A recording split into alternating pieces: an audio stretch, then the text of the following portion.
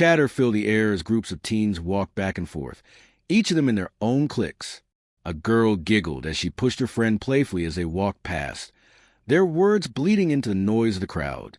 Someone else rode in on their skateboard, pulling up to a group of guys and doing a little kickflip with his board. The three laughed and smiled at the display, one of them wrapping an arm over his shoulder as they walked onto the school grounds, even pulling him in to give him a little noogie as a sign of affection. As more and more people walked past, it became painfully obvious that many of these people grew up with each other. They all had inside jokes and ways to make each other smile. They knew what to say and how to say it. This route was normal for them, just another Monday morning of classes and activities. But for one kid, this was so much more intimidating. A new place full of new people and unknown faces. Izuku Midoriya stood at the front gate of the school as people walked past. He fidgeted with the straps on his backpack, his eyes looking up to meet someone's face before immediately looking back at the ground again. Midoriya had always been a little small for his age, so skinny and weak-looking even at first glance. People at his old school used to joke and taunt him for it, saying that if he was a dog, he would be the run of the litter. People at his old school used to say a lot of things about him. He was dressed in an all-black uniform, something new that he has yet to get used to wearing. It was a little big for his tiny frame. Parts of it were too long for him, the entire thing looking haphazardly thrown together and foreign on his body. He honestly spent a little too long this morning staring at himself in the mirror and frowning. The green bush of hair on his head slowly swayed in the wind. Anxiously combed 1,000 times, but it still came out a cluttered mess. Fidgeting a little in place, he blushed, looking up to meet the face of his mother, Izuku Midoriya. She was, ironically, even shorter than he was. His mother was not always so round and on the chubby side. There was a point in time of her youth where she was even a model. Anxieties about him at a young age and worrying over the lawsuit of Aldera seemed to have taken care of that. Stress eating is a hell of a thing. Letting out an exasperated sigh, he gestured out with his hand. Mum, please, I am going to be late for my first day. She was hovering over him. Again, she seemed to do that a lot nowadays. He watched as his mother opened her arms, pulling him in for the third hug of the day. Feeling her pull him down into her bosom, he blushed when he heard some laughter. She didn't seem to take notice, however, simply stroking his curly hair as she cooed at him. Oh, are you sure you're ready? So soon after Aldera? We can wait a little longer if you want. You're already joining partly into the year. What's a few more days? His face was bright red as he attempted to pry himself out of her arms, struggling against her. How was such a tiny round woman so strong? And Mom, please. We already told the principal today would be my first day. Jay, just let me do this. I'll be fine. There was a pause before she reluctantly let him go, freeing him of the embarrassing mom cocoon, looking him up and down with a nervous smile. She fiddled with her dress before letting out a tired sigh. I know. I shouldn't baby you so much. My little man is growing up so fast. I remember not long ago when we used to play hero, and you would save me in your little all-might pajamas. A snort of a laugh somewhere from behind him made him flinch, not daring to look over his shoulder to see who actually heard that. He would rather not know at this point. There's no coming back from something so embarrassing like that at his age. All he could really do was run a hand through his hair and groan at her, the deep crimson blush on his face refusing to go down. Mom, don't mom me, young man. Let me have this. She huffed at him, looking him over one last time before leaning in to straighten out his tie. Smiling gently up at him, she sighed. Hurry home early tonight. Can't be late to your first self-defense class. Nodding, he returned the smile, muttering softly down at her. Okay, I'm going to let you go now, but you have to promise me something. Promise me that from now on you won't just take things lying down. I don't even want to know how long you kept the bullying hidden from me. He winced at that. You're not his best moment. Whether she noticed or not, she didn't say. Simply continued on. You are such a kind and wonderful boy, Izuku. Anyone that can't see that can fuck off. He sputtered at that, staring wide-eyed at his mother like she grew a second head. She never cursed before. And Mom? She let out a laugh, smiling gently at him before getting serious. Promise me, Izuku. Looking down at his mother, he could see the faint hint of tears starting to form. He always hated the sight of his mother crying. It always made him want to cry, too. Blinking back his own tears, he smiled through it. "Okay, I promise." She pulled him in for another hug, but this time he didn't fight her, simply wrapping his arms around her and welcoming her deep embrace. She whispered in his ear, like telling a secret only he could know. "That's my boy. I love you very much, Izuku. I love you too, Mom." If only for a single span of time, wrapped in his mother's warm embrace, Midoriya felt his anxieties fade away. At that moment, even if the entire school was laughing at him, he would not have cared. All that mattered at that moment was his mom. If he was a few minutes late to his first day back to school, he's sure it wouldn't be that big of a deal. Taking a seat in her normal spot, Kyuka Jairu let out a small groan. It was way too early to be dealing with being awake. Raising a hand, she rubbed at her temple, her eyes squinting against the bright light of the morning class. All around her, people chatted amongst themselves, talking about what they did last weekend or just doing small talk. Placing an earbud into her ear, she scrolled through some songs on her phone, trying to find something to drown out the noise. Hey, this was a good one. Pressing play, she closed her eyes, gently tapping her foot to the beat. Ever since her quirk came in at a young age, Jairu was able to hear everything around her, whether she wanted to or not. Every whisper, every snide remark or cruel joke. It became increasingly hard for people to lie or keep things from her. There was even a time where her folks couldn't talk about birthday or Christmas presents in the house without her hearing it. In a weird way, she knew everything that went on around her, which made her childhood increasingly hard.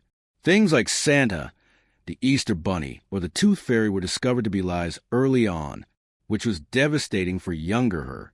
She weirdly enough found herself being the center of attention growing up, surrounded by people who loved to gossip and talk about people behind their back.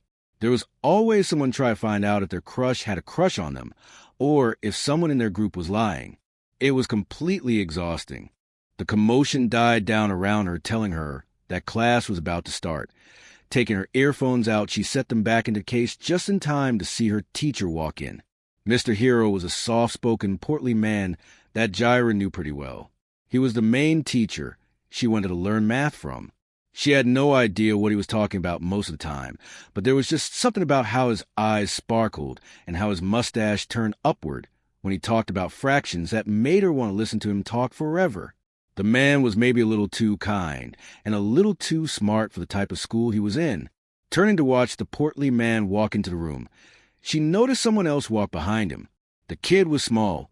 Well, not smaller than her, but most people weren't as small as she was. He walked with a lack of confidence. His back was hunched and his shoulders raised. His backpack was so big compared to his body that it was comical. He reminded her of a small green turtle that she once saw at the aquarium with her parents. He had a wavy patch of green hair on his head that made her think of the bushes she sometimes walks past on her way to school, and cute little freckles dotted in a star pattern over what she dare say were very pinchable cheeks. He was kind of cute in a lost puppy kind of way. Her Jax wiggled when she heard some faint laughter from behind her, making her frown. Oh, great. New kid is already getting bad attention.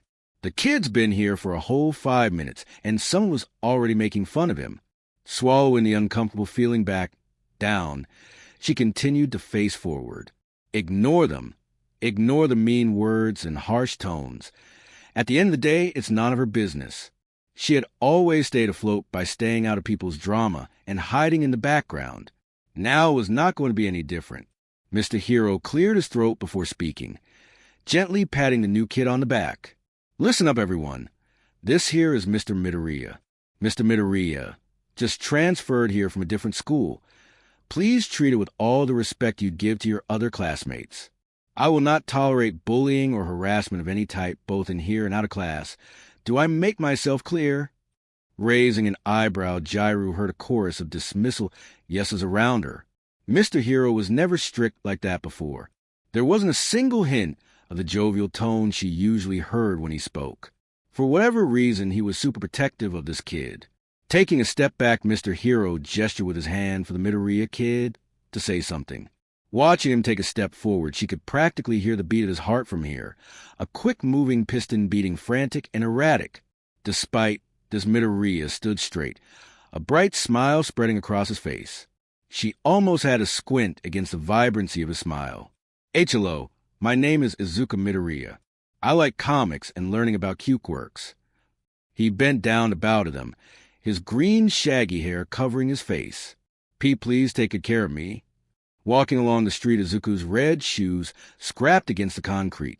Looking up, he scanned the buildings, his gaze drifting down to a piece of paper held within his hands before looking back up at the buildings again. 1977 Yavin Drive. 1977 Yavin Drive. Muttering softly to himself, his green eyes jumped from number to number. There's 1970 Yavin, 1972 Yavin, on 1977 Yavin. Pausing his steps, he looked up at the building with a raised eyebrow before looking down at the flyer again. The front of the flyer being an illustration of an orange closed fist raised to the sky, the text reading Kendo Family Dojo. Looking back up at the building, he tilted his head slightly. Staring back at him was a 2-story building in between 2 separate apartment complexes. A rocky path snaked down the center of the walkway, grass lining both sides. The front of the building was a big sliding door with the same fist logo illustrated onto it with orange paint. The logo looked old and faded, like it desperately needed a touch-up. He could see steps to the far right that looked like they wound around and went up to the second floor.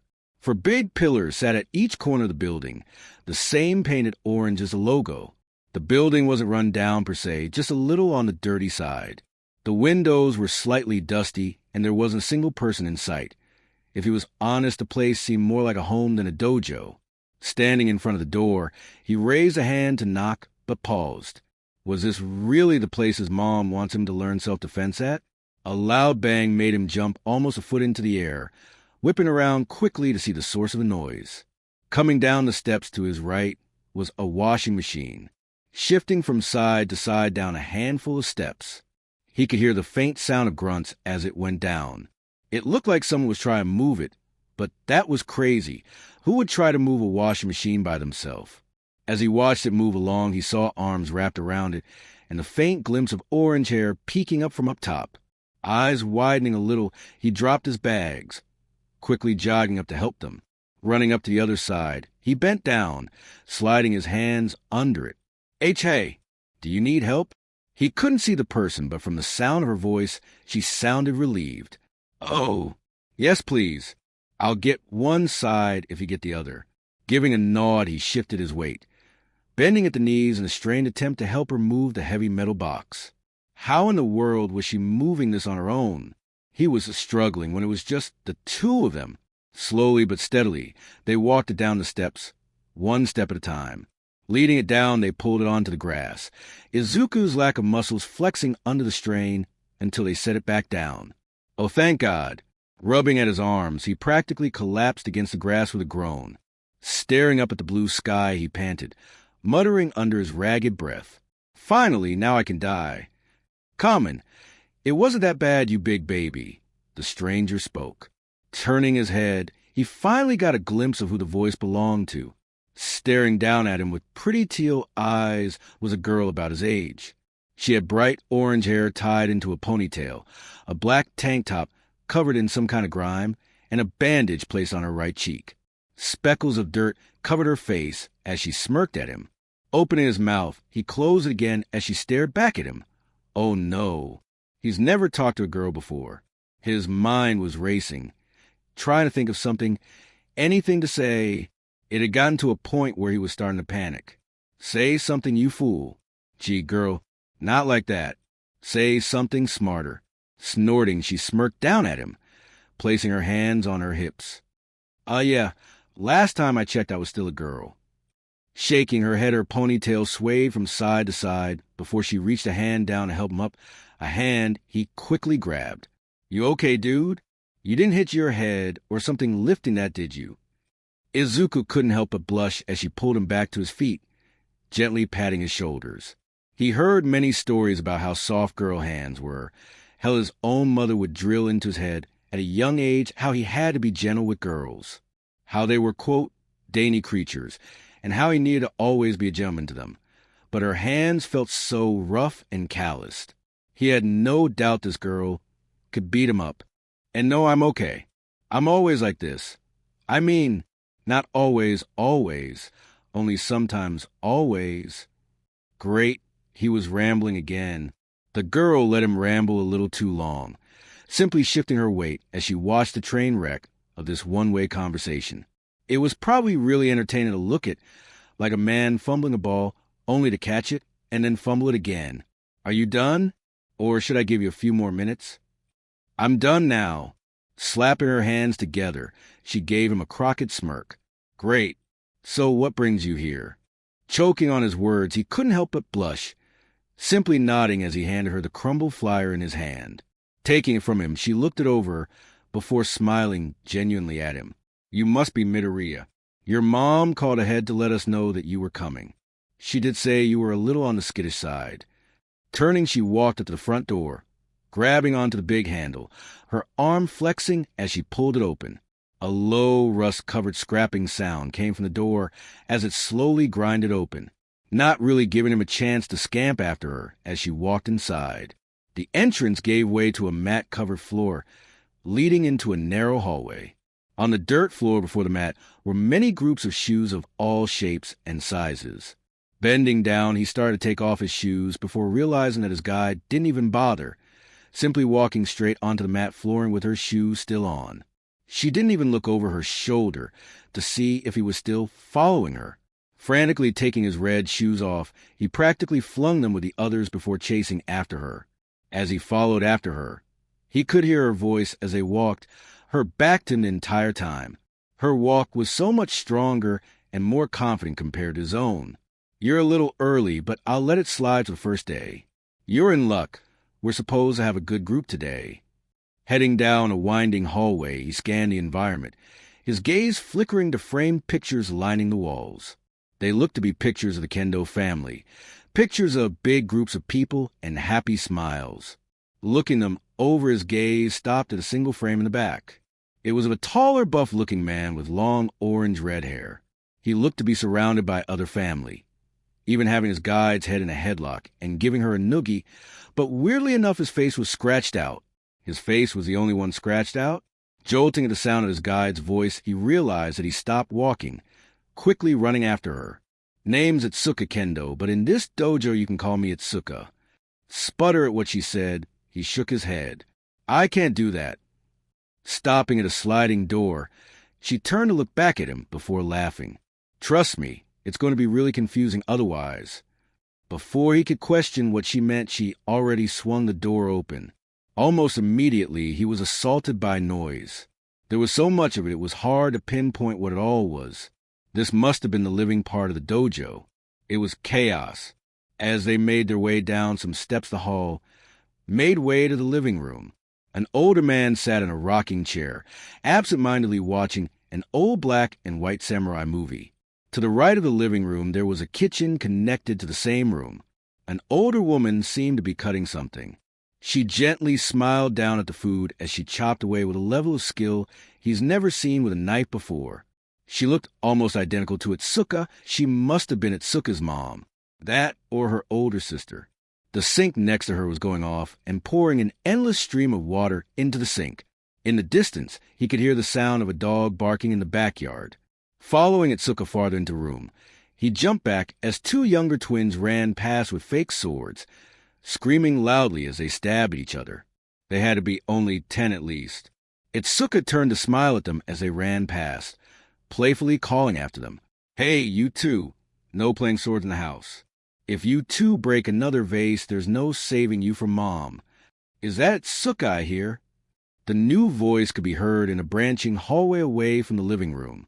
An older, slightly chubbier man, looking to be in his 30s, coming out of it with a smile.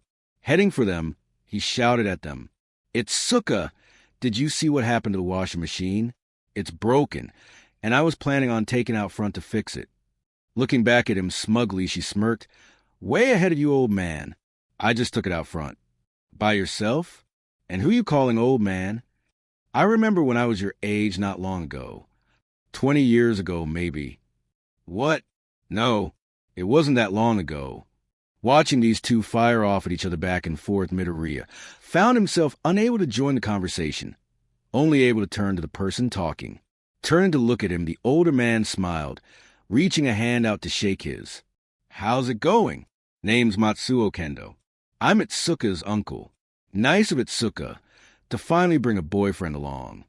Blushing deeply, he attempted to stutter out a response before watching Itsuka jump into the conversation. "God, please, can you not say that to every boy you see me with?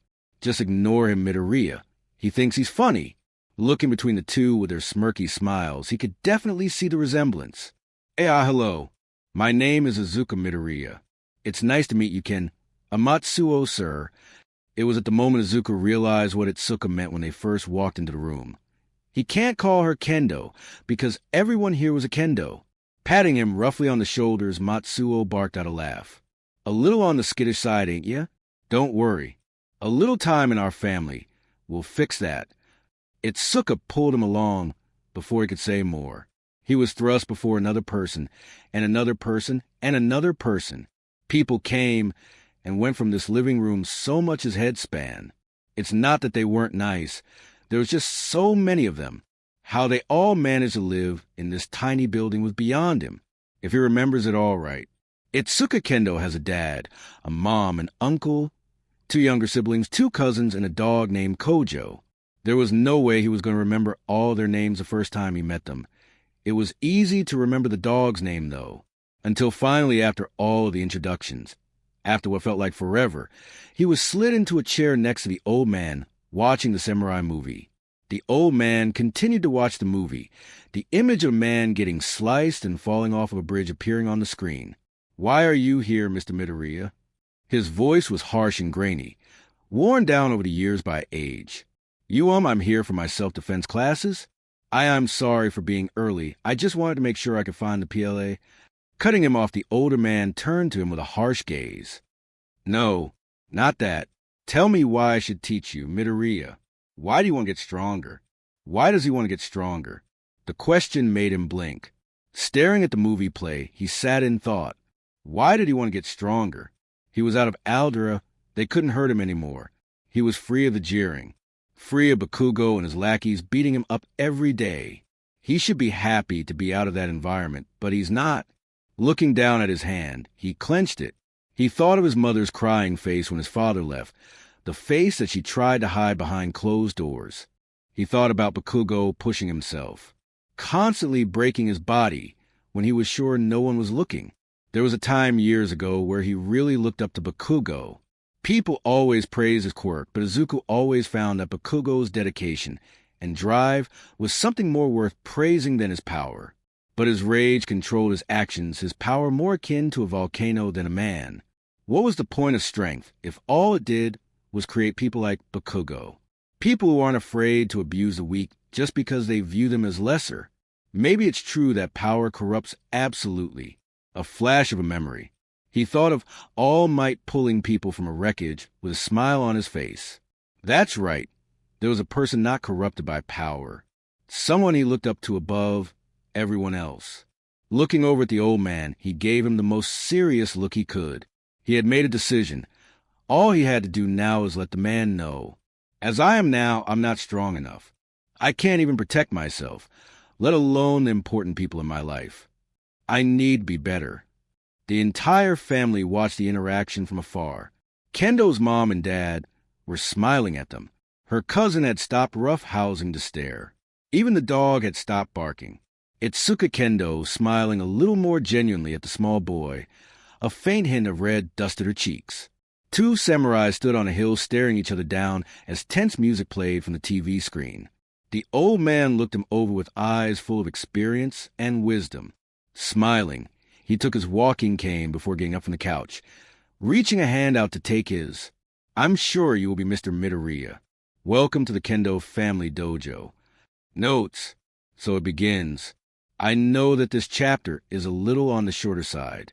I was debating for a while on if I should start this story somewhat farther along and do flashbacks, or just start at the beginning. I ended up doing something kind of in the middle. Hope you guys enjoy what I have cooking. Air escaped his lungs as he fell back against the mat, Izuku letting out a coughing sputter as he placed a hand on his chest where he was just hit. Ow, that one really hurt. Staring up at the ceiling, he could hear shouting to his left, the ref raising a hand pointed to his opponent. Match point. Okawa Kazuki. When Kendo said before, a good group, she apparently meant around 10 students of differing ages and backgrounds. Staring at one of the mat-covered walls, he let out a groan as he sat up from his spot on the ground, staring off a little in space as he thought. Izuku had yet to get the full story. But apparently years ago the Kendo family dojo was a dojo worth revering. They were one of the most famous dojos in the Chiba prefecture until something happened around 8 or so years ago. He tried to look up more on the subject online after his first day, but he couldn't find anything concrete. Whatever the incident was, the dojo mostly survived off of scraps after. Everything he looked up mostly seemed like hearsay. Hell, some of the other dojo even scoff at the name Kendo whenever it's brought up. Turning his head to the left, he watched as his opponent, an upperclassman of the Kendo dojo, raised a fist into the air with a big smile. Then there was the matter of Okawa Kazuki. Born into a rich family, Okawa Kazuki had already made a name for himself in the martial arts world. Even at a young age, he was known for showing up at competitions and cleaning house, running a hand through his long black hair. He laughed at something someone said, his teeth a perfect white. Kazuki was taller than him, bigger than him, and more talented than him. He even heard rumors that he was born with a really powerful quirk, a quirk that he sure did wonders for his ego. He was everything Izuku was not. Frowning at the thought, he shook his head, slowly starting to get up. None of that mattered. He wasn't here to be the best. He was here to learn to protect himself. Nothing more. Turning to the group of people, Kazuki gave a little wink to a few of the girls in their ranks before flexing. He was clearly showboating a little for his third win in a row today. Not that Izuku was counting or anything. Walking up to him, Kazuki reached out a hand to his sprawled-out form like he was offering to help Izuku up, but only smacked his hand away when Izuku reached for him.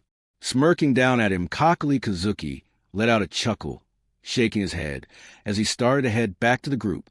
It was faint, but Izuku could hear him mutter under his breath, just loud enough for him to hear. Nice try. Maybe next time, loser. Ah, okay. He was a sore winner, too. Getting up, he rubbed at his shoulder, slowly making his way back to their group. 2 people walking past him onto the mat to start their match. He could hear the start of another match behind him as he made his way over to the table with water bottles. Taking one, he greedily chugged more than half of the cold beverage in one gulp. Not bad with Izuku Midoriya. You almost had him. Not noticing Kendo walk up until she spoke, he jumped a little, turning around quickly to stare at her, his face bright red. She was now dressed in the dojo's GI, her wrist covered in protective wrapping. Picking a bottle up from the table, he tossed it to her, watching as she grabbed it easily before sitting down next to him. Running a hand through his curly hair, he frowned. Please don't lie to me, Kendo. He destroyed me out there. I didn't even land a single clean hit on him. How many times do I have to tell you to call me Itsuka? Raising a hand, she gave him a light chop to the head before smiling softly at him. You need to not be so hard on yourself. You've only been here a few months. Kazuki has been doing this since he was a baby. The fact that you swung at him at all is praiseworthy. Most people here don't even try against him, just roll over like he's some untouchable thing. Giving her a nod, he took another sip of his water, turning to watch Kazuki flirt with some girls nearby. He has won a few medals. Yeah, so have I? Looking at the same spot, Kendo rolled her yes, turning to look back at him, almost needing to squint against the blinding smile that Izuku gave her. Yeah, but that's because you're amazing. How you have yet to beat him is beyond me. Yeah. Blushing slightly, she turned away to chug the rest of her bottle, else she'd go blind from the sight. Shaking her head till the blush down her hand grew, easily crushing the finished water bottle in between her fingers. Just means you and I have to try even harder to beat him. She was just so confident. He couldn't help but smile a little more before pausing. Heya, Kendo. It's Suka. Feeling his cheeks get hot, he gave a nod. All right, anyway, I just want to know what your quirk is. My quirk? Why, yeah. I don't think we've ever talked about it before. For the first time since he's known Kendo, Izuku saw her act shy, embarrassed. She was staring at the ground now, lightly tugging at the arm of her karate gi. After a few seconds, she muttered softly, "I can make my hands grow. I know it's not the best power, but it's all That's so cool," he exclaimed to her, her gaze snapping up to stare at him. "You can make your hands grow bigger and lift stuff? That's so amazing. If the quirk was just about growing mass, you wouldn't be able to lift your own hands after they got big. But since you probably can, that would mean that it would have some type of super strength tied into it. Is there specific sizes you have to change to, or can you do any size you want? I wonder if the strength part of your quirk is tied to the size? Maybe you should practice only growing your hand a little, and see how much strength your quirk gives you. Midoriya, will you give me a second, too? A quirk like that could do more than just punch stuff. You can use it to move wreckage as long as you were careful.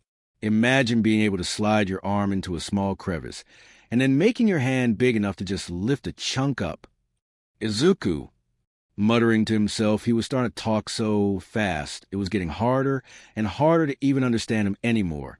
Reaching a hand forward, she poked his nose, his muttering stopping before looking over to stare at her with a blush. The sight of his confused face was kind of funny. Letting out a laugh, Kendo smirked at him. "Is that your stop button? Do I just have to poke you on the nose whenever I want to turn to talk?" Embarrassment washed over him like a tidal wave, his eyes snapping open, followed by a sharp pain of anxiety shooting through him. Why are you muttering to yourself, freak?" His heartbeat quickened, frantically looking around the room. "I hear he keeps a bunch of journals about people in our class." "Wait, really? That's so weird." "Please, no. Not again." His heartbeat quickened. Closing his eyes, he could feel tears start to form. A big group of eyes watching him, judging him. No, no, no, no, no, no, no. Eyes shooting open, he felt Kendo hit his shoulder. Looking around, he noticed that no one was really looking at him. There wasn't a big group of judging eyes watching his every move. A new match was going on from when he first sat down, and everyone for the most part was focusing on the match itself. There were a few people giving him weirded out looks, but after a few seconds they looked back at the ring. He hadn't seemed to have done much harm to his very lacking reputation. Looking back to Kendo, she was watching him with confused eyebrow raised. "I am sorry. I didn't mean to. It happens sometimes. I swear I'm completely normal and not." Whoa, hey, Midoriya. It's cool. I was just teasing a little." Raising both of her hands, she waved them in a vain attempt to calm him down. "It's honestly kind of cool how passionate you are about quirks. Most people don't show that kind of passion for anything in their life." "Oh, really?" Nodded, she smiled genuinely at him. "Really, really?" Returning the smile, he couldn't help but blush slightly at the way she was looking at him. It was so different than how other people looked at him. Opening his mouth to say something, he was interrupted by a shout far off. "Kendo, you're up." Looking back at him, she shrugged, giving him a playful smirk. Raising a fist, she lightly punched his shoulder again before getting up to walk towards the ring. "All right already. I'm coming. Everyone get back. I'm going to show you ladies how it's really done." He watched her as she interacted with the others, smiling big and laughing when someone said something funny. Kendo was so amazing. She was so strong and talented, so fun and full of life. Whenever he saw her smile, he couldn't help but feel at ease, kind of like how All Might's smile made him feel. He had no doubt that she would make an amazing hero one day, but she worried so much for him. She reminded him of his mother in that right. Squeezing the pants of his GI, he sighed before getting up to join the group again. He just had to get stronger, strong enough that he wouldn't worry anyone ever again. God, look at him trying to do a pull-up. What a weak loser. Sweat dripped onto the floor as he swung his fist, the bag shifting under the blow. "Give up already, Deku. You're as weak as it comes. Not in a million years could you beat me." His fist stung, but he refused to stop. Another blow shook the bag. "What the hell are you going to do with a quirk like that? Heal my cavities?" Gritting his teeth, his fist colliding with the bag, a sharp pain moving across his fist.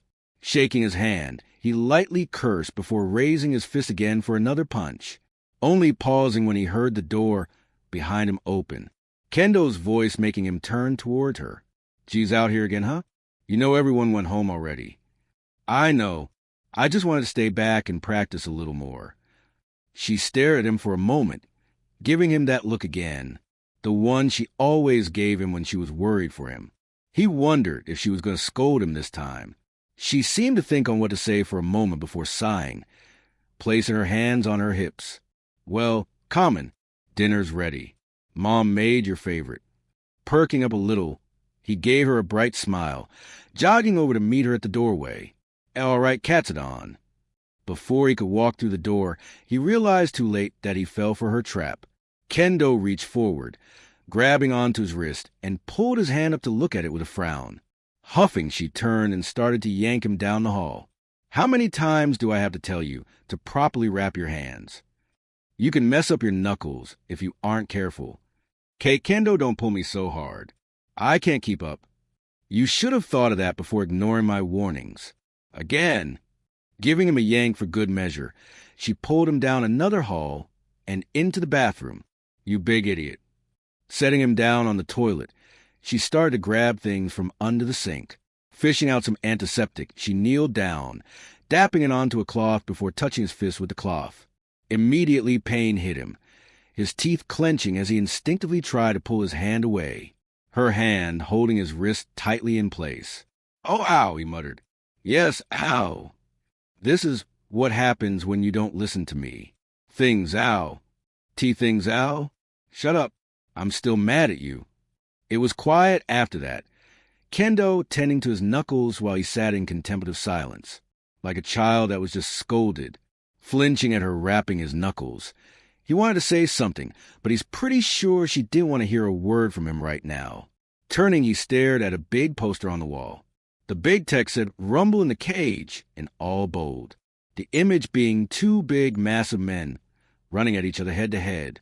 He had heard about quirk wrestling before, but never really got into it. From what he knew, about a decade ago, the Chiba Prefecture was secretly run by underground fighting rings. People with powerful quirks that would fight and sometimes die all in the name of money and fame. Apparently, it was a really dark time in the history of Chiba. Eventually, the police and pro-heroes started to crack down on the fighting rings hard. That, funny enough, is how Mirko made her debut. Her and a few underground heroes ended up completely ripping up the roots of the underground syndicate, grinded the whole shadowy organization into dust. A few years later, quirk wrestling came to be. It was originally feared to be underground fighting rings taking hold again, but that fear was quickly dismissed. Quirk wrestling was fake. It was big buff men in tights throwing themselves around a ring to practical effects. It was long-winded speeches, and dare he say very cheesy dialogue. And that's coming from him. Izuku never really saw the point in watching quirk wrestling, when real-life heroes fought villains all the time. It was more a soap opera than anything pertaining to actual fighting, which is why it boggled his mind so much that Itsuka Kendo, winner of multiple martial arts tournaments, Itsuka Kendo, the same Kendo who had a wall in her room littered with trophies, like quirk wrestling. She mentioned once that it was something that her and her dad bonded over, but it still confused him even now, after knowing her for about half a year. Looking back to her, as she finished up her wrappings, he figured it was long enough that she wasn't super angry at him anymore. I'll remind me why you like quirk wrestling again. Ugh, this again. Giving an annoyed sigh, he could see a little upturn of her lip. Look, it's fun, okay. You would know if you actually watched it with me. Again, I fail to see how that could be fun. You know it's not real, right? Standing back up, she raised her arms in the air, turning to put the stuff away. Of course I know. Everyone knows it's not real. It's one of the worst-kept secrets. Then what's the point? Look, I like the rivalries, okay? For some reason, he frowned at that, his mind immediately thinking about Kaken again. In what world do you think I would ever train with a loser like you? You'll only drag me down. Looking back down at his bruised knuckles, he rubbed his arm, his gaze looking to the floor. To the rivalries? Yeah. Her back was turned to him, so she couldn't see his face as she spoke. There's just something about two people pushing themselves to be better that I like. It isn't exactly mean per se, just harsh. Sometimes rivals know each other better than even friends do. His gaze flickered back to her as she finished up putting everything away. Huh. The word rolled around in his head tilting slightly as his mind drifted. This entire time he thought rivals were something to be feared. Someone strong pushing around someone weaker than them. But maybe he had it all wrong. He thinks he might like Kendo's version more. Watching her finish putting the stuff away, she slapped her hands again. Rivals, huh? Kenpai! People shouted all at once, slamming glasses together. The room was filled with merriment, a long table almost splitting the room in half. Chairs scattered about on both sides. The entire Kendo family was there, all plus one more. Izuku Midoriya sat in his seat. Every once in a while he would flinch at a loud bang or slam as people ate. He learned early on that dinners at the Kendo family household were very different than dinners with his mom. There was a lot more touching for one thing. Playful shoves and punches, headlocks, noogies, shoulder smacks. Even from outside looking, you could see how Kendo ended up so touchy-feely, why she liked giving hugs as much as she did, or even why she would hang off him so much. The newest one she did a few days ago was she placed her chin on top of his head when his back was turned to her, most likely to make fun of how short he was. Turning, he watched Toda Kendo, Itsuka's dad, chug a bottle as his brother Matsuo cheered him on. The twins Sora and Yuki were fighting over a single fork with food on it, loudly trying to shout over each other, while Itsuka's mom and aunt talked with each other near the sink about Ren's third pregnancy. Jumping a little in place, he was suddenly pulled into a side hug by one of Itsuka's older cousins, practically shoving his face into her chest as she purred. So Izuku, right? How old did you say you were again? Face bright red, he yelped, barely squeaking out a response. S16, ma'am. Oh, where's the fun in calling me ma'am? For you sweetheart, you can call me Aika. Sitting up, some Itsuka leaned in to point her chopsticks threateningly at her cousin. Hey, what did I say before? No flirting with my friends. Oh, poo, Itsuka, you're no fun. Letting out a hearty laugh, Matsuo turned towards him, no longer entertained by his brother. Ah, so you're a year older than Itsuka then. That made Itsuka pause, turned to stare at him with a raised eyebrow. Wait, I thought we were the same age. Well, I just had mine last month. Wait, what? Midoriya, why didn't you tell me? I didn't even get you anything. Slamming her palms onto the table, it shook a little, only making the family laugh louder. The booming voice of Toda rocked the room, the mountain of a man letting out a laugh. Lay off of him, Itsuka. You coddle him too much. Let the boy have some privacy. If you both went to the same school, people would start to think that you two were conjoined at the hip. Itsuka was glaring at him now, the heat almost unbearable. Sitting up more straight, Izuku waved his hand to and fro in an attempt to stop her from glaring at him. She was going to kick his ass after this, wasn't she? It's okay. It was mostly my mom and I spending time together. What? You ain't got friends other than Itsuka? Looking down at the table, he shook his head. No, sir. We moved less than a year ago. Matsuo looked him up and down with a frown. Got a dad? No. My dad left for America years ago, but it's okay. It's been so long I've honestly started to forget his face at this point. Coming back to the table, Itsuka's mom, Hada, sat down. It's just you and your mom then? Basically. Hada turned to her husband, and they both exchanged looks before she gave a nod, turning to look at him again. I'm sorry to hear that, sweetheart. It's okay. Lowering his chopsticks, he picked at his food, popping some of it into his mouth. It honestly was okay. It happened so long ago it doesn't even faze him anymore. Even so, he couldn't help but feel a little bad after words were said, the air in the room changing a little more somber. A startled yelp made the whole family turn to see Yuki holding a bleeding finger. Her big eyes were staring down at it with tears starting to form. Next to her, her brother Sora was crying, the fork that they were fighting over laying on the ground. Everyone seemed to act all at once. The sound of chairs scooting back to back as everyone got up. Toda had gotten up and went into the bathroom for Band-Aids while Hada ran over to check on her children. Oh, sweetheart, what happened? Are you okay? Leaning down, Hada lovingly caressed her crying children. It's okay. Daddy's gonna go get some Band-Aids and we'll get you patched right up. Actually, I think I can help. Izuku stood up, slowly making his way past everyone to lean down to Yuki's level with a smile, trying to give her the most comforting look he could. "If you'll let me, Yuki." She seemed to stop crying now, staring at him with her big eyes before giving a small nod. Taking her tiny hand in his, he turned it over to look at the wound. It looked like a minor cut, nothing too crazy. Raising a hand, he waved it, his hand closing before popping open with a spark. Flickering from his hand was a bright jade color flame, the green fire dancing along his fingers like a silent dance. At first, Yuki jerked away a little at the sight, but when the fire touched her, she realized that the fire didn't hurt, only embrace her with a warm comfort. Standing around, the Kendo family watched wide-eyed as Izuku slid a burning hand along her finger. Holding it for a second before pulling it away, the cut completely healed. Taking a breath, Izuku's finger stung like he just cut it, but there was no sign of injury on his body. Yuki sat there stunned, her eyes looking from him to her finger and then back to him again. Lunging forward, she wrapped her tiny arms around him into a hug, whispering softly against him, "Thank you."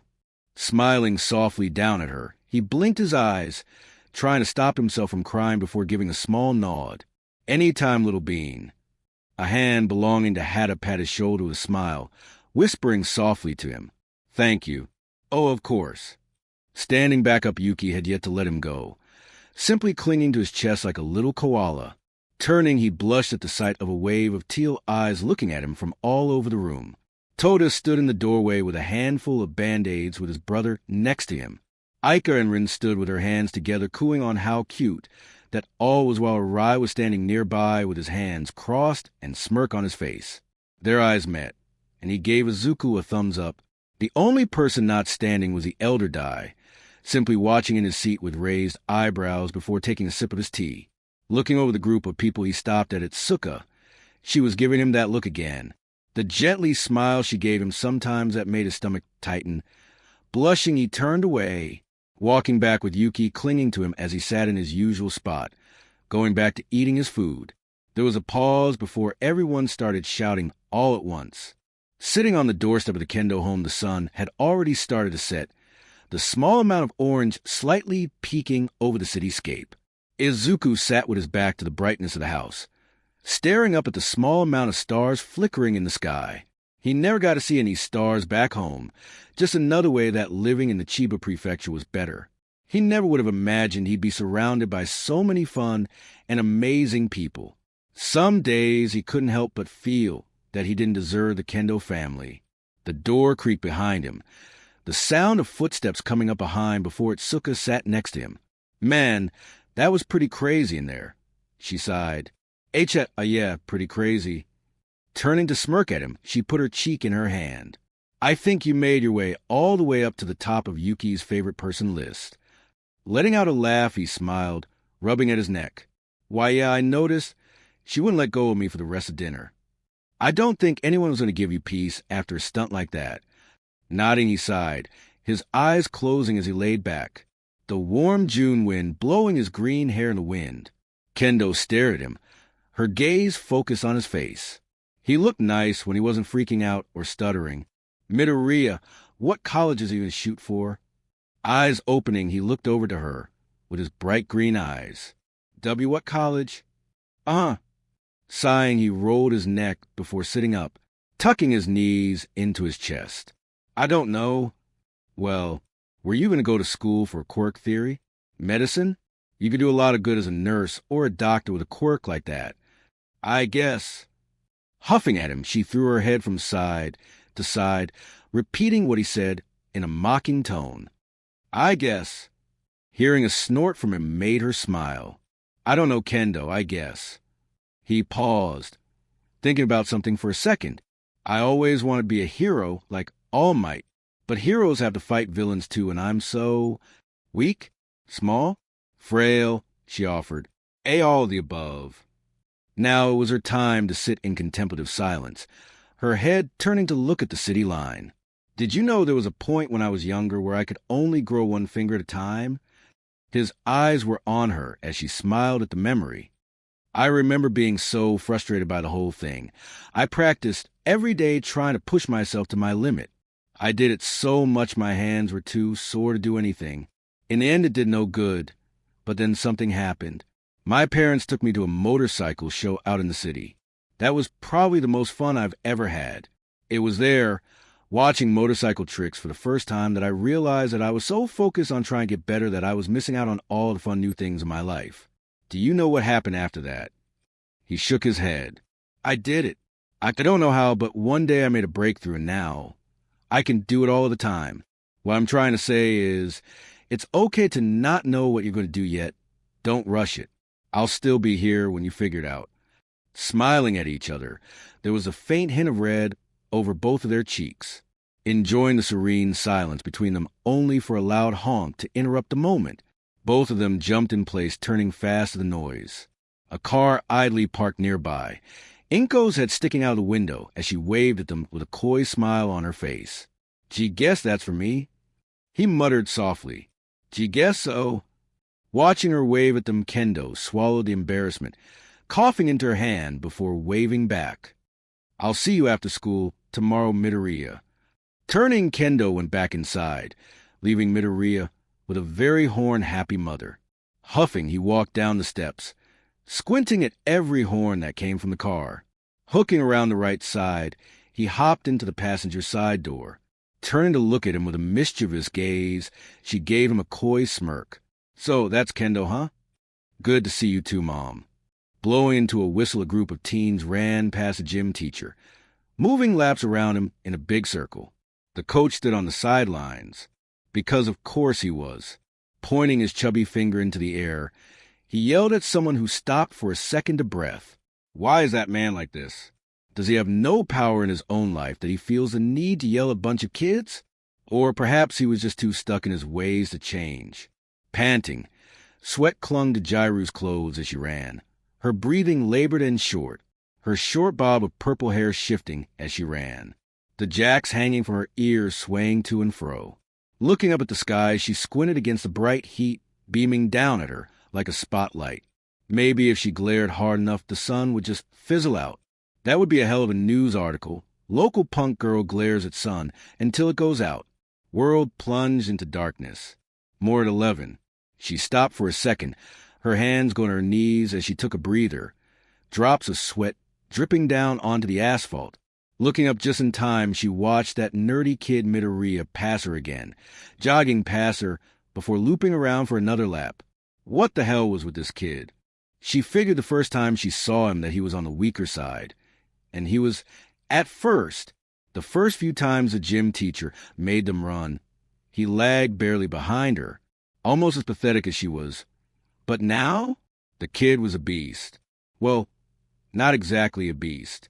He still wasn't better than a good chunk of their class, but he improved so quickly.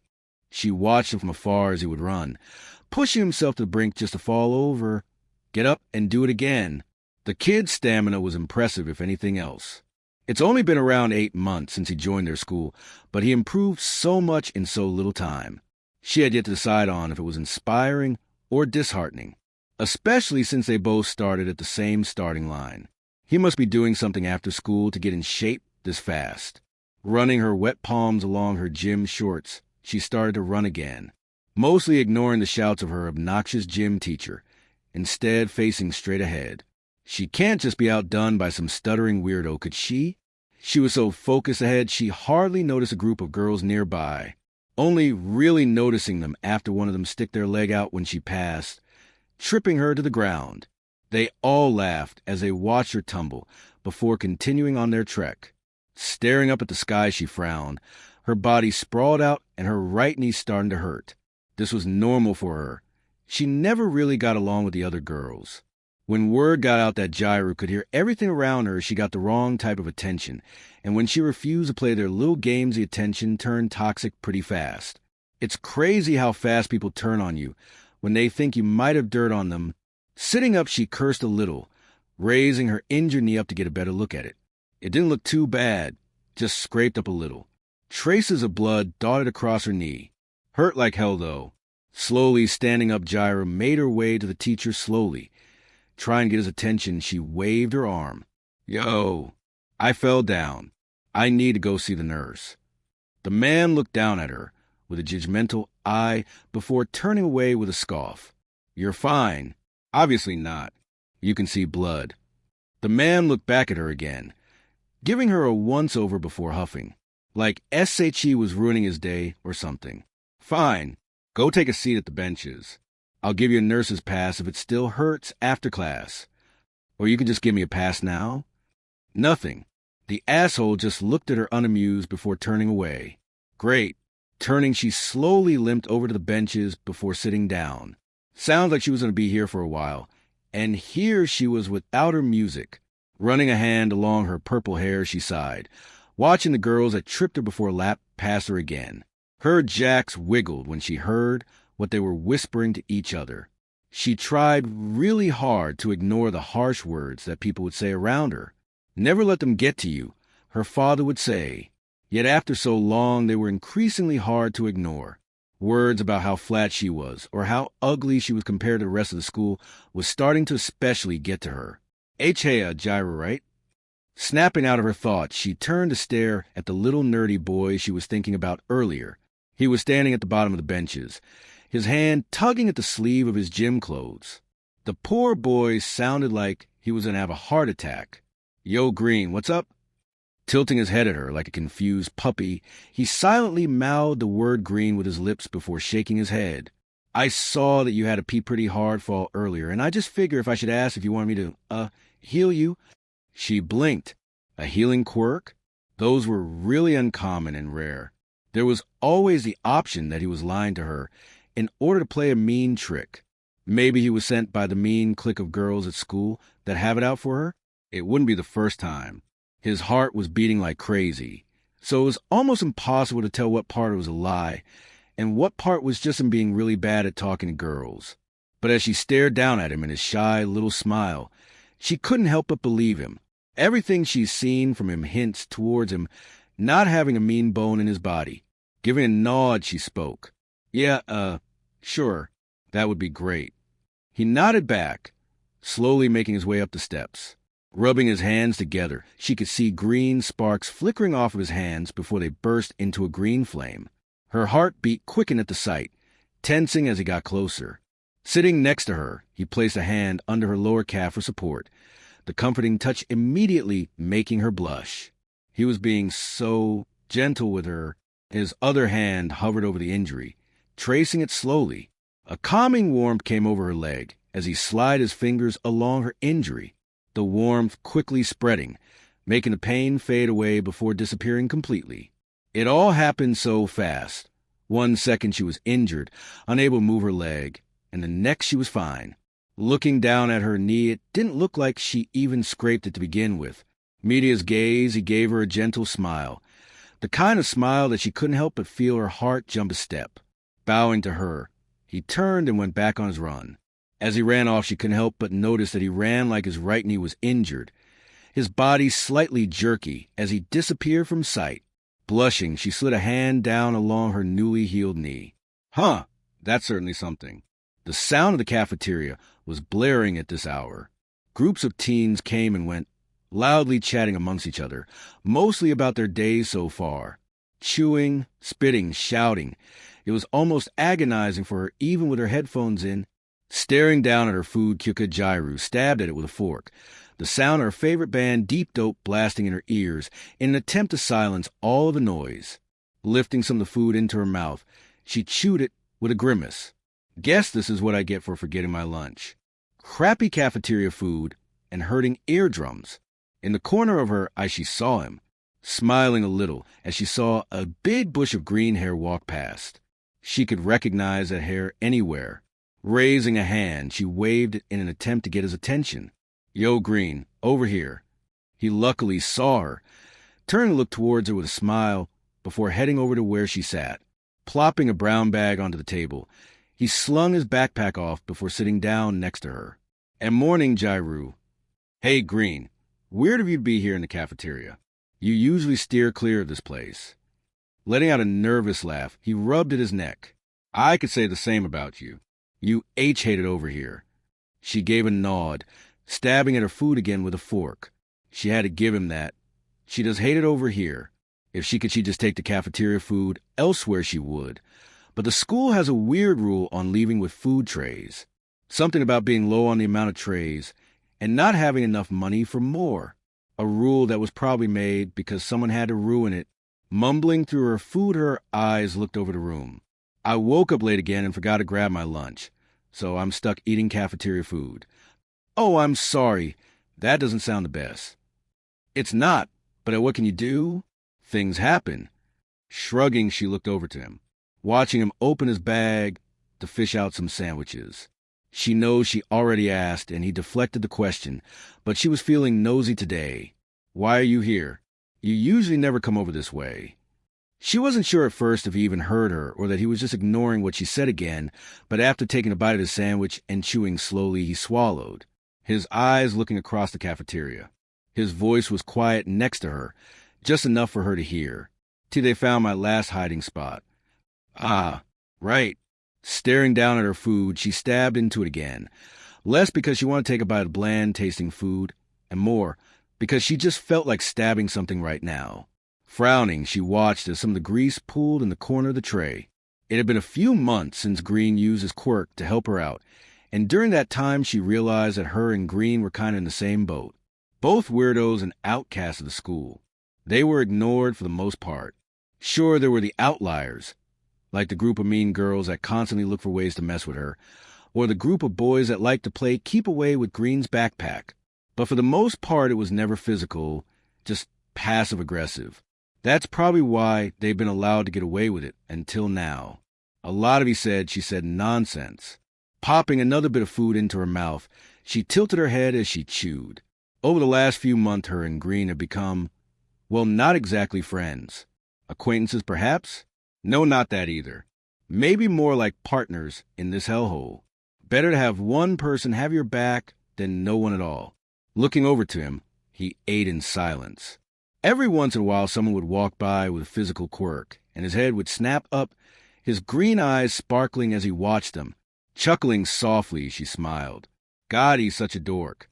It had gotten to a point where the surrounding noise had started to get to her. She needed to quiet the sound with a conversation or something. Take her mind off of it. What's your deal anyway? He flinched at the sound of her voice, looking over to her with an embarrassed gaze before looking to the ground, almost ashamed of his actions. I am sorry, I don't mean to stare. I just really like quirks. Not that. You moved here in the middle of the school year. What did you do? Did you hurt someone or something? She, of course, knew that wasn't the case. There was no way this sweet, gentle nerd could be the aggressor. Even though he had gotten slightly taller over the time he's been here, he didn't seem the type. Still, the look he gave her when she asked, that was pretty funny. His eyes shooting open like she just asked if he killed his dog. Oh, of course not. He blushed a little at his outburst, looking around the room to make sure no one was staring. Sighing, he stared down at his sandwich, turning it a little in his hand. Did you hear about Aldra? She blinked a few times, the pieces coming together before her eyes. Yeah, I heard about Aldra. My parents said a kid was ostracized by the entire school. The bullying had gotten so bad that his mom found out, and when she did, she hired an investigator to check out the school. Word was that not only did some of the teachers know about the bullying, but they even participated in it. The mother ended up suing them into the ground when she found out. The entire time she was talking, she noticed that Green was shrinking within himself, like a turtle hiding within its shell. Still, she continued on. My mom said a good chunk of teachers were arrested when they found books preaching the word of the Meta Liberation Army, that they were applying the teachings to the children without the parents' consent, and even allowing quirk use within the school grounds. Nodding, he closed his eyes. I hadn't heard of that last part, but the rest of it is true. No kidding. So that makes you the kid, huh? A small snort of a laugh escaped his mouth. Yes, that makes me the kid. Letting out a hum, she nodded to herself, the conversation dying down after that. Her jacks wiggled, picking something up in the crowd, looking up, her eyebrow furrowed when she saw the blonde hair of her bully whispering amongst a group of her friends. They were too far away. She couldn't make out what they were saying, but she's sure it wasn't good. What the hell are they planning now? Gyro was so busy trying to hear what her bullies were saying that she was not aware that Midoriya turned to watch her, his gaze flickering to the group and then back to her. It was her turn to jump a little when he spoke. "I've been meaning to ask, why does Chong have such a hate boner for you?" She held back a laugh, her eyes not leaving the preppy group of girls. Instead, she snorting a little at the comment. "A hate boner, huh? I didn't know you knew what that was." Kendo really likes to say that. He waited for a response from her, being patient like he usually was. Her jacks wiggled in frustration. She tried to be my friend a long time ago, because she heard about my quirk. Offered me a spot in her clique. I don't like the idea of giving people's secrets away, so I turned her down. She didn't take that well, and she is devoted to ruining my life ever since. He blinked a few times at her. "T, that's it? You turned her down and she got mad? I thought there was more bad blood between you two than just that." Rolling her eyes, she leaned back a little. "Yeah, well, popular people usually have big egos. In my experience, if things don't go their way, they tend to panic and go in the other direction." There was a pause before Midoriya started to mutter to himself, the noise gradually starting to get louder and faster. Pulling her gaze away from where she was staring, she turned to watch Midoriya. He was looking to ground in thought, his mouth moving a mile a minute. I never considered ego before. Perhaps if I use that to my advantage, I can finally get in. He usually leads with his... The muttering got faster and faster until she could no longer understand what he was saying. An uncomfortable feeling ran down her spine as she watched him, a cold, clammy sensation that held on and refused to let go. "You listen to that weirdo." Her head snapped toward the person who said that, a frown tugging at her lip more. She heard another voice from the other side, followed by laughter. "God, he's so creepy. I can't believe he's actually sitting with someone." "Oh, you don't know? That Kyuka Jairu. Trust me, she's just as big a creeper as him." "Ah, there's someone for everyone, I guess. Ha ha ha." Her heart rate spiked and her hands clenched. "Don't let them get to you. They are just words.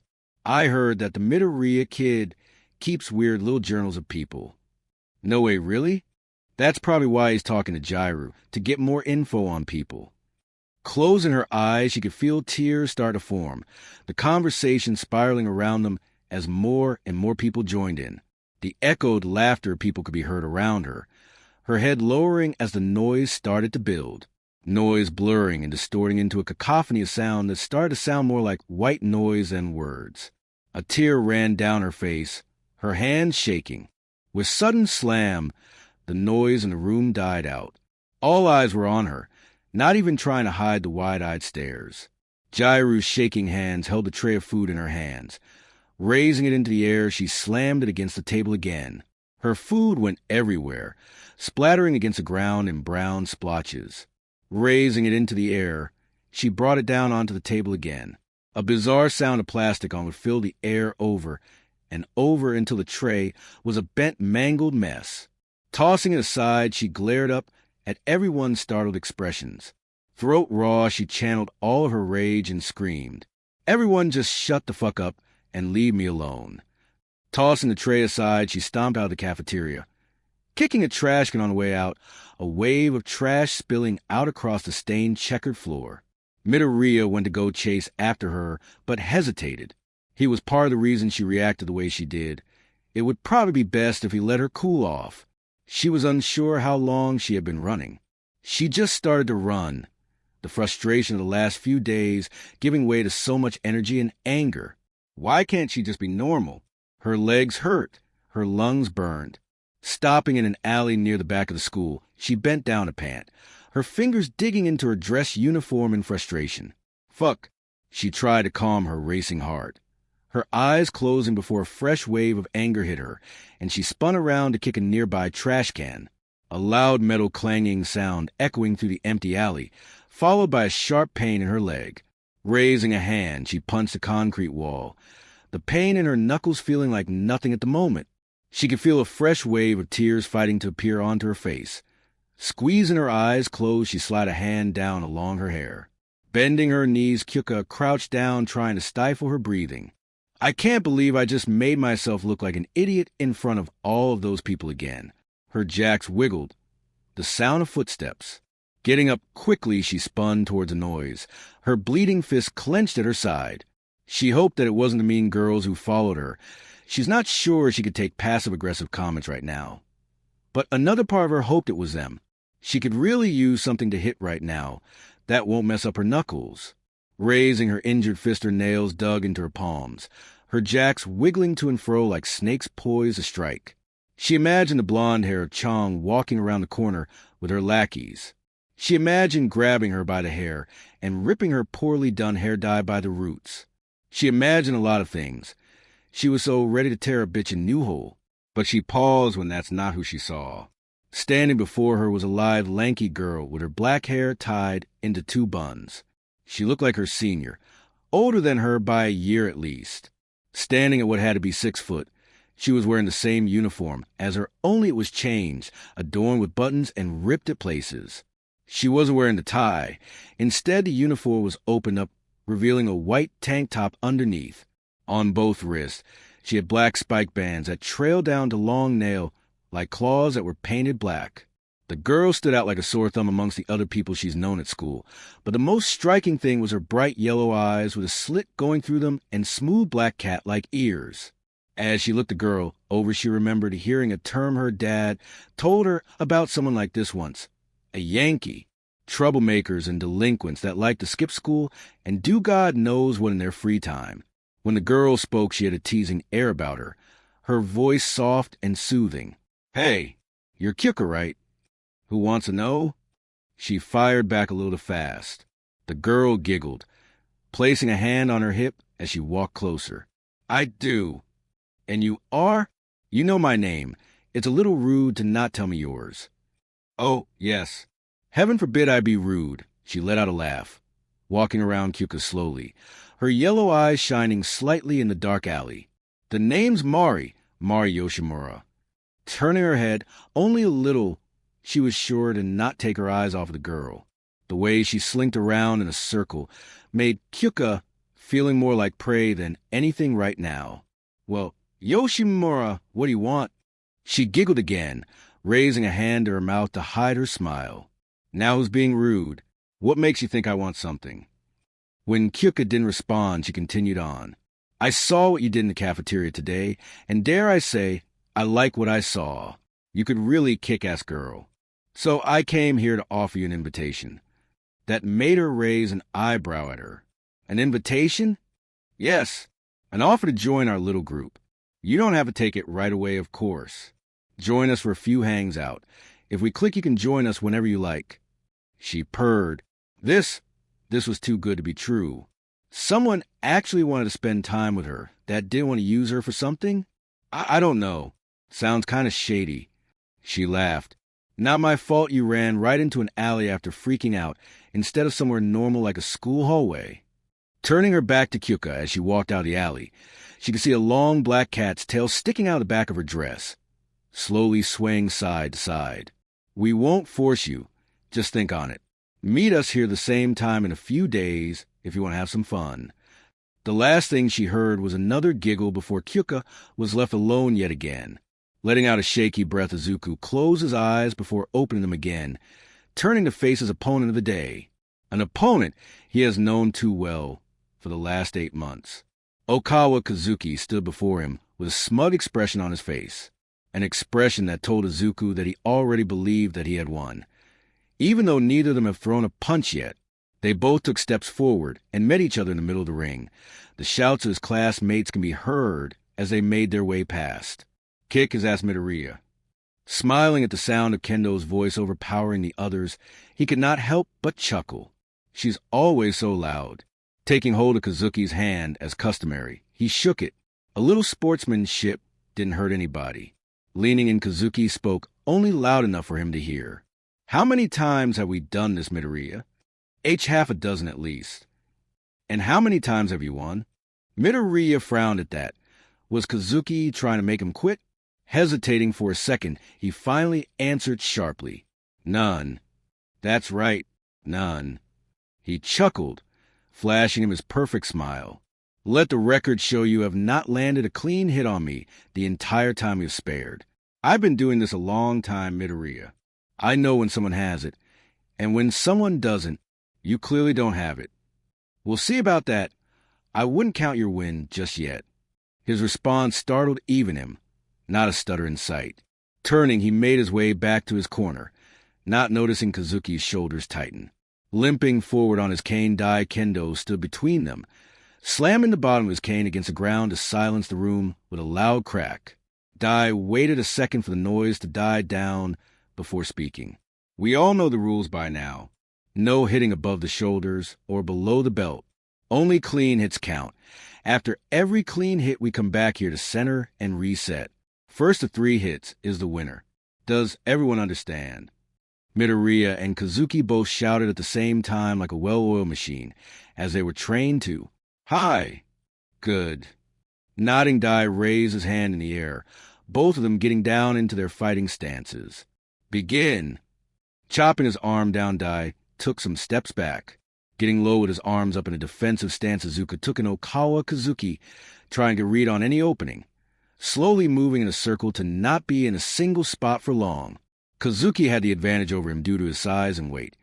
He could easily overpower me in a straight-on fight. The memory of the last few sparring matches being a painful reminder of that. He also had more experience than him. With his amount of knowledge, he'll probably stay back and counter whatever I try to throw at him. Almost like he could read Midoriya's mind, Kazuki advanced with a blinding speed, throwing a punch that Midoriya quickly countered, barely having enough time to block a second strike. Ducking under a third, Kazuki did a quick turn, driving his foot into Midoriya's gut, forcing him to skid across the mat. A chorus of OOs could be heard to his left. Or he'll just rush me like a madman. Rubbing at his side, Midoriya frowned at how hard that blow was. Any harder than that, and he might have cracked a rib. Point Kazuki. Meeting back to center, he noticed Kazuki give him a cocky smirk. Begin! Kazuki rushed him again with the intent to strike him down quickly, but this time he was ready. Taking some steps back to avoid incoming blows, he blocked a fast-moving kick from below. Stepping to the side, Izuku swung an elbow out, barely grazing Kazuki, making him take a step back to avoid the blow. That made him back off for now, allowing Izuku to take some steps back as well in an attempt to gain more space between them. The older boy letting out a frustrated growl that did not go unnoticed by Midoriya. For some reason, Kazuki is being impatient today. I just need to drag the match out. The longer it goes on, the more mistakes he'll make. This time he advanced a little more cautiously, but Izuku could tell that he wanted to be aggressive. He clearly was feeling impatient for a win. Sure enough, he rushed again, feigning with his right arm before lunging forward for a low grab in an attempt to knock him to the ground. Sidestepping that, Izuku did a quick jab to the abdomen, making his body twist from a blow. Point Midoriya. Fuck yeah, Izuku. He couldn't help but blush at how into this kendo was, let alone how she used his first name. That was something he was going to unpack later. Probably, maybe not. Meeting back to center, Kazuki looked furious. That was the first time he has ever landed a hit on him after all. Hopefully that agitated him enough to make more mistakes. Begin! Sure enough, his opponent let out a furious shout before rushing him, all strategy forgotten in favor of pure brute strength. Raising both his arms, he brought them down on Izuku's guard with double hammer fist, making his guard crumble. Sidestepping a punch that was clearly aimed for his head, Izuku threw out a kick, forcing him back a step.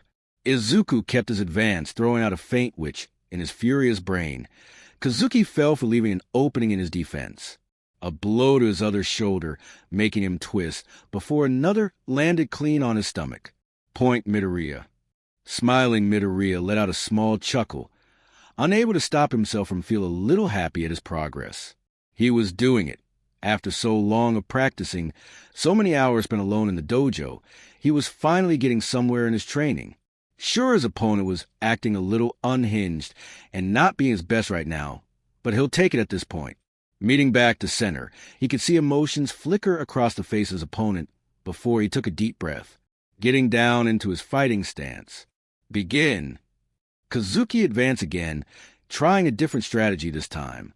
A high kick made Izuku duck under his legs, Kazuki pivoting before lunging forward with an elbow, making Izuku jump back. Like a mouse that just fell into the den of a snake, Kazuki kept his advantage, throwing out a quick jab forcing Izuku to block before taking a step forward, loading his shoulder and following up with a spear jab. Surprised by the strength of the blow, Izuku was forced to lean back, leaving him open for a clear gut punch. A sharp pain rocked his body, making him bend over from the force of the strike. Izuku coughed, his vision shifting for a second. Kazuki is really trying to hurt me, isn't he? Point Kazuki. Turning towards his opponent, Dai looked over Kazuki with a harsh glare.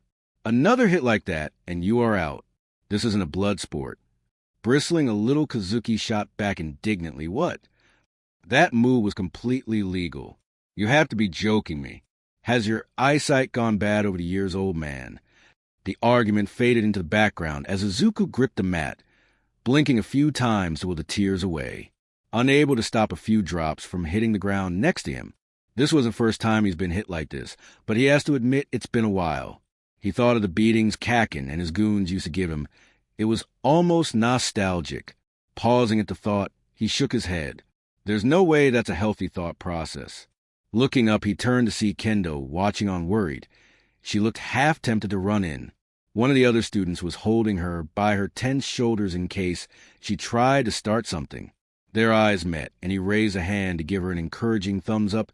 It didn't seem to ease her mind at all, but he tried at least. Getting up, he groaned, patting himself off.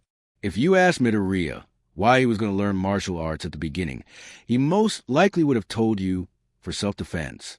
He was beat up so much at his old school, he needed to learn to defend himself.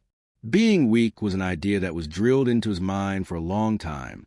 When everyone tells you that you are weak, the same way you would say the sky is blue, at a certain point you start to believe them. Now, however, if you asked him why he was learning martial arts, Midoriya would probably give you a different answer. He always dreamed of being a hero, of saving the day with a smile on his face. It was his only dream, really. It's only now, however, did he realize what that truly meant. Dreams are a wonderful thing, but if you don't move towards a dream, then it only stays the same length out of reach. His dream felt so far away that it felt almost impossible. So he didn't even try. Izuku realized that right now the only thing he could do is try. The best he could do was to be better than the day before. Kazuki and Dai had stopped arguing now. Silencing the anxious voices nipping in the back of his mind, he closed his eyes, taking in a deep breath. His bright green eyes flickering open with an extra green shine, a single ember coming from his mouth. Years from now, the people who were at that dojo would say that that was a moment where they watched Izuku Midoriya truly start on his journey. Begin. Rushing forward, Izuku took the offensive. Surprised to see the shy Izuku push so hard, Kazuki swung a wild haymaker. Blocking it with his forearm, Izuku parried it aside before lunging in with a twisting strike. Eyes widening, Kazuki had to duck under the strike, else it hit him right between the eyes, just in time for a second strike to come his way. Blocking the second strike, Kazuki took a step back on the defensive, trying to find an opening as he blocked a few more strikes. This was so foreign for Kazuki, having to fight to survive an assault of punches. Izuku lunged forward with an elbow to the gut, but Kazuki blocked it with both his arms. Exactly what Izuku was waiting for. With intense speed, Izuku reached forward and took hold of the opening in his GI, sliding his leg behind Kazuki's and pivoting to knock him off his feet. In 1 second, the big teen was on his feet, and only a second later, both his feet were no longer on the ground. Slamming against the padded floor, Kazuki was forced to stare up at the ceiling, unable to do anything but watch as Izuku raised a fist and hit him clean in the chest. Match point, Midoriya. He did it? He did it. Sitting up, a big grin spread across his face. Hopping to his feet, he raised his fists into the air, only to practically get knocked off them again when Kendo crashed into him, pulling him into a bone-cracking hug. She grinned from ear to ear, shaking him a little like a rag doll, almost like SHE was the one who just won. You did it. I can't believe you pulled it off. That was incredible, Midoriya. You're incredible. Thanks. It was hard to words. His face was bright red, his arms hovering in the air because he was unsure where it was okay to touch. She had lifted him into the air, shaking him from side to side. After a few minutes of being unable to pry himself free from her, he accepted his fate, hiding his burning face into her shoulder. Getting up quickly, Kazuki turned towards the two of them, a furious look spreading across his face. He watched as Kendo and the rest of the class congratulated the fucking nerd. He growled, his fingers digging into the mat. This was impossible. There's no way he was just beaten by such a weak little freak. He must have cheated somehow. Midoriya was smiling as Kendo clung to him, singing his praises like he actually fucking did something. Was no one going to stop this? Turning toward the ref, old man Dai was watching them with a small upturn of his lip. Oh, I see now. The freaking nerd had tricked Master Dai as well. He had managed to trick them all. I'll show them who's the real winner here. Getting up quickly, Kazuki lunged at them, gaining ground between them quickly. His eyes wide and snarling like a wild animal, his fists clenched. I'll show you to make a fool out of me. They both still had their backs to him, completely unaware of his presence. Raising a fist, she shifted his weight, putting all of his strength into a fist aimed across the back of the nerd's head. Crack! Sharp pain ran down his arm, his fist being knocked aside by old man Dai. Dipping forward, Dai thrust an open palm into his chest, knocking him back a foot with a force. Skidding across the ground, he placed a hand on his chest with a growl. That was the hardest strike he had, and Dai parried it like it was nothing. Old man Dai did not yield. He didn't even seem fazed, merely looking at him with an unamused look. Sweat ran down his face as he sized up the old man. There was no way he was winning this fight. Stand down, Kazuki. Dai's voice was harsh and sharp, the command immediately zapping him with the rest of his anger. Red-hot anger faded, reminding him of how they weren't the only ones in the room. His eyes looked over the dojo. Everyone was staring at him surprised. Kendo stood before him looking furious, angrier than he has ever seen her. He looked at the girls in hope that they would come to his aid, yet all they did was give him a disgusted look. No one was going to come to his defense. The energy in the room was high as everyone watched him.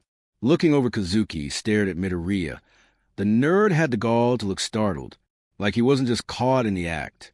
Kazuki could swear that he saw the nerd flash him a smug look. Squeezing his fist tighter, he grit his teeth before standing up. Turning and heading for the door, he kicked it open on the way out with a loud slam before disappearing into the cool night air. How dare that nerd make a fool of him? Does he even know who he was? He'll make him pay for this. He'll prove what kind of person the nerd really was, and then everything will go back to the way it was. He will pay.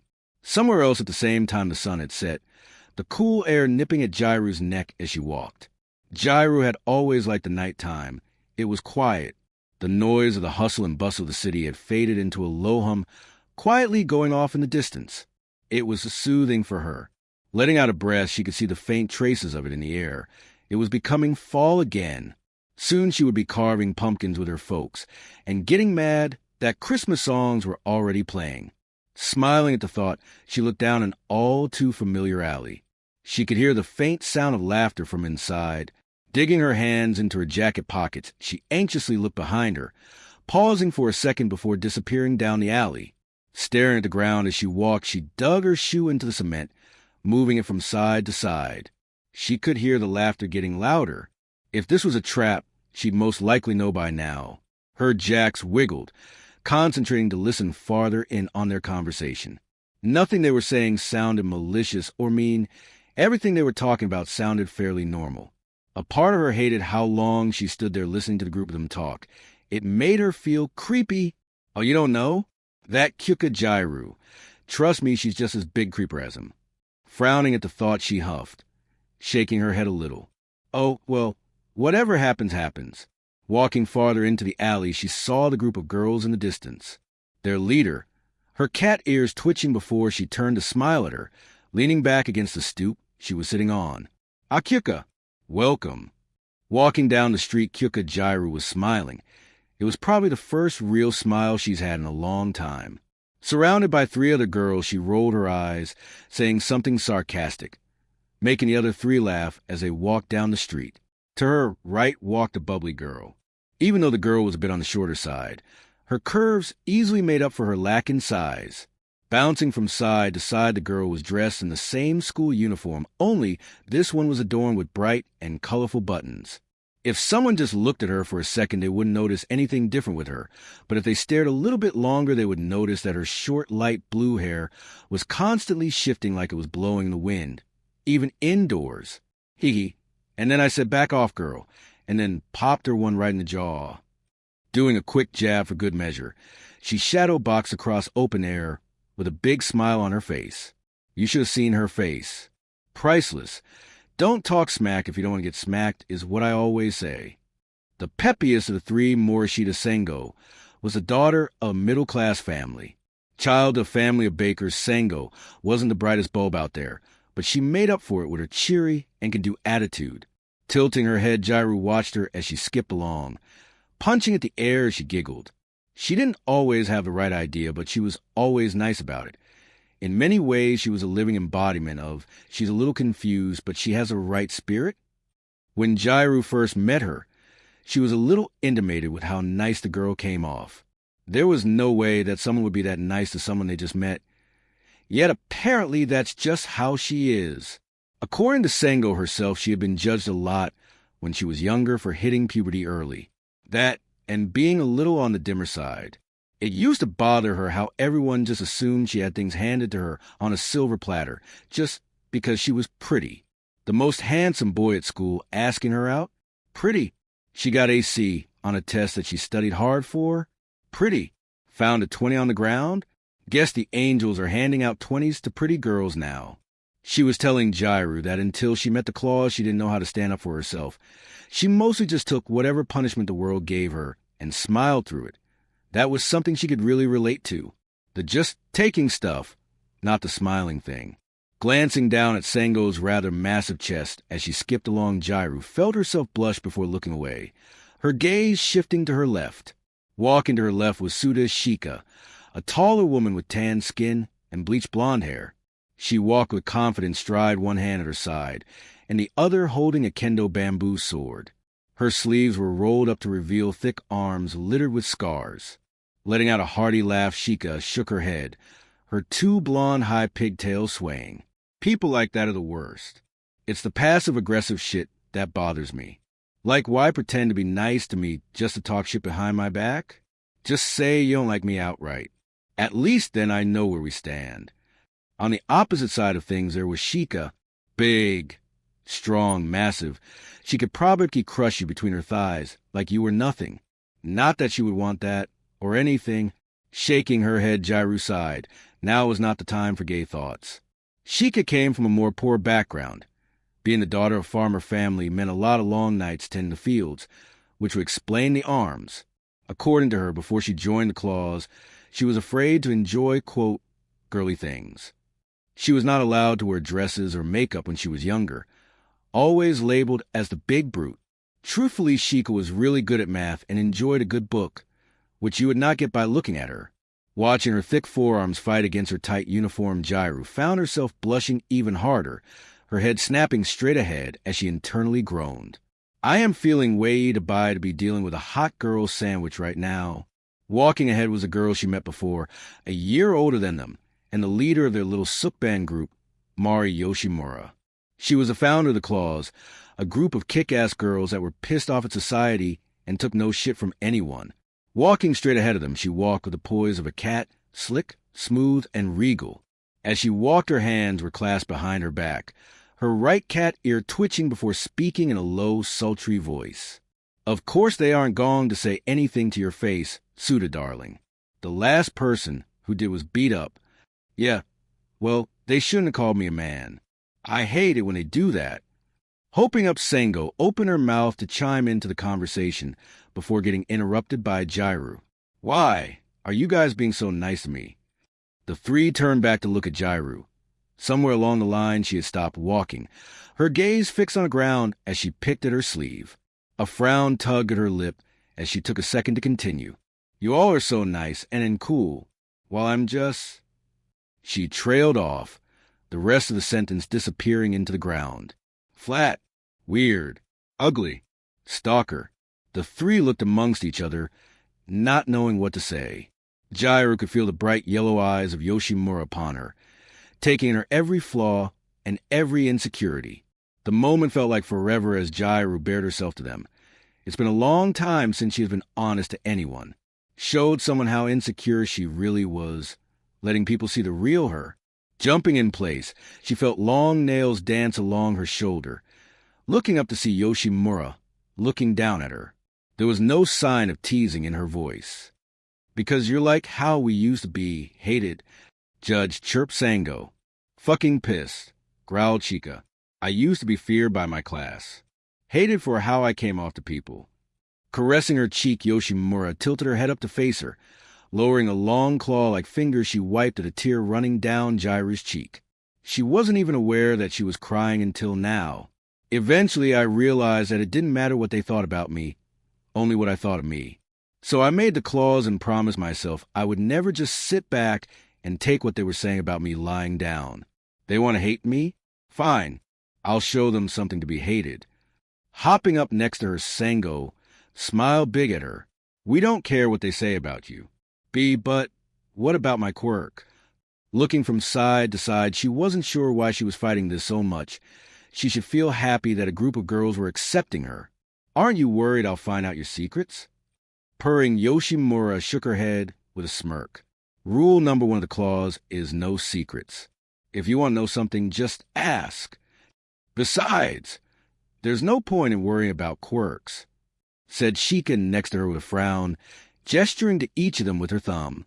Sango can make a light breeze, Yoshimura can see in the dark, and I can make my hair grow longer. You don't need a quirk to be a badass bitch. We like you for Yukio, Sango said, smiling. These three were way too close for her liking. Blushing deeply, she was pulled into a group hug. Sandwiched between the three of them, Keikyo, she squeaked out, her face bright red. She had never had a nickname before. The three laughed to her dismay, hiding her face in her hands. Letting out another purr, Yoshimura spoke near her ear, making her jump. Not that I don't hate bonding time as much as the next, but what say we go have some fun?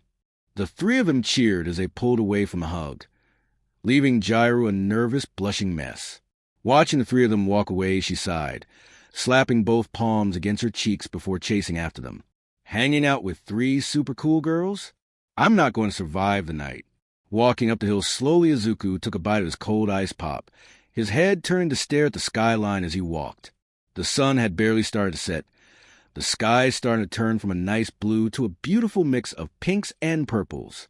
Shifting on his shoulders, he could feel Yuki kicking her small feet to and fro as she ate at her own ice cream, letting out a happy little as she took a bite of some kind of fudge pop. Walking next to him and holding his hand was her twin brother Sora. His bright teal eyes turned to stare at some pumpkins as they walked past, the wooden stick of his ice cream popping out of the corner of his mouth as he stared with childlike wonder. The look couldn't help but make Izuku smile. He remembers that look all too well. Turning, he looked at the same lit pumpkins sitting on the doorstep. It was going to be Halloween soon. Another month has gone by since he had met the Kendos. The saying really is true. Time sure does fly by when you're having fun. Walking a little farther ahead, Itsuka turned to face him, popping her own frozen treat out her mouth to speak. You should have seen it, Yuki. Midoriya was like, Midoriya, punch. Punching her fist forward like she was imitating him, she let out a laugh. Kazuki had no idea what hit him. Giggling, Yuki, sitting on his shoulders, threw her tiny fist out imitating her older sister. Yeah, Zuzu, punch. Blushing as Itsuka was telling the story again, he couldn't help but squirm under the praise the two sisters kept throwing at him. He didn't deserve all the praise they gave him, and a part of him hoped they would just let it go. At least then he wouldn't have to think about that day about a month ago, when he actually beat Kazuki. Ever since then the boy has been absent at the dojo, no one seeing hide nor hair of him. Itsuka didn't seem to care all that much, saying that he always creeped her out, but Izuku could tell the others at the dojo were a little bummed out. Showboaty and cocky at times, sure, but Kazuki at least inspired the rest of them to do better. But now there was a weird hole where he used to be that no one was able to fill. Everyone seemed to lack motivation now that the main competition was gone. A tiny hand squeezed as snapping him out of his thoughts. Looking down at Sora as they walked along, the little boy was staring up at him with his big teal eyes, his short orange hair shifting. It took a second for the boy to speak. Mito, are you going to take me and Yuki trick or treating this year? Nodding, he gave him a gentle smile. Of course, Sora, I'd love to, but you know, Kendo usually takes you. Why, yeah, but she's not as cool. An offended gasp could be heard ahead of them. Looking up, he saw Itsuka facing them with her hands on her hips, looking like she was just stabbed through the heart. Her ice pop slowly slid off of the stick as she stared. Not as cool. Need I remind you that Midoriya is a nerd?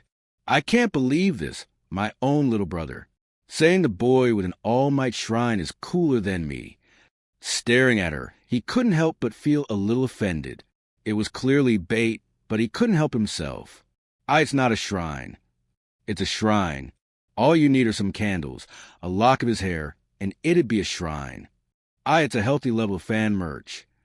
Giving him a teasing smirk, she waved her ice pop around, some of it falling to the ground. It's borderline stalking at this point. Honestly, I'm starting to get worried. Opening his mouth to defend his completely normal fan merch, Sora tugged his hand, making him look down at him again. Are you guys going to kiss now? He said sweetly, staring up at them before putting a thumb into his mouth. A pause. It took them a second before both of their eyes snapped open, faces turning bright red. Turning to the little boy, both Izuku and Kendo started to talk at the same time, their voices going up an octave. W what? And no, we were just... And me and the nerd? I like that wood. Letting out a heavy sigh, Itsuka tried to will her racing heart down. Rubbing at her beet red face, she groaned before crouching down to his level. Why would you say that? Who gave you that crazy idea? All he did was stare up at his sister confused, Sora tilting his head a little. Mom and Auntie Inko told me to not get in the way if it happens. I was just making sure I wasn't getting in the way. Looking at her brother and back to Izuku, the older Kendo's sister frowned before letting out a sigh, raising a hand to pinch at the bridge of her nose. Of course they said that. Look, just head inside. Not a word of this to anyone, or else I'll tell Mom you had ice cream before dinner. Gasping at her, Sora put his tiny hands to his mouth, quickly turning and scampering inside the house. The shrill voice of his screams could be heard disappearing farther inside. Mom, Itsuka just threatened me. The sound of shouting faded, leaving Izuku, Itsuka, and Yuki alone. Staring at each other, the best friends blushed before looking away. Yuki watching them with a frown, looking between them before her cheeks puffed out. Just like that the mood was ruined. Yuki leaning in and tugging at Izuku's fluffy green hair. No, mine. That seemed to have snapped them out of their weird staring contest, both of them laughing before turning to head inside. Giving him a playful punch on the arm, Itsuka walked inside first, her hand rubbing at her neck awkwardly as she turned the corner. Setting Yuki down, he took his bright red shoes off, setting them into a pile of others before making a trek down the entrance hall. Yuki held on to his sleeve as he followed the sound of chaos he has grown used to by now. Opening the sliding doors, he jumped back a little as Arai ran past him with a smug look on his face, followed by a very angry Aika, in only a towel a few seconds later. She was screaming profanities the entire time after him. Looking over the room, he noticed the elder Dai was sitting in his normal rocking chair, watching some black and white movie. Toda and Matsuo were drinking alcohol and laughing while Hata, Ran, and his mom were chatting as they made dinner. Hata seemed to be chatting with Itsuka over something, most likely scolding her. Walking across the living room with Yuki, they made their way over to the group of girls. Why is your brother saying you threatened him? Asked Hata in a motherly tone, her eyebrow slightly raised. Who knows with him? You and I both know Sora likes to make stuff up a lot. Sure. Standing next to his mom, they both watched the back and forth between mother and child for a few seconds in silence, not really knowing what to say. Their dynamic was so different from their own. Looking over at his mom, she was smiling gently at the display, her hands absently rubbing at a towel as she watched. It's kind of funny. Ever since that dinner at the Kendo home, all those months ago, the Kendo family invited his mother into their home with open arms. His mother tried to fight at first, but as Izuku has learned over his time with them, saying no to a Kendo was impossible. Soon his mother Inko was joining them for every dinner. Sometimes he even just find her hanging out with the Kendo family, the same way that he and Itsuka spent time together.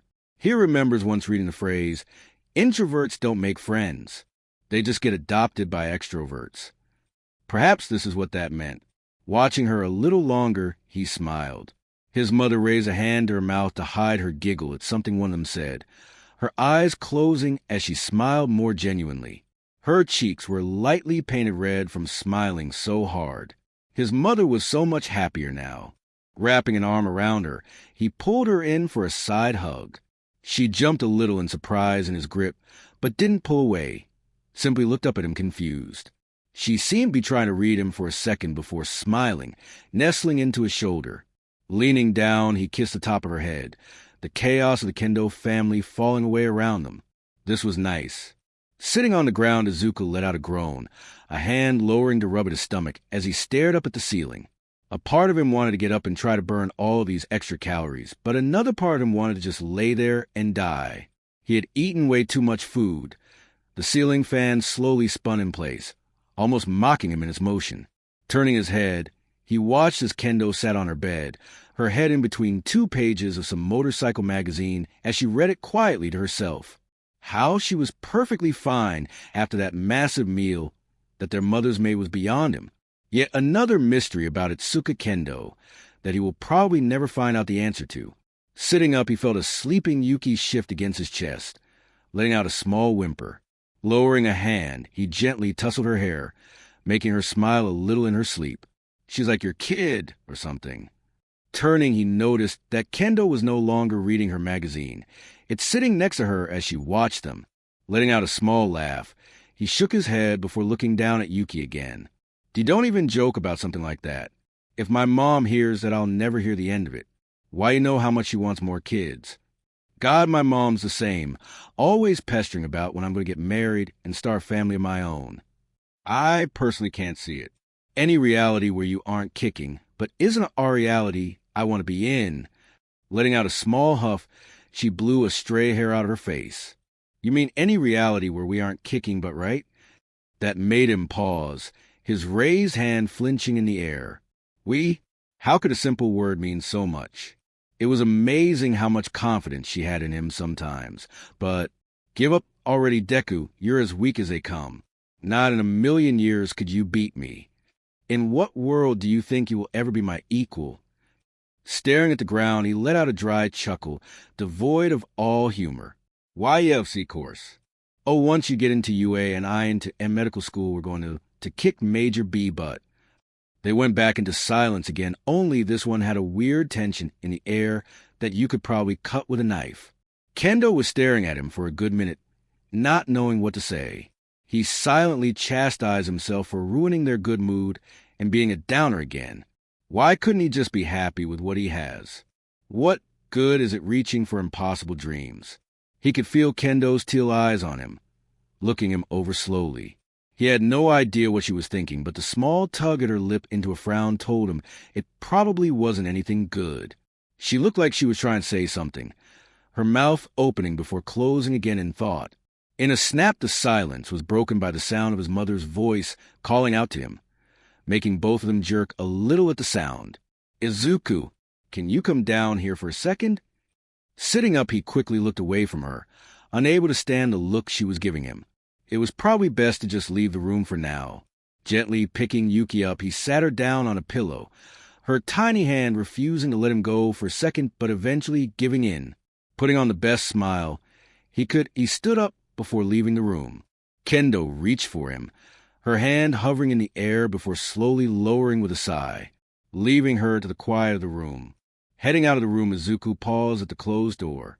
Leaning against the door, he groaned, a hand rubbing at his face in annoyance before letting out a tired sigh. Putting on the best smile he made a left down the hall, walking down a few flights of stairs. Making sure not to step on Kojo, an old man of a bloodhound that belonged to the Kendos who was sleeping on a step of the stairs, he made his way into the living room.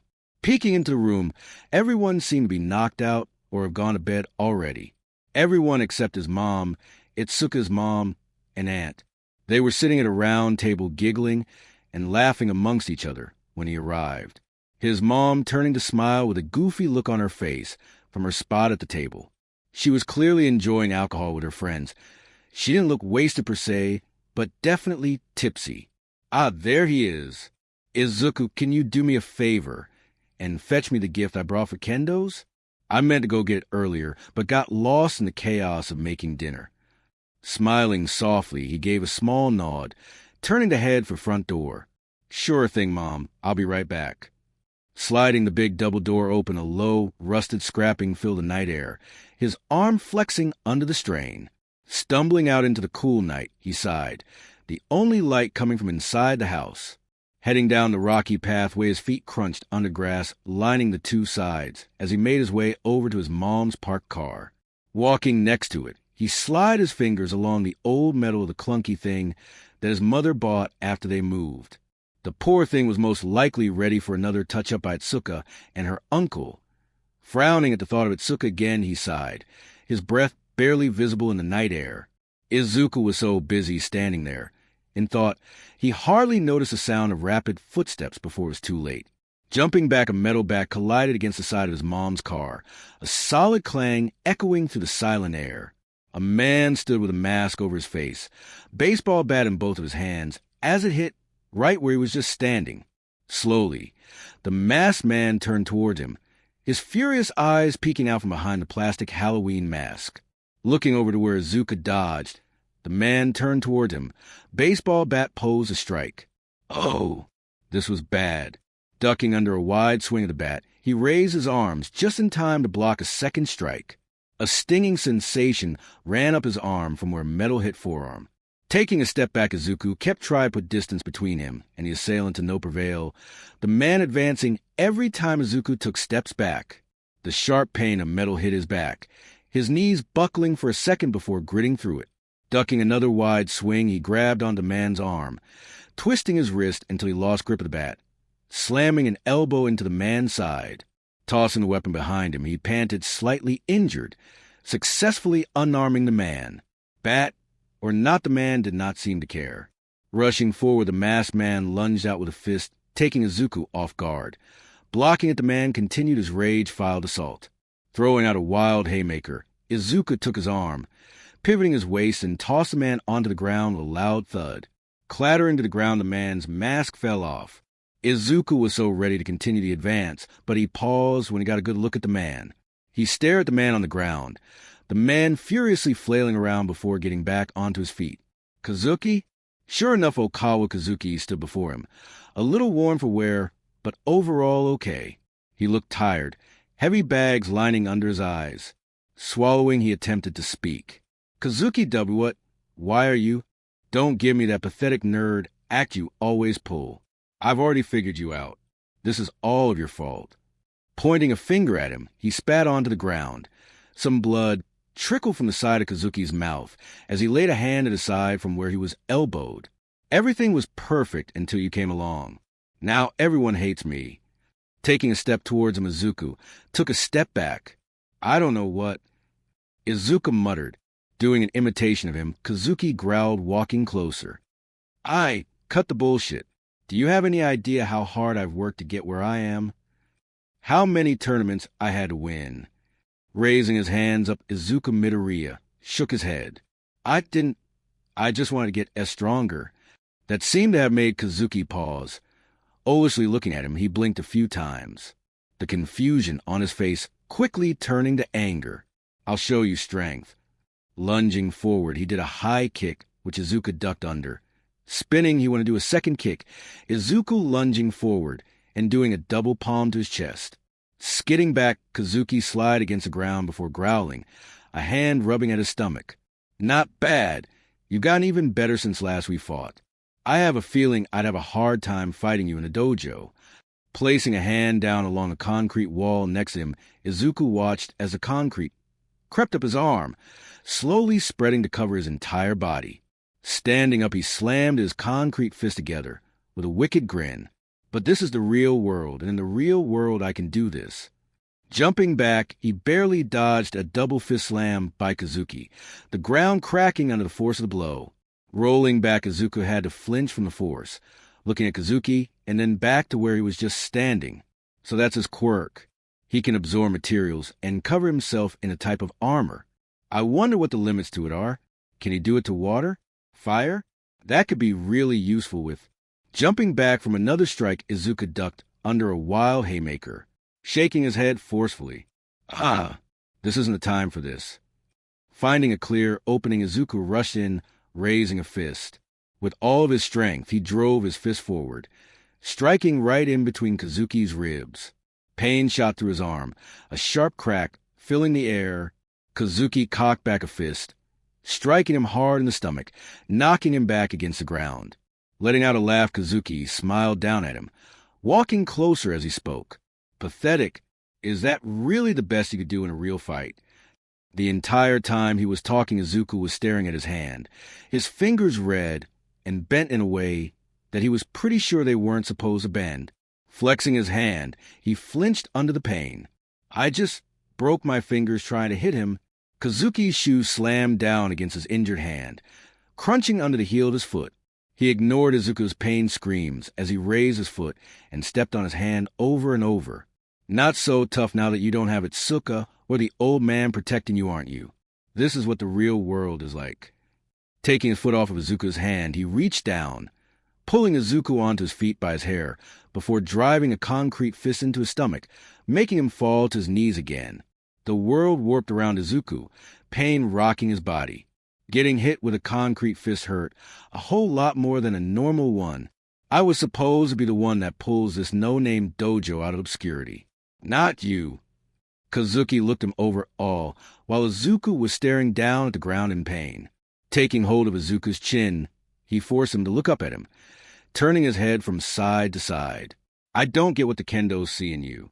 Just a scrawny little punk that got lucky a few too many times. Humming in thought, he smirked. Maybe you're like a little stray that they found.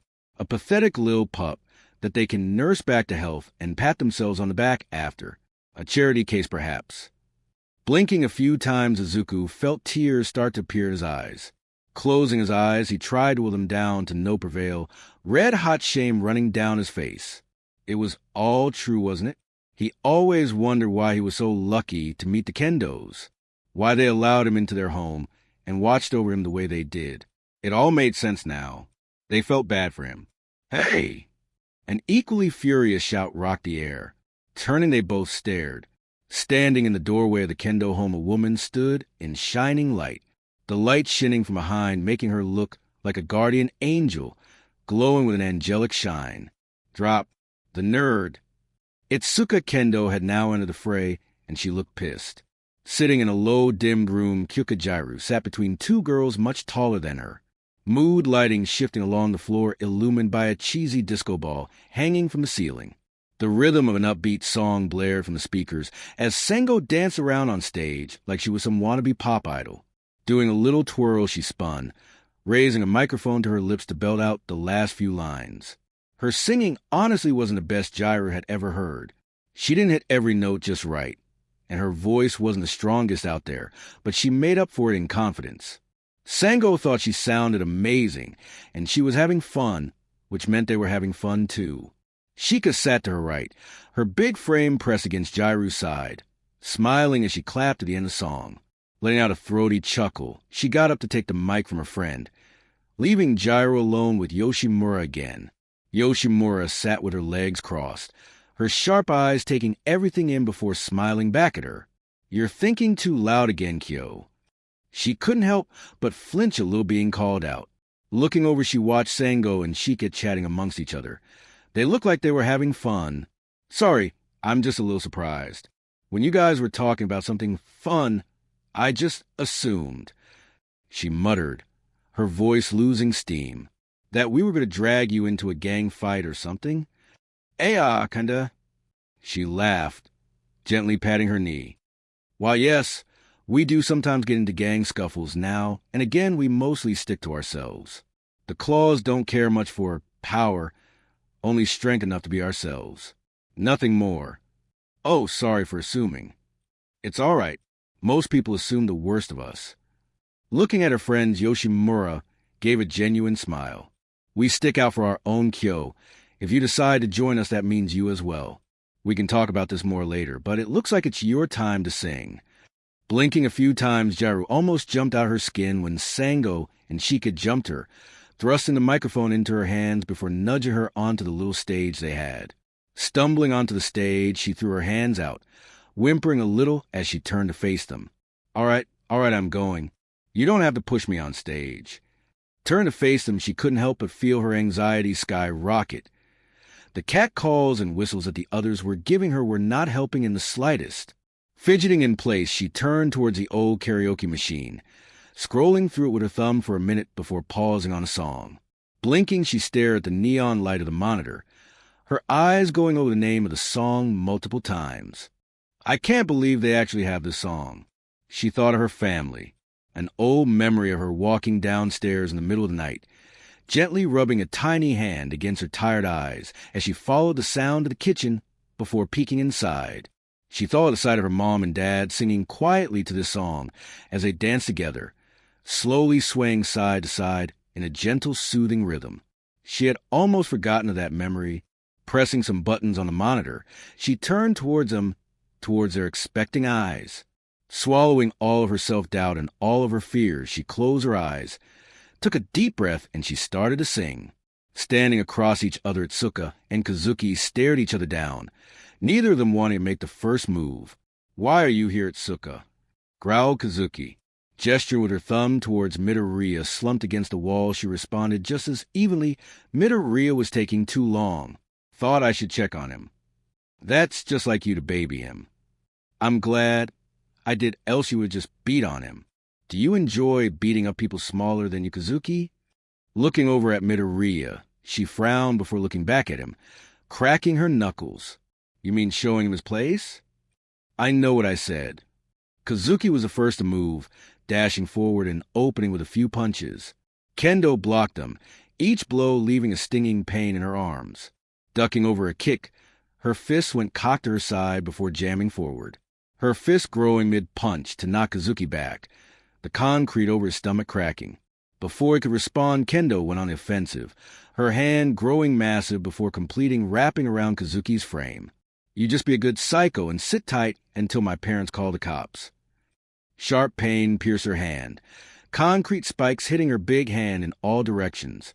Letting out a yelp, she let him go. Kazuki's concrete armor shifting before turning back to normal. Rushing forward, Kazuki's arm sharpened into a blade before thrusting at her face. Dodging to the left, the blade sliced open Kendo's cheek, her large hand raising into the air and slamming down against the ground to make a shockwave. They were back to square one, staring at each other again. Kazuki held his hurt side, while drops of blood trickled from Kendo's cheek and hand. Sitting up from his spot on the ground, Izuku absently placed his broken hand against the wall, squinted against the pain. Looking forward, he was unable to look away from the fight. Someday I'll find my way home. Kazuki ran forward, slashing at Kendo's arm a few times. She retaliated by knocking him aside with a big hand backhand, his body ragdolling against the ground before turning into a roll, forcing himself to his feet and running at her again. The trees and the wind will lead the way. Izuku slowly stood to his feet, his teeth gritting in pain. Kazuki ducked under a big punch. Spinning, he tried to cut at her leg, only to be knocked away again. All of these years on my own, they flew right by, so what can you say? Pulling two big hands back, Kendo slammed them together, creating a shockwave that slammed into Kazuki, chunks of his concrete armor getting knocked away. There's no need to be sad. You're on a path and you know where it heads. Jumping into the air, Kendo tried to pin Kazuki down only for him to dodge out of the way, his blade arm stabbing into her enlarged hand. There's no need for despair. Just walk on and you'll find your way there. Letting out a pained yell, Kendo instinctively pulled her hand back, leaving an opening for Kazuki to rush in, his blade arm poised to stab at her stomach. Someday I'll find my way home. Eyes widening, Izuku rushed in, the pain in his body forgotten, adrenaline pumping through his body. Rushing forward, he went to go intercept, his body getting in between Kendo and the blade. Someday I'll find my way home. Pushing all of his body into it, he thrust his shoulder, football tackling Kazuki to the side, his smaller frame unable to completely move him but succeeding in knocking him off balance. Reeling a hand back, Kendo's fist grew as big as it could, the shadows slightly overcasting over them. Someday I'll find my way home. Bringing the massive fist down, it cleanly hit Kazuki right across the face, his body rolling and tumbling backwards before colliding with the wall behind it with a loud thud, the rest of his concrete armor shattering off of his unconscious body. It was quiet again, the only sound being Izuku and Kendo's ragged and tired panting. Kazuki did not move, his body slumped against the wall, drool dripping out his mouth, but only for a second before the sounds of sirens could be heard. Itsuka's mom and Inko had called the cops as soon as they heard commotion. Looks like they just now have arrived. Kendo looked towards him, her body bruised and injured. Blood flowed down her cheek as she looked over at Izuku's just as injured body. He was holding his reddened and broken hand. Opening her mouth, she closed it before opening again, red and blue lights starting to appear in view in the horizon. "Come with me to UA." She rasped out, her throat raw and ragged. What?" Looking back at her, he did a double take in an attempt to make sure he heard her right. "The UA entrance exam is in 2 years. Come with me." Hobbling closer, she reached a hand out, it slowly closing into a fist. "We may not be amazing now, but together, you and I can become the best heroes this world had ever seen." Giving him a shaky smile, she reached a fist towards him. "What do you say? Rivals?" He stared at her, speechless. His mouth was dry, his hand broken, and pain coursed through his body every time he shifted his weight. But looking at her right now, illuminated in a blinking red and blue light that was quickly getting closer, he thought of All Might, the feeling he got when he first saw the video of him pulling a man out of a wreckage. He swallowed, returned the smile, and reached forward, taping his fist against hers. "Yeah, rivals." Smiling at each other, they paused before both proceeding to scream for tapping their injured fists together. The karaoke room was quiet after she finished singing. Opening her eyes, she turned towards the claws. She was so into the song that she only now realized that no one said anything after she started singing. All 3 of them sat there in silence, their eyes wide like saucers. Oh, God, they hated it. Did she do something wrong? Why is no one saying anything? Raising a hand, she coughed into her hand, all 3 of them snapping out of whatever trance they were in. Are you guys, Sango ran forward and knocked her to the ground with a big hug, tears leaking from her face. That was beautiful, Kyo. What? She muttered. Her face bright red, she watched in horror as Shika ran toward her, wrapping a thick arm over her shoulder. Damn, girl. Talk about leaving the best for last. Why didn't you say you could sing sooner? That's... Yoshimura slowly walked over, a claw hand, swiping a single tear from her eye. Yes, that was quite beautiful, Kyo. I am impressed. She sputtered like a broken car, her face turning redder. Why, you guys actually liked it. Liked it? We loved it. Cheered Sango. I feel like I should have paid for a show like that. Feels weird to give for free. Smirked Shika. I agree. You are very talented, Kyo. Her face was bright red. Blinking a few times, she could feel tears start to form. Only these tears were tears of joy. Giggling, she sniffled before it turned into full laughter. Her heart felt so full right now. It almost felt wrong to feel this good. Breaking from a group, she wiped at her flowing tears with her forearm, unable to stop herself from smiling. Turning away, she giggled again. Was this what it was like to have friends? This is amazing. I feel like I finally found my people. Just wait until I tell Midoriya. You guys could meet and... Turning, Jairu paused, a cold shiver running up her spine at the sight. All of the claws were staring at her. Midoriya? You mean the muttering kid? Tilting her head, Sango frowned. Your friend with the creepy note-keeper? I thought he just sat with you at lunch that one time. Shika's thick arms crossed. I wouldn't exactly say friends. Looping around, Yoshimura looked her over before speaking. I think you misunderstand, Kyo. This invitation to the claws is for you, and you only. Besides, you don't need him anymore when you have us. Her heart rate quickened. Her hands felt clammy. Looking over the 3 of them, her mouth opened slightly. What? Falling back against the ground, Kazuki met the cold, harsh reality of his concrete cell. The world was spinning, his head throbbing. The sound of cell bars slammed behind him, barely registering in his barely awake days. Laying against the ground, he could feel his eyes getting heavy again, slowly sliding closed before snapping wide just to slowly close against. He tried to fight against it, but every effort to stay awake ended in naught. Was this because of a quirk, or because he had a concussion? A silent low hum was his only answer, his eyes drifting closed before finding sleep again once again. He was unsure how long he's been here. There was no light in the cell, and the hours blurred together until they became unnoticeable. Every once in a while someone would come and give him some food that he mostly ignored. Sitting against the wall, he spat a small amount of blood against the ground. Sliding a tongue along his mouth, he could feel a tooth slightly move every time he touched it. He was probably going to have it removed when he gets out of here.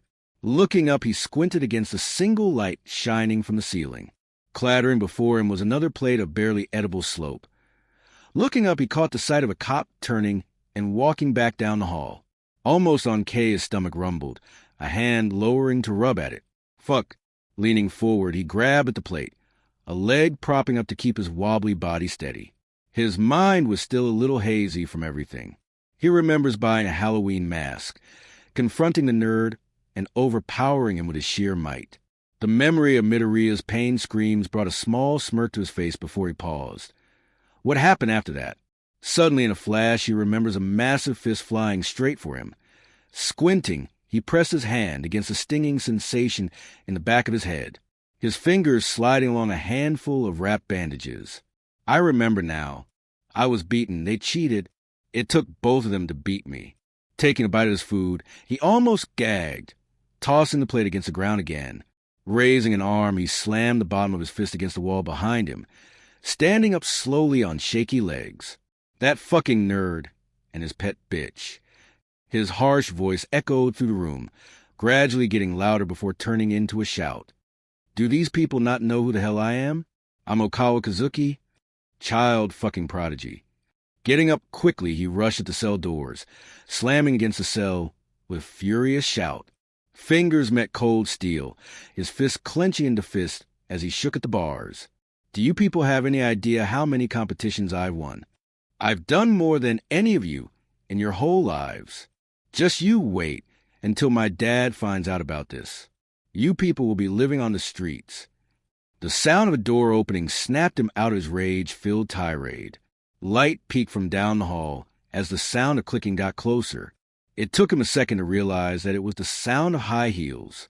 Rounding the corner walked a woman he had never seen before. She had long, pale lilac hair parted to one side and light blue skin. Looking over to him, she smiled, her weird green eyes having a light shine to them, pitch darkness around the eye where there was usually white. She was the first to break the silence. Hello, Mr. Kazuki. A wave of unease came over him, running down his spine slowly. She knew who he was. Who the hell are you? Another cop come to question me. Walking closer, she rolled her bizarre eyes at him, her voice a silky smooth tone. Not exactly. I'm a reporter. I've come to ask you a few questions. A frown tugged at his lip, letting out another huff. Oh, great, a leech. Why the hell would I talk to you? You'll probably just twist my words, making me out to be some kind of monster. On the contrary, my benefactor is quite interested in your story. He's willing to pay for your bail, depending on your answers. He didn't expect that. What kind of reporter pays for someone in jail to walk free just for a few questions? And if I answer them wrong? She giggled, a hand moving to her lips. Oh, trust me, I'm a pretty good judge of character. You want? Before he could respond, he watched the woman turn towards a blinking camera hanging in the corner of a room. A red blinking recording light blinked a few times on it before going out. Turning back to him, she raising a hand and making an L with her index finger and thumb placed a thumb against her forehead. Smiling, the smile turned a little more aggressive. We would love to hear from you, Mr. Kazuki. He froze, his eyes widening at the display before slowly smiling back. Well, of course. Why didn't you say so? I would love to answer a few questions. A dull low hum radiated from the otherwise quiet karaoke machine as Jairu stared at her three new friends. Looking between them, her eyes snapped from one to another, trying to get a read on them. What the hell was this? Some kind of joke? None of them were smiling. She was half expecting them to shout, "Gotcha," and start laughing. "W, what do you mean? I can't have both of you as friends? Are you saying that I can't have other friends if I hang out with you guys?" Her voice felt raw, and she had a feeling it wasn't from the singing. Shaking her head, Sango ran over to her quickly, placing a comforting hand on her shoulder. No, of course not. That's not what we're saying." "T, then, what are you guys saying?" Walking over slowly, Shika frowned. "We don't have anything against Midoriya. If you say he's cool, then that's good enough for me, but..." Yoshimura put in, a hand going to her hip. "He's weak." Something about that irked her. Opening her mouth to defend him, Yoshimura continued. "We're a gang, Kyo. A gang about fighting for our freedom to do as we please. We try to be more on the peaceful side of things, but sometimes peace doesn't work." Looking her over, Jairu could see sadness in her eyes. She truly looked sorry for what she had to say. "I'm sure Midoriya is a great kid, but if we are seen spending time with him, it makes us look weak by proximity. Weakness invites only trouble. Then why offer me an invitation? I'm one of the weakest people in gym." Looking at her, she watched Yoshimura's cat ear twitch. "Because we see ourselves in Yukio. Do you honestly see Midoriya hanging out with a bunch of punk chicks? We would eat him alive." Clenching her hands, Jairu felt nauseous. Was that really it? Nothing evil or cruel, just a clash in style. A nerd hanging out with a bunch of punks is bad for their image? That somehow made her feel worse. If it were something evil, she could at least stand up to them. But this, there really was no way for her to have them both, was there? She had to choose. That's... Yoshimura continued her assault. "I take it you and Midoriya are close? Spend a lot of time together?" Opening her mouth to respond, she paused. "And no, we've never hung out after school before. Then I take it you have a lot in common?" Staring at the ground, she frowned more. "And no, we've never really talked about likes." "You must know a lot about him then. Really click. Aichi goes to a dojo after school and has an all-might lunchbox sometimes?" She weakly answered, desperately reaching for straws. Yoshimura paused before huffing. "Then what is the problem, Kyo? It doesn't even sound like you guys are friends. What was the problem again?" Her and Midoriya never really clicked. They never really had anything in common before. They just stuck up for each other when no one else would. If she starts to hang out with the Claws, she wouldn't need Midoriya to stick up for her anymore. Despite all that, the thought of just up and leaving Midoriya behind made her feel horrible. Maybe it was because she was usually the one being left behind. A memory of a bright-faced Midoriya laughing at something she said crossed her mind. The genuine smile crossing his face as he looked over at her, him smiling down at her. Fire dancing along his fingers like a dance as he caressed her injured knee. The way his green eyes shined, an ember of fire moving along his eyes. Another of him sweaty and panting as he desperately ran past her on the track, constantly pushing to get better. Of her pushing herself to try and keep up with him, but unable to, his back constantly out of reach. Something twisted inside of her, an uncomfortable heat hitting her stomach. Regardless of what the others said, she knew the truth. Midoriya was strong, stronger than all of them combined, and he was getting stronger every day. He wore a lot of baggy clothes, but she saw it. She'd have to be crazy not to recognize his growing muscle and how he gradually was getting taller. Panting, she bent over, sweat rolling down her face as Midoriya got farther and farther away. She tried to call after him, but he was too far, disappearing over the horizon. How long until he no longer needs her anymore? How long until she's all alone again? He would be fine on his own, right? He didn't really need her, but she knew deep down she really needed the Claws. She had been alone for so long. She couldn't just give up the one group of people that get her. Taking a deep breath, she slowly nodded her head. She knew what she had to do. Green eyes tiredly opened, slowly looking over the living room. Turning, he stared at the TV facing him from across the way, a bizarre mix of images moving across the screen that his half-asleep brain could not seem to process. Blinking a few times, he stared at the flickering TV screen, watching a crazy guy scream about car deals frantically at the viewer. It took him even longer to realize that this wasn't their TV. Hell, this wasn't even their house. Sitting up abruptly in a panic, he looked around the room again, this time taking in everything. A hung-up punching bag, a dog bowl half full of dog food, crayons littered the ground. A handful of beer cans sat at the long dining room table. Half-clean dishes sat in the sink. Oh, I'm still at the Kendos. Relaxing at the thought, he let out a tired sigh, sinking back into the couch. Turning toward the extra weight on his side, he saw his mother curled up against him, her hands gripping his shirt for dear life. It was kind of nostalgic. His mother used to do that all the time when he was younger, cuddle against him in his bed when he had a bad dream or just a bad day in general. As he stared at her, the memories slowly started to come back to him. That's right, they never left. They were in no condition to go home after what happened, so they just came back here and crashed on the couch. I was supposed to be the one that pulls this no-name dojo out of obscurity. Not you. Frowning, he stared down at his broken hand. A newly applied cast wrapped around it to prevent him from injuring it more. A reminder of how weak he really was. Getting up carefully, he made sure not to wake his mother up. Sliding off of the couch, he arched his back before letting out a grunt. Sleeping on the couch with his mom sounded nice at the time. It being practical, however, was another thing entirely. Turning his head, he could see the faint traces of light peeking out of a door that he knew led into the garage. Heading over to it, quietly he fiddled with the door knob, not used to using his offhand. Before finally getting it open, heading inside, he closed the door behind him. Wandering farther into the room, the first thing he noticed when he turned were two legs poking out of the bottom of Matsuo Kendo's old work truck. They moved a little as the person under the truck shifted their weight, their back laying against a rolling board as they worked.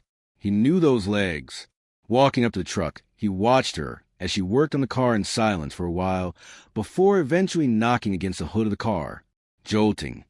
He watched the figure jerk upright, slamming her head against something metal with a clang. He flinched at the noise that had to hurt. She rubbed at her head before rolling out from under the car, Kendo's angry face peeking out to glare up at him. Smiling back, he couldn't help but laugh slightly at the small bruise on her forehead. A grease smear streaked across her face. That's not funny. She huffed. Raising a hand to his mouth, he gave her a nod. Why, you're right. Completely unamusing. Midoriya? It's a little funny. He shot back with a smile. Rolling her eyes at him, she slid up from under the truck to stretch, her outfit covered in a layer of oil and grime. Looking up at her face, he couldn't help but stare at the bandage on her right cheek. He had heard from the paramedics that she needed several stitches and would have permanent scarring because of him. He offered to heal it once already, and she simply said, "Don't. It will just make me cooler." Honestly, he's not sure if that's possible. Raising her arms above her head, she grunted, the tank top rising up to show off more skin. Quickly looking away, Izuku scratched at his chin before talking. "I'm as surprised to see you up so early. I couldn't sleep." Looking away, she shrugged her shoulders. "I always feel better when I have something to do. It's a little relaxing going through the motions, you know? Plus it's good practice for when I get my first motorcycle." He raised his eyebrows at her. "You don't even have a license." "Not yet anyway, but just you wait. One day I'm going to ride all across Japan kicking, and taking names on a sick motorcycle." Smiling at the thought, she blinked a few times before seeming to remember something.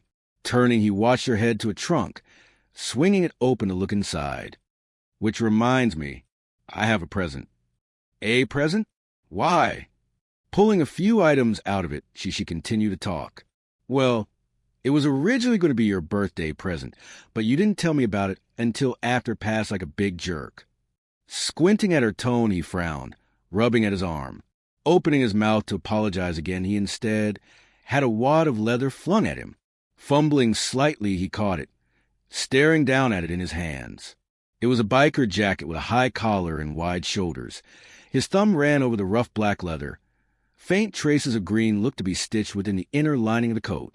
"Pretty cool, huh? Thank my mom. She went a little crazy with the stitching. But that's not even the best part." Looking up at Kendo, he hadn't realized that she had thrown on a matching jacket. Her back turned him to reveal a bright orange logo, shaped like a clenched fist, stitched into it. Blinking at the sight, he slowly turned his own jacket over, staring at the back of it with surprise. Stitched into the fabric, there was an image of a bird with its wings spread wide. It screamed at the sky with a swath of flames around it. It was the same color as his quirk's fire. It's a phoenix. Pretty cool, right? He could tell that she was smiling just off the sound of her voice. If she wanted to leave him speechless, she sure accomplished it. At that moment, Izuku found it hard to speak, even more so than usual. WI, because you always get back up. That's what I like the most about you. It's a little big. Walking up to him, she patted his shoulder. Looking up at her, Izuku was surprised to find that they were the same height. When did that happen? I have a feeling you'll grow into it. Smirking, she shook her head. Now, if you're done catching flies with your open mouth, I think you have a train to catch. Staring at her, he turned to the clock on the wall, his eyes shooting open. Oh, God, he's going to be so late. Pulling her into a quick hug, he didn't notice her tense against him before he turned and ran out of the garage. Kendo stood in the middle of the room watching him leave.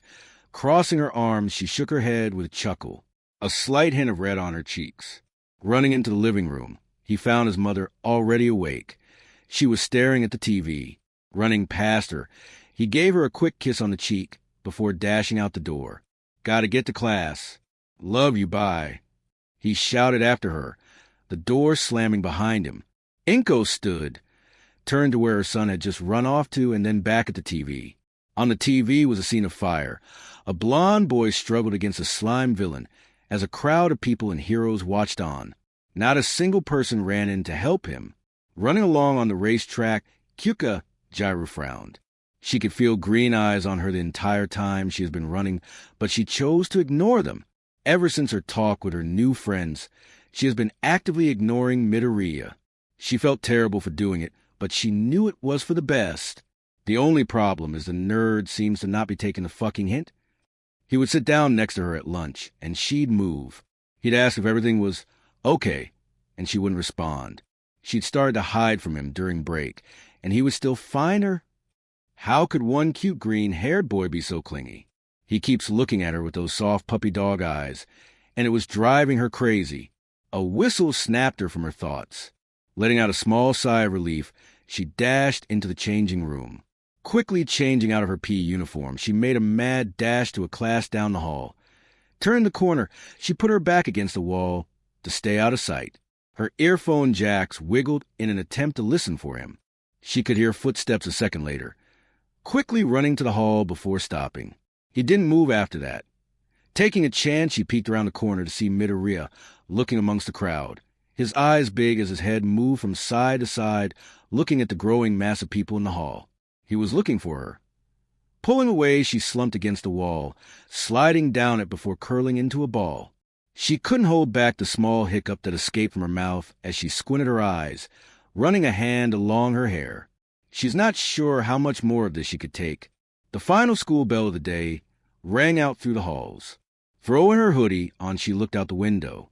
Dark clouds had hung overhead all day, promising rain, filling her with a dull ache that frustrated her. That's just her luck, that she hated the sun like crazy, and now that she needed it most, it left her. If she's lucky, she won't get caught in it. She felt someone tap her shoulder, and she half expected it to be Midoriya.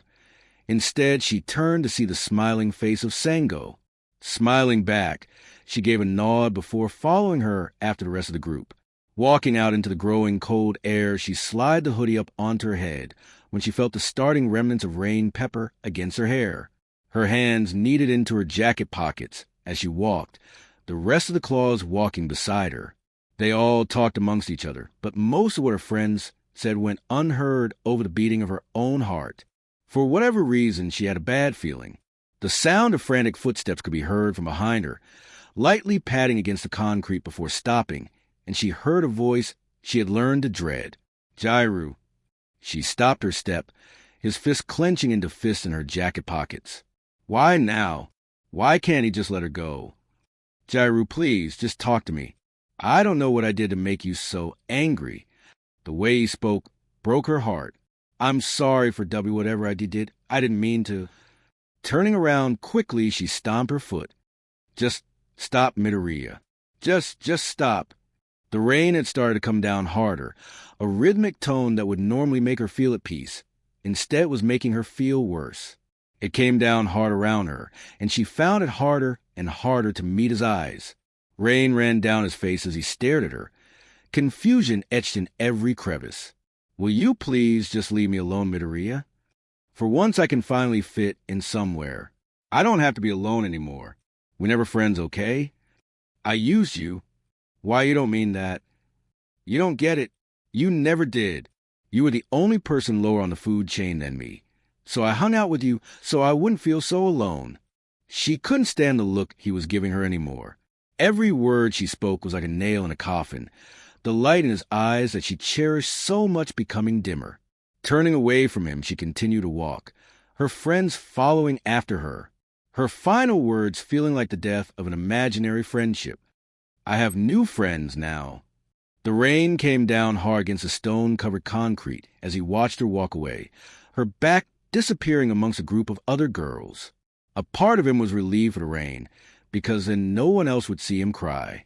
Squinting against watery eyes, he panted, cold swathes of water running down his matted hair.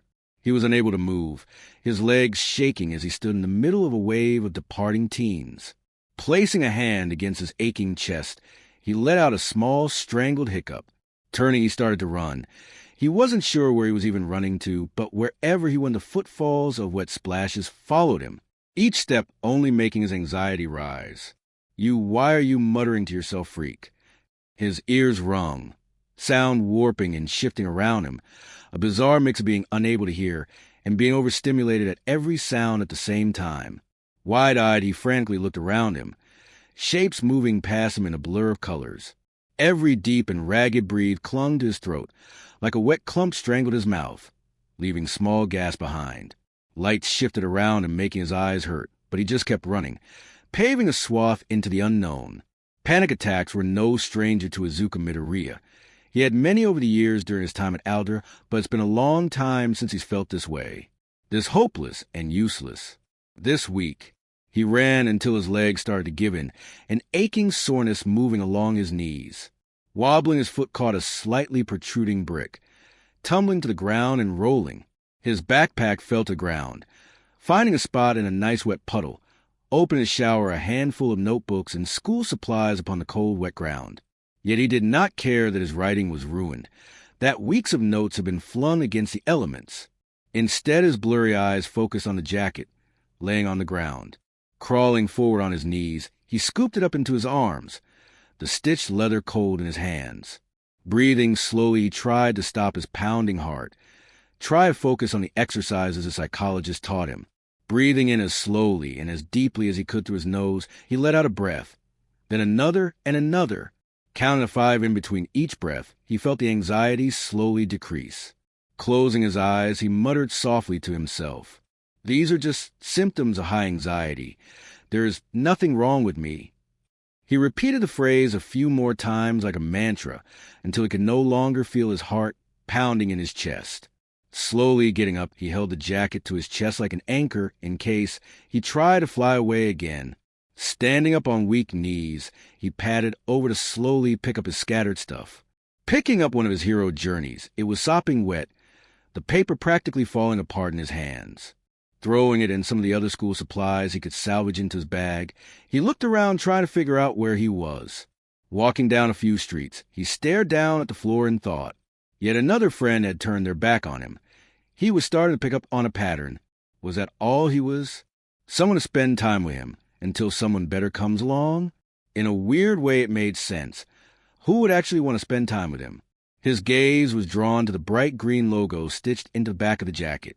Beautiful stitching and an amazing image stared back at him like it was mocking him. A part of him believed that he didn't deserve everything given to him. All of the warm hugs, kind looks and praise were so foreign to him, even if it's almost been a year since then. Looking up, he stared at a broken mirror laying against the wall across the way, the center of it splintered and shattered, warping the image. He stared at the cracked image of himself in the mirror, and he found himself frowning.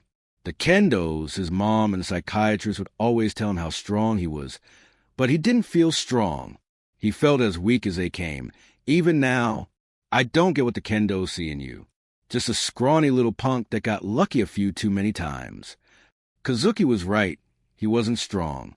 He wasn't brave. He was nothing really, and a part of him worried how long it would take for the others to realize that. How long could Kendo worry about him before she gets tired of it? Tired of him? Light drifted in from the corner of his eye, drawing him to it. Shining from a TV screen through a glass window of a convenience store was the image of All Might. Wandering closer, he looked it over. The screen was playing a commercial he had seen Wade many times. All Might's big, encouraging smile felt like a center of warmth in a harsh world. Reaching forward, he slid his cast-covered hand along the wet glass.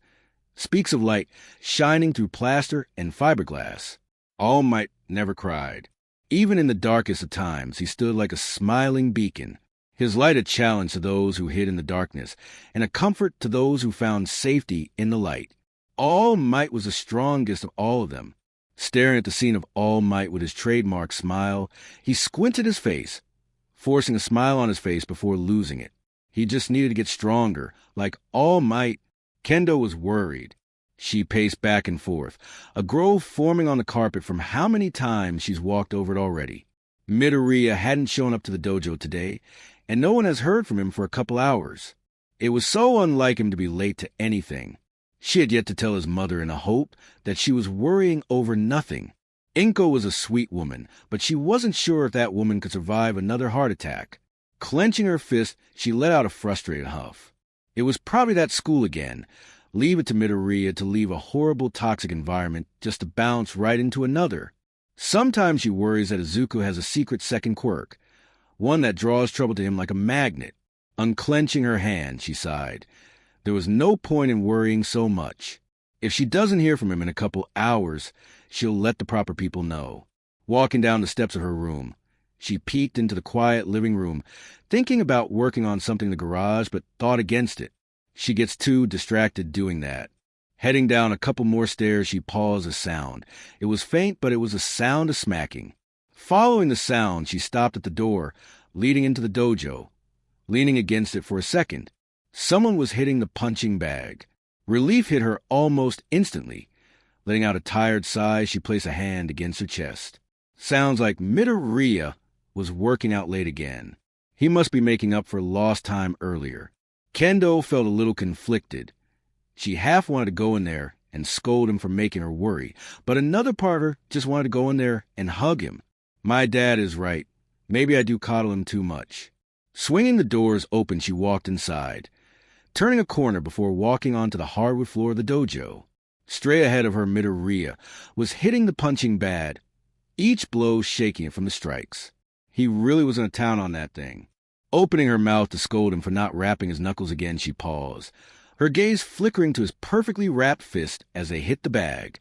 You would think that she would feel relieved that Midoriya was finally listening to her suggestions, but instead she felt a wave of something else. Something was off about the air around him, but she couldn't figure out what it was. Standing there, she shifted her weight uncomfortably before raising a hand and coughing into it. Hey, Midoriya, I noticed that you didn't show up to class today. Kendo couldn't help but tense a little when Midoriya slowly turned to face her. Turning towards her, he gave her a smile and a nod. Oh, sorry about that, Kendo. I got a little distracted at school. You know how that goes. There was something off about his smile. She had known Izuku Midoriya for almost a year now, and this smile was different. It wasn't the bright smile he usually gave when he was talking about heroes or quirks. He didn't look at her with that gentle shine that made her heart skip a beat sometimes. Instead, the smile, while nice, was thinner, more guarded. It didn't give off the same comfort as his usual smile, and the smile didn't seem to meet his eyes. It was like looking through a mask. Blinking, she frowned a little as she looked him over. Is everything okay, Midoriya? He stared back, blinking a few times at her confused before giving her that same smile. Everything is fine, Kendo. I guess I'm just feeling a little tired. Turning, she watched him, started to head for the door. Even though they were in the same room, she suddenly felt like they were miles away from each other. I should probably start heading home. Okay. I'll see you tomorrow. Midoriya. It came off more as a question than a statement. Walking toward the door, he turned towards her before smiling. Yeah, see you tomorrow. Closing the door, behind him, she stared at the door, worry nipping at her lip. He didn't stutter at all during the conversation. Kendo had always prided herself on being a good judge of character. She never had a problem reading a person's true intentions before, and she sure as hell wasn't afraid of letting people know how she really felt. But that, for whatever reason, she could not get a single read on Midoriya. She had no idea what he was thinking or how he was feeling, and that worried her. Shaking her head, she ran a hand along her ponytail. She was being crazy, right? Maybe he was just having an off day. She's sure he'll go back to normal by tomorrow, right? The grass crunched under his feet as he ran. Commotion could be heard behind him as Izuku Midoriya pushed a low tree branch out of the way, practically smacking himself in the face with it on the rebound. He was young, had to be at least 9 or 10. Shaking his head, his big bush of green hair swayed to and fro, leaves falling out of it as he ran, a few stray sticks poking out of it. Stumbling a little, he quickly caught himself, only staggering for a second before he continues his mad dash. The sound of multiple boys shouting could be heard gradually getting louder. Where did he go? He's so fast for someone so short. I think he went this way. Ignoring the shouts, he ran under a tree, zipping from spot to spot to avoid being spotted. He was almost home, only a few more blocks now, and he was home free. Turning a corner around a bush, he found himself running straight into an arm, knocking him to the ground. Staring up at the blue sky, 2 arms of a bigger boy wrapped around him, pulling him to his feet and holding him still against his chest. Izuku tried to kick his tiny feet in a vain attempt to get free of the boy's hold, but to no prevail. The sound of multiple footsteps got closer and closer until the tree's branches before him parted. Kaken marching through it with a big stick, he found walking around the little park they used to play at. Behind him, a group of other boys following quickly behind him. Every once in a while, he would swing it down on a low branch or a random bush to show his dominance as he walked. Gotcha, Deku. He smugly chuckled at him. Let me go, Kaken. Not until you learn your place. Shaking his head, Izuku could feel tears start to form in his eyes. I didn't do anything. Oh no, spoke one of the other boys. Walking forward from the group, he smirked. In his hands was a notebook. His notebook. What's this then? Hey, gee, give that back. Ignoring his cries, the boy tossed it to Kaken, which he easily caught before looking down at it with a frown. Opening it, he turned a few pages before frowning even more. Izuku could tell that he was getting angrier after every paragraph he read. Hero notes for the future 5? Kaken angrily muttered to himself before tossing it to the ground. Raising a foot, he brought it down on the flimsy notebook, grinding it into the dirt with her heel. You're still trying to be a hero. Kaken, it's and not what it looks like. It looks like you're not listening to me. Again. He involuntarily flinched at his shout before shaking his head quickly. Izuku tried desperately to think of an excuse. And no, I wasn't. I was. The entire time he was talking, Kaken was staring at the ground. Turning his head in thought, he growled, Let him go, Jumbo. I can deal with him. The boy immediately let him go, Izuku falling to his knees from the force. Getting up slowly, Izuku looked up to see that the other boys were now standing in a circle, Kaken walking closer to him. Kaken, please. How many times do I have to tell you you can't be a hero until you get it through your thick skull? Cracking his fist, Kaken frowned. Whatever. I don't even need a quirk to show you your place. Taking some steps back, Izuku raised his hand, green embers moving along his fingers. Stay back. They paused for a split second before the circle of boys laughed at the display, their voices coming from all around him. What are you going to do with that, Deku? Heal my cavities? Raised his arms in a poorly made guard. Kaken's fist hit him clean in the stomach, knocking him to the ground. That was the first time he was ever hit, and boy did it sting. Crumbling to the ground, Izuku coughed, throat burning, stomach aching. Curling up into a ball, tears ran down his face. More laughter rang out around them. That's it? One hit and you crumble? You're pathetic, Deku. Grabbing him by the hair, he forced him to look up at his red, burning eyes. Let me say this again. All you'll ever be is support for the people that really matter. That's all you can ever be. Letting his head go, he stood back up, Tiening, he continued his march, the other boys smirking at him before turning to follow after him. Midoriya, but don't let it get to you too much. Every hero needs his fans. Who knows, maybe one day you'll have the honor of healing my wounds. Midoriya, just hang in there. You'll make a cute nurse one day. Midoriya, Midoriya, are you even listening to me? Opening his eyes, he jerked his head, looking around the train in a hazy gaze. Eyes flickered over the packed train of young adults. The first thing he immediately picked up on was that a good chunk of them were watching him, annoyance evident in their eyes. Looking from person to person, however, he could see it wasn't all of them. A few of them looked amused, however, one girl in the crowd staring back at him and giggling softly when he turned to her. Running a hand down along his face, he wiped some drool from his lip before turning to his right to find the source of the voice and his best friend Izuku Kendo, the seats bouncing in a slow, hypnotic motion that he found almost peaceful, probably why he fell asleep, or he was just tired from training too hard. Letting out a yawn, Izuku Midoriya sat up a little, raising his arms in the air to give a big stretch. He was older, dressed in his high school's black uniform, a uniform that he had to have replaced multiple times because he kept outgrowing them. Normally button-up was opened, a green t-shirt peeking from underneath. Rolled-up sleeves revealed thick, strong-looking arms, faint scars tracing along his right hand, thick curly green hair up top, and a buzzed undercut beneath. Just a dream. I haven't thought of that in a long time. Looking out the window of the train, he watched the skyline of buildings zip past, a moving horizon where the recent rising sun had just started to change the color of the sky to a beautiful blue. The morning sun shone against his face, making him squint. Looking back at Kendo, he stared. She was wearing a different school uniform, her orange hair tied up into a long ponytail, swaying lightly in the wind. A long, jagged scar ran along her cheek. Her arms crossed as she lightly tapped her foot. Oh. Whatever he missed made her angry. Better fix it. Giving her an easy smile, he nodded.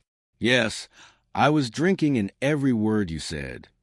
Raising an eyebrow at him, she continued to frown, her hands going to her sides. Oh, really? What was I saying then? Okay, if he was honest, he wasn't listening at all. He was too busy thinking about stuff. Shrugging, he let out a sigh as he ran his fingers through the top fluff of his green hair. You were talking about how awesome you are, and to tell me to eat my veggies? Almost instantly, he winced when he felt the familiar feeling of her fist hitting his shoulder. Not super hard, but just hard enough to hurt. A couple chuckles could be heard around them as he rubbed it. Like, I need to tell you that I'm the coolest person you know. Jabbing a thumb at herself, she smiled before thinking for a second. Her eyebrows raised in thought before looking back at him. Okay, fine, I'll just ask. What's wrong? The mask didn't move, his head tilting slightly. What makes you think something is wrong? Letting out a scoff, she rolled her eyes before gesturing to him. Because it's you. You may pretend to be all tough and strong now, but you forget I grew up with you. I know you're still that stuttering, anxious cry, baby deep down. Okay, ouch.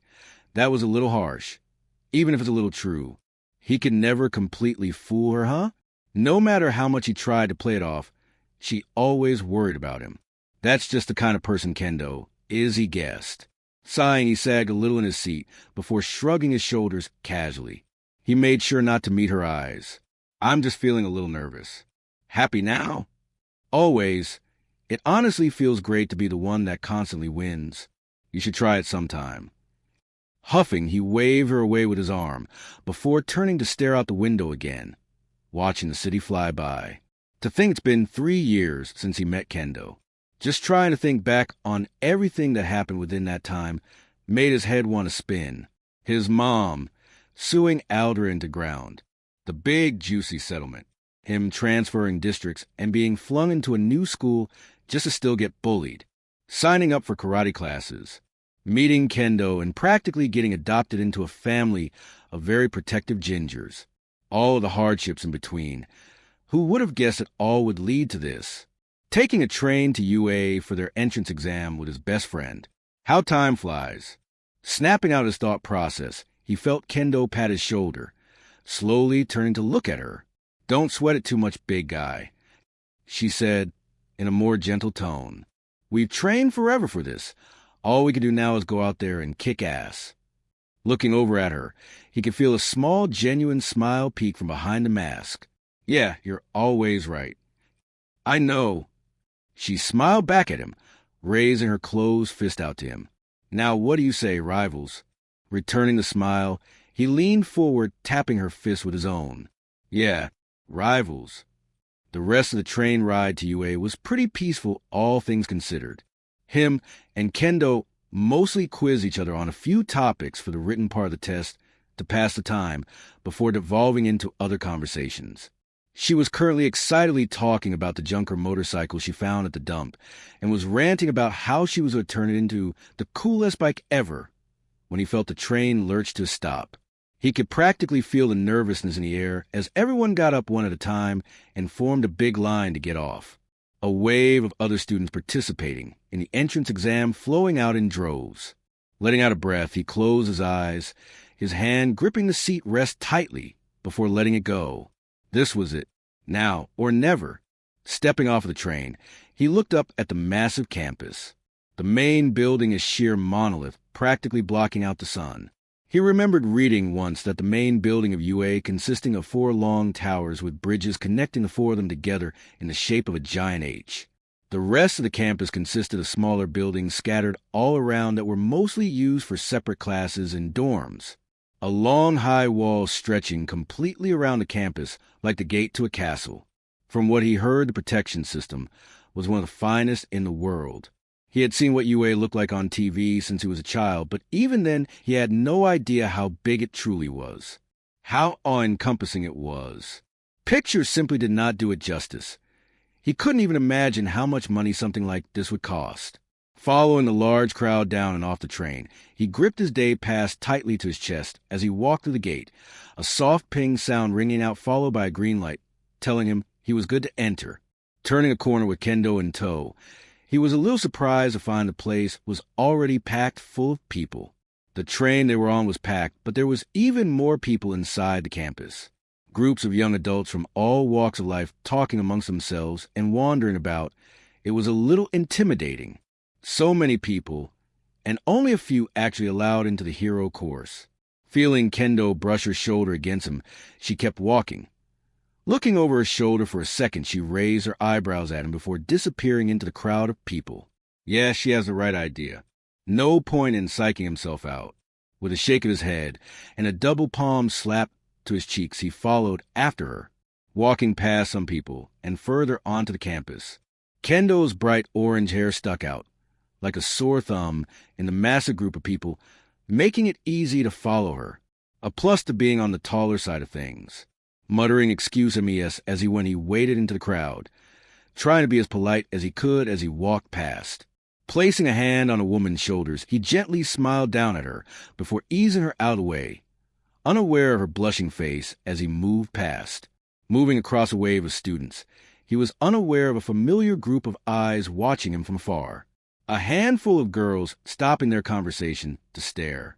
The group of punk rock girls wore all black spiky vests and were adorned with all kinds of buttons and patches. They looked so different than any other person that were in their high school's uniform.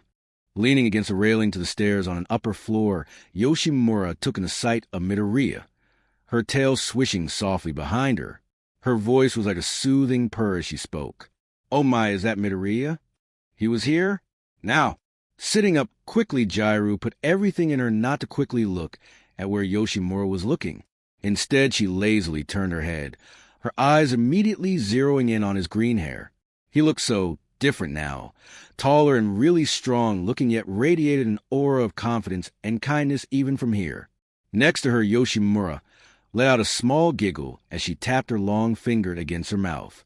I know, right? Bouncing up next to her, Sango took in sight of him as well, her short, bright blue hair constantly moving like it was in the wind. She watched him for a few minutes before letting out a sigh, flopping down next to Jairu to place her head in her lap. Waving her arms around, she puffed out her cheeks. I tried to flirt with him a few days ago, and all he said was, sorry I don't spend time with bullies, but he didn't look like that before. It's not fair. It sounds like she got off easy, all things considered. Letting out a whistle, Chica placed 2 hands on her hips. Huh. Who knew the little guy had it in him? She knew. Leaning and she lightly elbowing Jairu's side. Kyo, girl. You used to be his friend before hanging out with us. Be a gal pal and put a good word in. I'm sure he misses you. Looking over Midoriya's disappearing frame, she felt a wave of sadness come over her before shaking her head. Getting up from her spot, she started to head farther into the campus, her arms raising to rub at her neck. Sorry, girls. I'm pretty sure I'm in the same boat as the rest of you. The sounds of disappointed boos from her girlfriends could be heard behind her as they followed after, unable to see the depressed look in Jairu's eyes. Finally catching up to Kendo, she smiled up at him for a second before looking back at one of the many UA maps that looked to be spread out about the campus grounds. Her eyes flickered across the screen before frowning. Looks like they're separating us based on school. Raising a finger, she poked at where she was supposed to go before pointing to his school's meetup location. Our meetup points are on opposite sides of the auditorium. Guess they plan on filing us in from different sides of the building to avoid overcrowding. Looking up at the map, he frowned slightly before nodding. Made sense. He was hoping to spend a little more time with Kendo, especially since she was helping to keep his anxiety in check. But splitting up looked to be unavoidable. Looking back down at her, he was a little surprised to see that she was looking up at him like she could read his mind.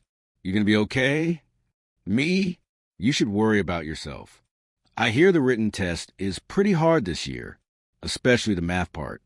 He smirked as she went rig for a second before letting out a huff. Shut up. I'm great at math. Looking away, she started to head off towards her group before turning to face him one last time. See you on the other side. Raising a hand, he gave her a small wave as he watched her orange hair disappear amongst the waves of other classes. Lowering it slowly, he sighed. Great. Turning to head where he was supposed to go, he tried to hide his shaking hands in his pockets. He hates to admit it, but stress was building way higher than he originally thought. He couldn't help but feel that people were staring at him wherever he went. Looking over his shoulder, a couple people that he walked past quickly looked away to avoid eye contact. Did he look that out of place? So lost in his own thoughts, Izuku wasn't looking where he was walking straight into another potential classmate, both of them stumbling for a second before righting themselves. Izuku was so used to looking down, he was surprised to find someone just as tall as he was. Staring back at him, surprised through a pair of glasses, was a young adult about his age. He was broad, cleanly cut blue hair parted to reveal strong-looking blue eyes. Oh, my bad. Are you okay? The blue-haired man stared at him for a second before raising a hand to cough into it. Yes, I am all right. My apologies.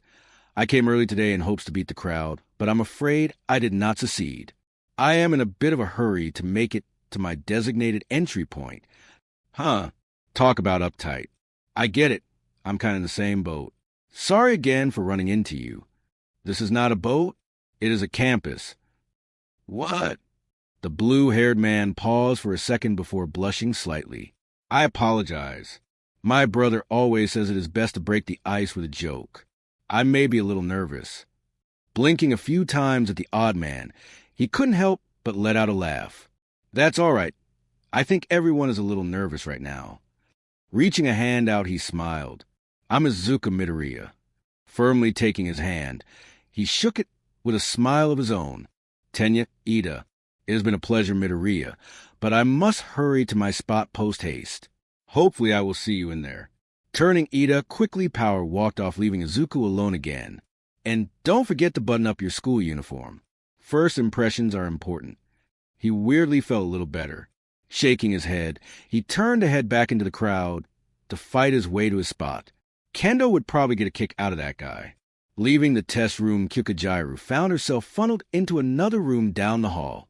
Signing a stack of papers and forms, she was handed a piece of paper and then ushered into a seat with the rest of her school. The second auditorium was just as massive, seats lining along the room in the hundreds. Walking past a few people she saw around school, she stopped at her designated seat before turning to stare at the person sitting next to her. Oh my God, are you fucking kidding me? It had been a long time since she'd seen him. The last time was through squinting blurry tears in the rain. Looking back at her with a smile, He looked surprised for a second before smiling again. The smile looked different than she was used to, more strained. Something twisted in her gut. Despite all of her avoidance and all of her efforts, Izuku Midoriya stared back at her with his bright green eyes yet again. They stared at each other for a long moment. She so desperately wanted to say anything to him, but instead her mouth refused to move. What do you even say? Sorry I abandoned you. I'm a terrible person? Hey, good to see you again. How's back after I stabbed it? Man, you're kind of hot now? She could pretend like it never happened. Like the 2 years of them not speaking was for no reason, but she knew that wouldn't work. She could beg on her hands and knees for forgiveness in front of all of these people. No, she was too big of a coward to do that. Before she could think about what to say, Midoriya spoke first, giving her that same smile and a nod before looking back to the stage. Hello, Jairu, good to see you. This entire time she was so worried about seeing him again, about how he would yell at her and scream about how horrible a person she was. But what just happened was somehow worse than him yelling. This entire time she was so worried about how badly he would act if he ever saw her again. She never once considered what she would do if he didn't yell or scream at all. If instead, he just met her with cold indifference. The written part of the test wasn't too bad, honestly. He was feeling anxious before the test, and he had hit some snags here or there, but overall the questions weren't terrible. He had been good at math his entire life, and science was a memory thing more than anything. Izuku was so excited to see that ectoplasm was holding the test this year. He was half tempted to ask for an autograph, but he decided against it. The bus he and a group of other students sat on rolled down the road. An uncomfortable silence hung over everyone's heads as they took the long drive to the testing site. President Mike said it would only take about 15 to 30 minutes, but the drive felt much longer than that. Rubbing a hand along his scarred hand, he felt his anxiety spike with every bump in the road. Slow, deep breaths. Think about the situation strategically, and don't dwell on the what-ifs. Fighting robots. Because of course their test was fighting robots. The test couldn't have been something more physically possible for him, huh? He was unsure how well he would even do against big chunks of metal. It's not like his quirk could help him to fight. And then there was a whole thing about a mysterious, secret robot that wasn't worth any points. Because he clearly didn't have enough to worry about. Pulling up to a stop, the buses, sliding doors opened.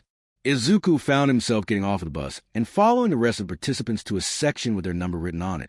A long white line painted in the dirt distance away from a massive door that he assumed was their entrance. Walking to the front, he towed the white line, his gaze flickering over the setup, over the big wall. He could see the tips of buildings that kind of reminded him of a construction site. From his research, most villain activity was within city lines. Dark alleyways and branching halls made it easy to sneak around from prying eyes. His best guess was this was their way of replicating that. Getting down into a wide fighting stance, he punched forward, his uniform swish with rippling sound, his left arm going his hip before punching forward again. Swinging his opposite arm forward, the sleeve to his arm shifted with a crack. Each punch was an attempt to knock his anxieties away. It was something he learned at the Kendo's dojo. Doing katas helped him resurface himself, be more calm under high stress. Taking a deep breath, he closed his eyes before standing up straight again, his fist cocked and held at his sides. Opening his right hand, he stared down at it, the rough calluses and net of twisting scars staring back at him. How was he supposed to tear apart robots with his bare hands? Frowning, he felt the anxiety start to come back in full force. This was crazy. Deep down he knew he couldn't do this. Maybe he could sneak away and just lie saying he got lost or something along the way. The flash of a memory came to him. Kendo was younger, her face bruised and her clothes dirty. Smiling big at him, he saw that blood flowed down from an open wound on her cheek. With shaking knees, she stood up, raising her bleeding hand out to him, curled into a fist.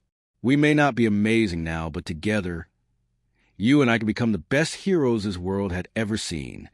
Reaching a clenched fist forward, he thrust it forward like he was fist bumping a memory. Opening his eyes flashed a bright green, a spark of green fire flashing from his mouth for a mere second. No, he wasn't going to just give up. What was he doing? He was a Midoriya, damn it. There are two things Midoriyas are known for in this world, and that is crying way too much and never giving up.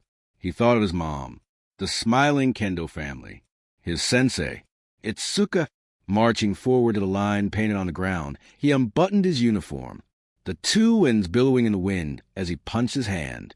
Not only is his mom cheering him on, but he made a promise to kendo. He had something to fight for. Time to prove everyone wrong. Present Mick's voice could be heard deafening the tense silence. And begin! Everyone looked amongst each other confused, heads shooting up and looking around before looking up at the sky. Izuku blinked a few times before turning around to stare up at the announcement tower a bit away. Wait, what? That was very weirdly timed. Why is everyone just standing around staring at the sky like a bunch of turkeys? Present Mike shouted back down at them. That means go. You don't get countdowns in real life. Go, go, go. Whipping his head around to the big doors, he was surprised to find that the door was already opened. A handful of other students already running through the gate in a frenzied blitz. People ran past him in an attempt to join the moving crowd. Taking one final deep breath, Izuku got down into a runner stance, muttered something under his breath, and bolted into the growing chaos. Izuku may not have a powerful, flashy quirk like the rest of the people taking the test, but he learned fairly quickly that he had something the others didn't. He was physically fit. After he was left behind by the rest of the class, he was a little worried that he would not be able to catch up to them, but was surprised to find that passing them was pretty easy. Being one of the last people, it made it easier to avoid being corralled into crowd, all rushing the big doors at once. Zipping past a bunch of other contestants, he noticed that a good chunk of them were already out of breath. Like most of them were not used to running at all. Running past a flying laser, he noticed a one-pointer off by the side. Running full speed at the smaller robot, he flung all his weight into it, toppling it over onto its side before climbing onto it and slamming his elbow into its face. Watching the neck snap upward, it twitched a little before it stopped moving. Not dwelling on the excitement that he got a point, he rolled off of the robot before diving back into fray. Ducking under a rocket, he dived down a branching alleyway out of the way of the big fight going on in the middle of the street, instead deciding to go pick off stragglers. He may be stronger than some of them, but even he couldn't outperform a student that can make sound waves or shoot lasers in terms of power. The sounds of battle echoed around him as he ran, explosions going off left and right off in the distance. Every loud explosion was putting him on edge, his body jerking after every big bang. Guess I have some leftover trauma with the whole Bakugo thing, huh? Shaking it off as best as he could, he pushed his advance through the alleyway, spotting a second one-pointer running down a hallway. It didn't look like it saw him. Jumping onto the back of it, he wrapped a forearm around its neck, wrenching it to the side before pulling it to the ground. The single wheel spun in place in a desperate attempt to free itself, but to no prevail. Crashing his fist into it over and over, he didn't stop hitting it until it stopped moving. Letting the limp body go, he panted, running a hand along his sweaty face. That was only 2 points, and he was already a little out of breath. This may be a problem. Rolling backwards against the blow, his back hit the wall, his hand clutching his chest. What the hell? That really hurt. Who the hell programmed these things to be so ruthless? Not finding a chance of breath, he ducked under a second strike from its massive tail. Raising his fist, it collided with cold, harsh metal, his teeth gritting from the punch. Reeling back, he hit again, the metal bending under his fist this time before caving in, the massive frame of the two-pointer collapsing into a pile of scraps before him. Panting, he looked down at his bleeding knuckles. That was only the 15th robot. He could take on the one-pointers fairly easily, but the two-pointers and three-pointers were a completely different story. The difference in size between the three types were crazy. Three-pointers were basically tanks. He could hear numbers being shouted all around him, and they were way bigger than that. This wasn't working. He didn't seem to have time to process that information before another, much bigger three-pointer came out an alleyway barreling at him like a bat out of hell. He was unable to avoid the screeching metal death trap, feeling it clipping against his shoulder before being flinged back against another wall, knocking a trash can over in the process. Sitting up slowly, he winced at a sharp pain in his shoulder. Looking up, he saw the three-pointer start to back up slowly, turning to face him again. Oh, common. Grabbing at the trash can, Izuku desperately flung it at the machine, covering its three eyes for a second. Turning, he started to run, bolting as fast as he could toward an incoming wall. The sound of metal screeching behind him told him it was getting close again. He could practically feel the tips of metal of the grill poking at his back. Sweat ran down his face as he ran. Leaping at the wall, he took a few steps up it before diving back over the massive tank like a monster. Landing back onto his feet, he wobbled slightly, falling to one knee, watching as it ran face first into the wall, the brick wall cracking under the force. Not giving it a chance to back up, he ran up the back of it, climbing down to its face. Raising a fist, he slammed it against one of the three red eyes on the massive machine, the glass of the eye cracking under each blow. After the fourth hit, the glass shattered, the red eyes going dim before collapsing on the ground. Letting out a harsh cough, Izuku Midoriya slowly crawled off of the robot, rolling his shoulder before wincing. That little stunt really messed up his shoulder. Great. Leaning against the wall for support, he walked down the alleyway. Following the sounds of destruction, he wandered back into the street, his hand holding his injured shoulder. Standing in the entrance of the alleyway, he could see a bunch of other examines destroying robots like they were nothing. A massive hairy beast tore through one-pointers with his bare hands. Grabbing one by the waist, he lifted it into the air before taking hold of its head and wrenching it from its body with a loud roar. Running past him, he watched Ida from early spin and slice a robot in half with his engine-like legs, not even bothering to look behind him as he ran on. A blonde-haired man shot lasers out of the belt on his waist, ripping through a two-pointer like it was nothing. God, he was an idiot for thinking he could pull this off, wasn't he? Of course, the most sought-after school in the country was going to weed out the weak ones. All of those years of training. And it still didn't match the power of a quirk. Watching a pink girl throw acid at a three-pointer's eyes blinding it, he wondered what it felt like to be born with such a power. Being able to blow away a robot with a laser, or be able to run fast and kick a robot in half. Watching some of the other contestants destroy robots like they were no big deal, all he could really do was let out a harsh, self-deprecating laugh. I wonder what Kendo would say right now if she saw how pathetic I looked. B.O.M. The ground shook beneath him, his legs shaking in a vain attempt to stay up before falling to his knees.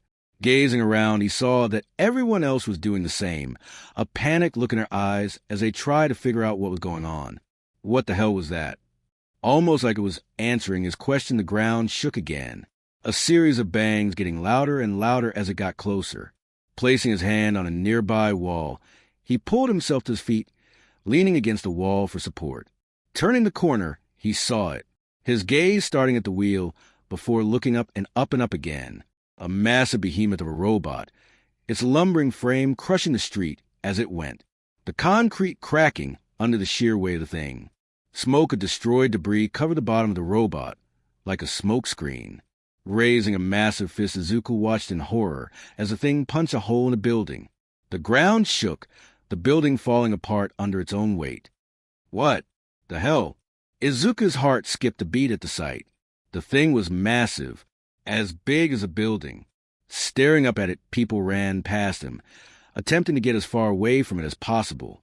Others seemed to dive down alleyways in a frantic move for more points. What the hell was he doing? This was insane. There's no way that he could do anything against something like that. Watching it in awed terror, it turned a corner before destroying a second building. Driving through the remains of the building, as if it were just a speed bump, it started to head down a street, not even seeming to care about the ant-sized people taking the test. This thing was going to kill someone. Fear ran down his body, a feeling of fight or flight coursing through his veins. Flight won. That is until he saw her. Turning to run from the monstrous machine, a hint of brown caught his eye. A brunette woman face down on the street with a massive slab of rock on top of her. She didn't even make a sound, her body limp and unmoving amongst the chaos of the battlefield. She just laid there unconscious, a small pool of red forming around her head. He froze, his eyes unable to leave her unmoving body. Time could have stopped or slowed around him for a solid minute, and he would not have noticed. Shouts and screams erupted around him, yet he did not move, all of the sound drowning out, and only leaving the noise of the beating of his own heart. The machine was heading in her direction. Maybe it didn't see her, or maybe it just didn't care. His heart continued to race at the sight, his good arm clenching. He only really noticed he was walking towards it when a person's shoulder checked him running past. What the hell was he doing? There was a reason he wanted to be a hero. Making a mad dash into the fray, he stumbled into the smoke. Sliding to a halt at the unconscious girl, he bent down, gripping under the large slab of rock. Closing his eyes, his muscles tensed under the strain, his bad shoulder flaring up from the exertion. Letting it go, he groaned, his hand rubbing at her bad shoulder. Shit, again. Trying to lift it a second time seemed to do just as little. He was too hurt right now. Not strong enough. If he still had his good shoulder, he might be able to move this on his own. Turning to look around, he frantically looked for someone to help. His green eyes stopping at a familiar blue-haired man with glasses.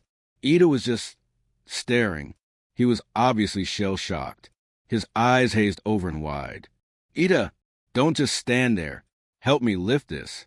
Izuku screamed at him, panic in his voice. That seemed to snap him out of it.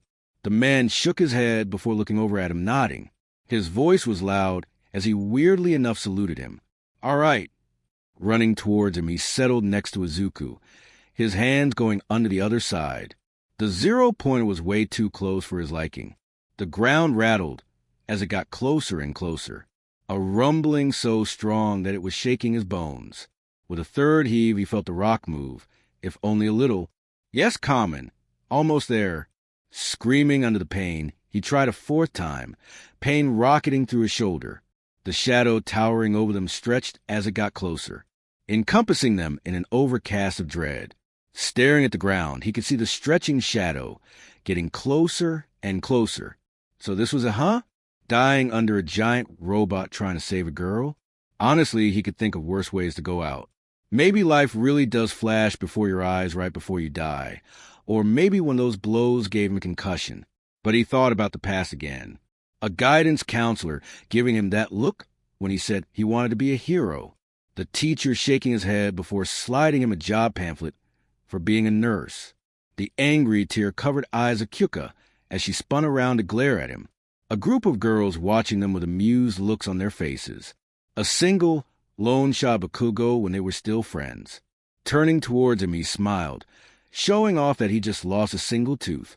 Eyes shooting open, he channeled all of that anger, all of that pain, and he screamed, his knees buckling as he strained to lift it, tears prickling at his eyes. If this really was the end, he was going to go out the same way he came in, kicking and screaming. God damn it! The rock moved, shifting and lifting under his grasp just to fall back down again. He really thought that was the end for him, dying surrounded by strangers trying to do something everyone told him he couldn't. Well, if he did go out, he's kind of glad he went out trying. Closing his eyes, he accepted his fate. The sound of footsteps running not away, but towards them. Snap his eyes open, he turned just in time to watch a red spiky-haired man run past. Red lightning covered his body as he knelt down and leapt into the air, soaring past him at an insane speed. His green hair shook with the force of his leap, wind parting around them. Reeling a fist back, the mysterious man destroyed the 0-pointer with a single punch, the head of the robot coming clean off, pieces of it shooting off of its body. Chunks of robot fell around them as the 0-pointer toppled backwards with an earth-shaking bang. The red-haired man falling from the sky and collapsing in the horizon. Oh God, he hoped he was okay. Over the intercoms, a buzzer went off, the few remaining robots immediately stopping in place before shutting down. Guess that's it for the test. Turning in time, he watched a third guy with crazy purple hair run up. His tired eyes stared at him before leaning down and wordlessly helping them lift. With a third person, they were finally able to get the rock off of her, sliding her out into the open. Izuku immediately checked her palm for a pulse, relieved to find that she still had one. It was there, just really faint. Channeling the medic classes he took a year ago, he checked her over. It looks like she for the most part has a messed up ankle, hip, and the back of her head is split open. Is she dead? Grumbled the purple man, his eyes looking her over. Bite your tongue. There is no way such a prestigious school, such as UA, will allow someone to die on their grounds. We need to get her to a hospital tent. I saw them on the way in. They should surely help us. Bellowed Tenya Ida, turning to shout at the tired man only for the tired man to stare back at him, unblinking. I don't know. We did sign waivers on the way in. Tuning their argument out, he sighed, the faded sound of their voices bickering behind him. Looking down at his hand, he closed his eyes. Focusing on the warmth coursing through his body, he focused it down to his closed hand, imagining the flame. Opening his hand with a pop, a jade flame sparking across it before covering his hand. Not turning around, he reached his hand forward as he spoke, the other two staring at him with wide-eyed stares. There's no need, I've got it. Running his burning hand over her ankle, he took a deep breath. Focusing on the static coursing through her, he took hold of it and pulled it towards him, absorbing it into himself. Sliding his hand farther up, his flaming fingers danced along her hip, caressing it for a second to do the same thing before moving up again. Sitting her up slowly, he leaned in close, his head pressing against hers as his hand went over the injury at the back of her head. One deep breath in, he pulled a hand away, revealing the injury completely healed. Speaking the words like a mantra, he whispered it to her. It's going to be okay, because I am here. It's safe to say that Ochako Uraraka was not having a good day. Leaving her folks over a month ago to move to the big city was probably one of the hardest things she had ever done. There was a lot of crying during their goodbyes, but they told her repeatedly how proud of her they were. It hurt, it was painful, but she knew it was for the best. The sooner she becomes an amazing hero, the sooner she could go home and save her family from back-breaking labor after all. Heading into town, she was thinking about all the things she was going to shower her family with when she came across her first road bump on her journey. The place her parents rented out for her was not the best. Sure, it was close to UA, and sure, it also had a kind of comfy bed, but it was so small. No kitchen in sight, and a small closet for a bathroom. The bathroom didn't even have a light. She's never been super picky about what her parents could afford, but even she was a little put off from the whole thing. But that's fine, right? Just gives her more of a reason to succeed. All she had to do was get into the hero course, and she would be able to live on campus rent-free. Then came the second road bump. She had no idea so many people were shooting for UA. Staring at the massive crowd of people made her stomach twist and jump around like a dog doing tricks. She had never seen so many people in her life. Was half of Japan trying to get into UA's hero course? Channeling all of her courage she could muster, she pushed onto the campus grounds and joined the wave of hero hopefuls. She put all of her late-night studying to good use, challenging every test with all the attitude and spunk of a country girl. All that was left was the physical test. Beat up a bunch of robots, go home, and eat celebratory mochi. Easy, right? Then here comes big road bump number 3. And she does mean big. A massive robot the size of which she has never seen. It's no wonder President Mike said to leave it alone. But sadly, with giant robots, there also came giant chunks of rock. The last thing Uraraka saw was a giant robot punching a building, and then darkness. Was that it then? One mistake, and she ended up dead? That hardly seemed fair, but she supposes life was never fair for her. From the darkness, she saw a flickering flame, a green light in the distance, a small drop of warmth in a very cold world. She felt a wave of pain against the back of her head, a throbbing kind of hurt that made her toes want to curl, and then nothing. A numbing sensation that slowly gave way to a light that seemed to get brighter and brighter. The last thing she heard was a gentle voice that put her at peace. It's going to be okay, because I am here. Eyes flickering open, her hazy mind immediately thought of one thing. Everything was blurry, like looking through a grainy filter. Blinking a few times, her vision started to come back to her, colors shifting and moving around her before it started to focus. Blinking a few times, the first thing she truly saw was a young man. He was about her age, with bushy green hair up top, an undercut hiding beneath. Bright, beautiful green eyes stared back at her, shifting jade green like an emerald she saw once. The sun was shining against the back of his head, giving him an otherworldly golden glow. She also thought she saw acute freckles on his face, but it was hard to tell right now. Did she die? Coughing a few times, she attempted to speak, her mouth opening to weakly ask, "Are you an angel?" The angel stared at her confused for a second before letting out a soft laugh. His laugh was so nice, she couldn't help but let out a weak giggle as well. Shaking his head, his green hair swayed, bobbing with the motion. Setting her back down on the ground, he smiled gentle down at her. With the small amount of energy left in her body, she turned her head to see the buildings of the test exam in the background. More information slowly coming into focus in her tired, haze-filled brain. She really wasn't dead? She somehow survived a giant rock? Looking back at the smiling man, he was currently checking her for more injuries, lifting her arm to look at it before scanning the rest of her body. Heat ran up her face as he checked her out before he pulled away. If she truly wasn't dead, she wanted to know his name. Opening her mouth to ask another question, he cut her off. No, sorry, you're not dead just yet. Just be careful when first standing up. You're going to be out of it for a bit. Walking is going to feel weird. Getting back up to his feet, he turned to two other people to talk to them. Their faces were blurry and hard to make out from where she was laying. She should be okay now, but can you watch her for me? I'm going to make sure no one else is seriously hurt. An unknown voice responded. It was loud, making her squint. Of course. We will make sure she gets properly checked out. Nodding at them, her angel stood back up and started to walk away. No, wait. Please come back. Tell me your name.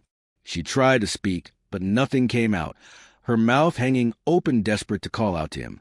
Wait, come back. Do you like matcha? We can go get matcha. Her treat. His green curly hair stood out amongst most people as he walked out of sight. Whoever he was, she hoped he got in so she could thank him properly.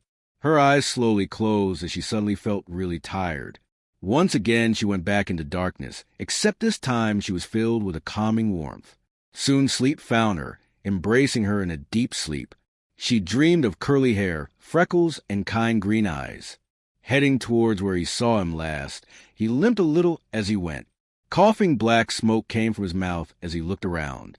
It didn't help that the pain of the girl's ankle and hip was added onto his messed-up shoulder. He's surprised he could even walk around right now. Come on, where did you go, mystery man? Looking over the wreckage of the destroyed robot, he found him. The red-haired man was laying on his back, slowly sitting up to rub at his hand. Oh, good. He was okay. Waddling over to him, he called out, hoping not to spook him. Hey, you okay over there? Standing up, the mysterious man looked over to him and smiled to reveal rows of sharp, jagged teeth. Waving his hand, he spoke. Hey, dude, yeah, I'm okay. Sure enough, the guy looked basically okay. His hand was covered in a type of armor that was broken and flaking off, but injury-wise, he looked okay. From the looks of it, he looks like he might have sprained his hand. Interesting. So he could cover himself in armor and then destroy it for explosive power? That sounds really useful. He could jump between the two depending on the situation. Shaking his head to stop himself going on a tangent, he smiled. That's good. You saved us back there, and I don't know what I would have done if you weren't okay. Yeah, man. I saw that manly display back there, and I just had to help. You were super cool, dude. Blinking a few times, he tilted his head a little. Manly? Dude? Oh my God, he's a himbo. Smiling, he reached his good hand out to him. Izuku Midoriya. The red-haired man smiled wide with rows of shark-like teeth before taking his hand and shaking it. Ijiro Kirishima. Chuckling, he returned the smile. Glad it was all over. A pulse of pain went through him, making him groan. No, never mind. It's not all over. He was already in so much pain. On top of that, he also took that woman's pain as well, and it was all coming back to him in waves. Swaying a little, he fell back onto the ground, staring up at the sky. Exhaustion quickly came over him. His eyes were already starting to close. Through his blurry vision, he could see Kirishima screaming questions at him, shaking him with his hands. That's not what you do to someone who just collapsed. He was going about this all wrong, but he was clearly worried for him. He seemed like a nice guy, even though his power seemed bullshit. The sound of multiple battles went off around her. Ducking under the swing of a one-pointer, she enlarged her hand, wrapping her fingers around the robot's head and squeezed. Pieces of metal and sparks shot off in different directions from her closed hand. Dropping the limp robot to the ground, she spun around, raising her fist before punching another, one clean in half. Shrinking her hand, she shook it a few times before jumping back into the fray. Itsuka Kendo was feeling pretty frustrated right now. You would think it was about the chaos of destroying robots, yet that was the farthest thing from her mind. In actuality, beating things up was almost relaxing to her, like a sound that you hear that sounds just right. No. Instead of one thing, it was a lot of things that had been left to build up over the course of almost 2 years, all of them about a certain green-haired boy. Grabbing hold of a two-pointer by its tail with two enlarged hands, she swung around before slamming the machine into a wall, the thing twitching a little, making her slam it into the wall again just in case. Staring at the unmoving machine, she frowned and thought. Something happened around a year ago. She knew that at least. Something that really messed with her favorite boy. Something traumatic enough that it forced him back into his shell and made him want to put walls around himself, separating him from anyone close to him. Ever since that day, Izuku Midoriya had changed. He never showed his emotions anymore, instead choosing to bottle them up, usually deflecting with a fake smile or some stupid joke. She noticed that he had stopped writing in notebooks and stopped nerding out about heroes or quirks to her. Hell, the last time she was in his room, she noticed a surprising lack of All Might merch. I know I used to tease him about it, calling it his shrine, but that doesn't mean he should have gotten rid of it. She liked when he liked things. All of that was a bummer, sure, especially since he refused to talk to her about it. Every time she tried to bring it up, he would just act confused and claim nothing happened. But the thing that really pissed her off is that no one else did anything. After Midoriya put on his calm, cool guy persona, he made more friends. People were nicer to him. Hell, even his own mother was happy that her little boy had gotten so strong and confident. It's like no one even noticed, or no one cares. Shaking her head to thought, she turned running down an alleyway, branching off to a separate street for more robots to smash. There was even a point where she was starting to feel like she was crazy being the only one who sees it. Maybe people just change. God knows she's changed over the years. But then she would catch a glimpse behind the mask. It would be in his eyes when he was staring a little too long at a fascinating quirk, or in his lingering stares at something All Might related. The small moments where she would say something or be doing something, and he would give her a genuine smile. Small glances at actual happiness hidden behind a smiley face mask. She's learned to cherish those small moments whenever she got them.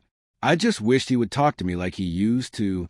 Jumping out of the alleyway into a separate street, she raised two big hands and clapping them together in between two one-pointers, easily crushing them together. Turning around, she watched a spiky man made out of metal punch a hole through a robot, raise his arms to deflect an incoming missile. Skidding back a little, the man panted, unaware of a two-pointer coming up from the side, before being knocked him to the ground. Running up the back of the big metal scorpion, she wrapped her arms around the tail, moving it from side to side before yanking it upward. Metal screeched under the strain, splatters of oil shooting out of the open wound and peppering her outfit in the black thick substance. Raising a big fist, she brought it down on the machine's head, flattening it into nothing but scraps. Man, destroying robots was a pretty good stress relief, though. There was just something so satisfyingly with the sounds they made. Hoping off of the robot, she looked down at her oil-covered uniform before sighing. There's no way that's going to come out. Oh, well, once she gets into UA, she'll get a new uniform anyway. Turning toward the metal man, she walked over, slapping her shrinking hands together before leaning forward to reach a hand out. Hey, man, you okay? The metal man didn't respond at first, just stared up at her with wide silver eyes, a faint hint of red running along his cheeks. Waving her hand out to and fro, slowly she frowned. You okay, dude? You didn't hit your head or something, right? Super manly. Excuse me. He seemed to snap out of it, sitting up quickly before taking her hand to have her pull him back to his feet. Sorry, you just, surprised me. I had no idea there would be someone so cool here. Her cheeks suddenly felt very hot. Smiling back, she chuckled. Compliments will get you everywhere. Everywhere, huh? Giving her a flirty smile, he raised an eyebrow at her. Letting out a small giggle, she shook her head. Well, not everywhere. Laughing himself, the stranger gave her a confident smirk. So do you have a name, or should I just call you Badass Redhead Goddess? Her face felt even hotter, a blush creeping up along her neck. It's been a while since someone has shown any interest in her like this. It felt kind of nice. It's Sukakendo. Name's Tetsu. Turning, she watched him give a thumbs up before running off to fight more robots. Thanks for the help. Hope you get in kendo. Good luck. Watching the guy run off, she smirked, a hand going to her hip, staring at the spot where he ran off till she paused, blinking a few times. Wait, what did he say his name was? Explosions went off next to her as she brought an enlarged hand straight down the middle of a one-pointer, splitting the smaller machine in two with one quick motion.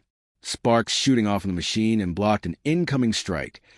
Cocking a fist to her side and scattering a second one-pointer with a single punch. That was what 30-something points. If she was honest, the whole test had started to feel like a blur after a while, just destroying anything that came her way. She had tried to keep the city destruction to a minimum just in case, but many of these robots did not seem to care. She kind of hopes that they weren't being graded on keeping the city intact. Because these streets are completely destroyed. Broken glass and pieces of city laid everywhere. Her quirk may not be as physically impressive as some of the other contestants, but she could keep up with them well enough. Squinting at another explosion, she turned to glare at the boy across the street from her. The main reason this street was so destroyed. The guy had spiky blonde hair and red, furious eyes. Watching him for a second, she watched him raise a hand, an explosion erupting from his palm and completely shredding a three-pointer like it was made out of paper. When she first saw the guy, he was standing in their area, glaring at anyone that even got close to him. He radiated a kind of primal rage that she had never seen in someone their age before, like he was going to fist fight the whole world if he needed to. He didn't talk to anyone. He didn't look at anyone, and he definitely didn't smile at anyone. It was weird. She could swear she had heard a description about this guy before, but she couldn't quite place it. He was almost familiar. After the test, the guy rocketed off somewhere, and she didn't see him for a while, until eventually turning a corner to see him scream as he tore through robots like a bat out of hell. They've been fighting next to each other ever since, and she has to admit, she's not a fan. The guy shows zero care for anyone or anything around him, instead deciding to destroy anything within his eyesight. Panting, the guy fell to one knee, a hand going to his chest as he let out a flurry of coughs. Labored rough breaths followed by more coughing. She couldn't help herself. Even an asshole like this guy needs some help sometimes. Big sis mode activated. Hey, you okay? Walking closer to the guy, she stuck her hand out to help him up. Wiping up to glare at her, he swatted her hand aside, a hand going to rub at his mouth. Don't fucking touch me, owie hands. What the hell did you just call me? You fucking heard me. Don't pretend to be deaf. Standing back up to his feet, he shot her an angry, hate-filled glare. If looks could kill, she would probably be lit on fire right now. Don't you dare look down on me, got it? Blinking a few times, she could feel her frown spread across her face. I was just offering you a hand. Well, don't. Walking close to the guy, stared into her eyes. Reaching a single finger forward, he poked her shoulder after every word spoke. Don't you ever fucking touch me. Got it? Teeth grinding, Kendo refused to back down. Her fist clenched into fist at her side as she stared down the spiky boy. She wanted so hard to hit him, but she knew that assaulting another contestant was probably a bad idea. Opening her mouth to say something, the ground shook. The sound of concrete and stone breaking could be heard as she watched a massive robot emerge from the ground. The massive behemoth turning a few times before stomping down farther into the city, leaving a swath of destruction in its wake. Suddenly, their little squabble didn't seem as important. Heart quickening, she started to sprint after the lumber machine, the sound of the blonde asshole shouting after her as she made a corner and disappeared from sight. Hey, don't just ignore me, bitch. Where the hell do you think you're? Body jerking, he started to let out a second round of coughs, his knees shaking as he fell back to the ground. Raising the front of his shirt to his mouth, he closed his eyes, the faint hint of tears tracing them before turning to where the girl ran off to and letting out a growl. Diving over a chunk of fallen rubble, she followed after the robot a few blocks away. Scanning over the destruction, she made sure to check over any fallen rubble just to make sure that no one was crushed. What the hell was UA thinking using such a tool during the entrance exam of all places? The thing was a screaming metal death trap, just waiting to happen. Turning a corner, she watched the thing punch a hole through a building. A wave of unease went over her at the sight. There was no way she could fight a thing even if she tried. You'd have to be crazy to try and fight that. Looking over the destruction, she zeroed in on a group of other contestants across the way. Running over to them, she made sure to look them over in case any of them were in serious condition. Some of them looked to have some minor injuries, but they looked overall okay. It didn't hurt to ask, though, "Is everyone okay?" I saw the zero-pointer come this way. Everyone turned to stare at her with wide, shell-shocked eyes. No one saying anything for a moment. Pushing through the crowd, a girl with purple hair emerged. Immediately, Kendo zeroed in on the jacks hanging from her earlobes. Oh, interesting. She wondered how those worked. Shaking her head, she couldn't help but blush slightly. She might be spending too much time with Midoriya. The woman gestured behind them with her thumb before speaking. "Everyone here seems okay, but I can hear a heartbeat under some rubble over here. It's faint, but they seem to be okay. I'm not strong enough to move it, though." Nodding, Kendo frowned. "Got it. Show me where and I can help move debris." Following the earphones girl along a broken path, she led her to a large chunk of fallen rubble. Splintered concrete split into multiple directions like a twisted flower made of rock and cement. Pointing towards it, the girl frowned. "They're in there. I think they ended up trapped between pieces of a collapsing building." Walking forward towards it, Kendo frowned, her hand raising to slide along the rock wall before knocking it lightly. "Hey! Is anyone in there?" A pause. A small moment of silence that dragged on longer than Kendo would have liked before she heard a cough. A faint voice coming from inside. "Yeah, I'm okay. My leg is pinned, but I think I'm okay."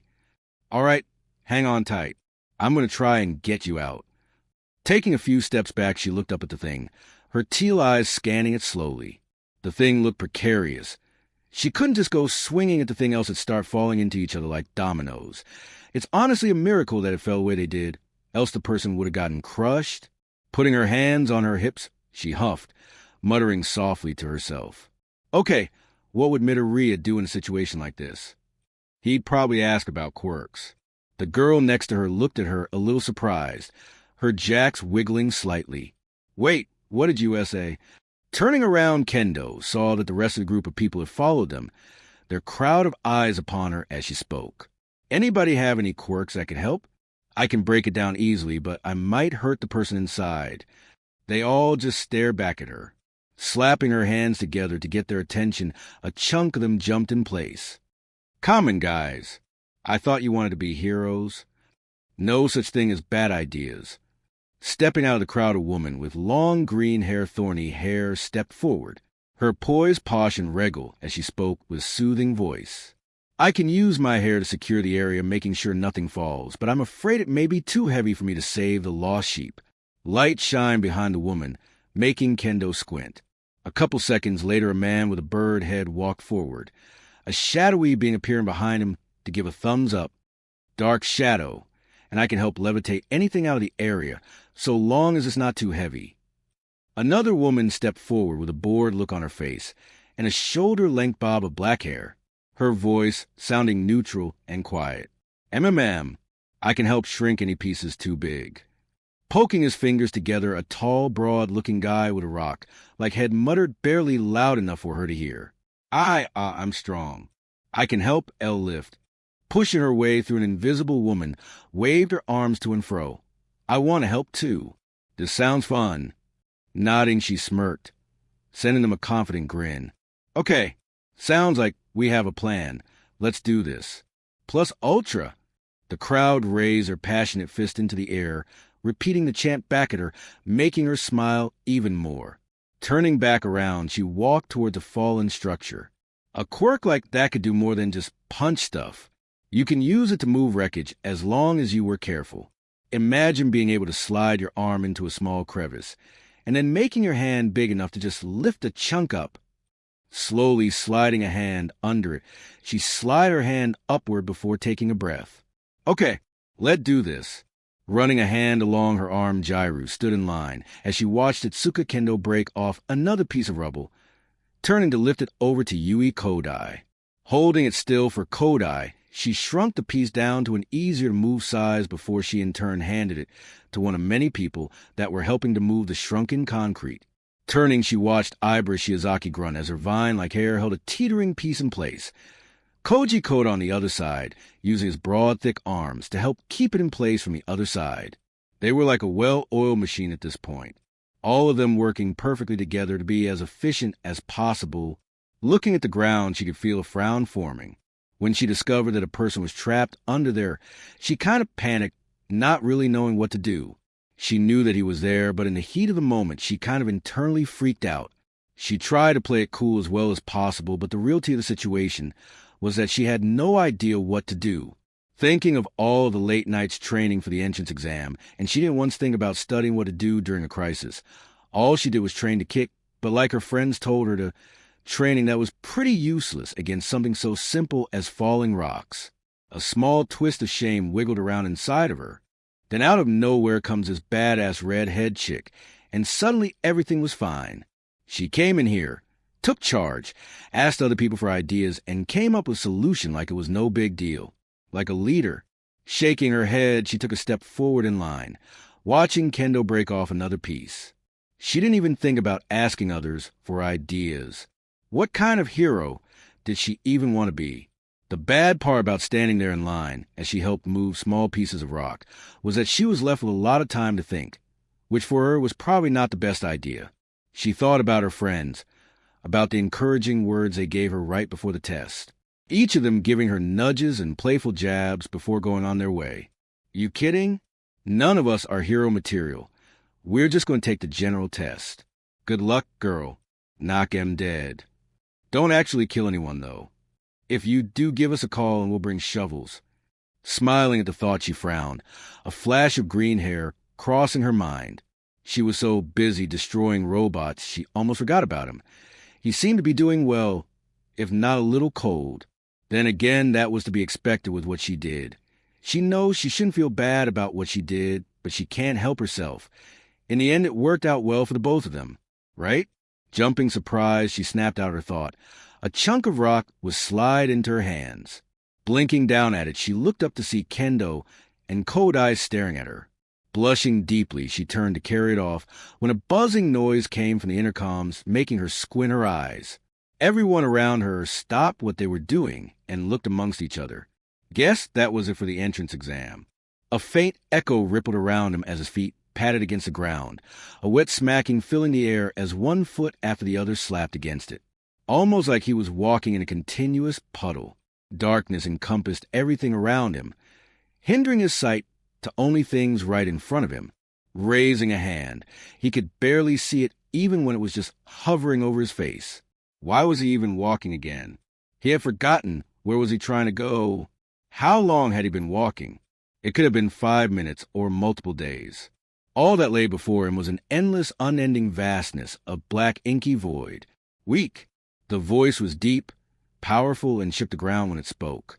It was familiar, like listening to a voice recording of himself speaking, only deeper and more distorted by time. He should be scared, yet for some reason he was not. A weird feeling of nostalgia coming over him as it spoke. Looking around the darkness, his green eyes flickered around until stopping. A single burning green ember in a world of darkness. Walking towards it slowly, it hovered in place, a small mote of green light stuck in a perpetual dance. The voice rumbled again, only louder this time, as he got closer. Too weak. How are you to protect that which you care about like this? Gulping, he frowned, his lips dry and his throat parched. He felt like he had been walking for years with no water. Opening his mouth, the words surged forward through a strangled gasp. I tried. I wasn't good enough. All these years of training, and I'm still not equal to other quirks. Raising a hand, he rubbed at his arm, finding it hard to stare into the single flame, almost ashamed of himself. Why must I try so hard when it comes so easy for others? It's not fair. The ember did not answer him. It floated there in a small rhythmic dance. For a split second, he started to question if he was imagining things and simply talking to no one. But then it responded. Strength comes in all forms. There is no one way to achieve your goals. There are many. But what good is strength if you know not what for? Where does your strength truly come from? Opening his mouth to answer, he paused, not really knowing what to say. You must first find the answer. Find the truth with your own hands and take your destiny as your own. Wake up and rise. Sitting up quickly, Izuku panted, sweat dripping down his face as he clung to air like a man drowning. Every breath was hard, a desperate need for more after every gasp. He could feel his own heart beating in his chest through his arms. Raising a hand to his chest, he winced, a sharp pain running up his arm. The pain was almost like a reminder, reminding him how much everything hurt. A splitting pain coursing to the back of his head and seeping through every pore. The smell of antiseptic hit his nose, making him cringe. He always hated the hospital. Blinking through blurry eyes, he tried to figure out where he was, but before he could even focus his eyes on something, the cracking sound of cane smacked against his head, knocking him back onto the bed. Squirming on the bed, he heard her voice before he actually saw her, the most ornery old voice that he had ever heard. And he has had conversations with Master Dai. Stop moving around. How am I supposed to check on you wiggling around like that? Rubbing at his head, he found himself frowning, sitting up to glare at the source of the voice. Maybe don't hit me and I won't wiggle around so much. A second smack made him fall back against the bed again. Maybe don't wiggle around and I won't hit you. Rubbing his head, he sighed, staring up at the ceiling, the tan and white walls staring back at him. He's seen those walls before. He's not in a hospital. He's still in UA. Turning on the bed slowly not to evoke the person's ire again, he tilted his head to stare at the source of the voice. Dressed in an old lab coat was a short, older woman. Gray hair was tied up and styled into a netted bun, a hairpin style like a needle poking out of it. He stared at none other than recovering girl. Izuku had heard many stories about the woman. She was the backbone of the entrance exam, and probably the only reason they could get away with everything they do at UA. A surly old woman that was known for two things, having a wonderful healing quirk and for having no bedside manner at all. An infamous hero both renowned for her deeds, but feared on how she does them. Coughing into his hand, his voice was raw when he spoke. How long have I been out? When he turned back to look at her, she was busy writing something down on a clipboard, not even looking at him. About 4 hours. I tried to heal you earlier, but you were so tired my quirk would have done more harm than good. Wait, what? Reaching into his pocket, he pulled out his phone, staring at multiple unread messages. Most of them were from Kendo. Sighing, he collapsed back into the bed. Just great. He made her worry again. The ceiling fan slowly spun around in circles. It says here that your quirk allows you to heal people by taking their pain. Why in the world would you use it on a girl that was as injured as she was? We have medics on standby for a reason. Recovery girl huffed angrily at him as she looked over her tools. Her back turned to him as she ranted. The next thing she said was a half mutter, mostly to herself. Young people these days with their idolization for self-sacrifice. Her words made him frown more up at the ceiling. Why did he do that? He probably threw his chance at UA away by being stupid. Running a hand through his green hair, he let out a long sigh. I don't know. I guess I just thought, if I can't save a single girl, what's the point of all of this? Recovery girl's motion stopped, her hand hovering over the clipboard. The pen stopped writing mid-sentence. Letting out a small, thoughtful hum, her voice sounded more gentle this time. Well then, that's an interesting answer, Mr. Midoriya. Let's get you checked out, and then you could go home. Standing in a circle were a handful of many well-known heroes, all famous in their own right.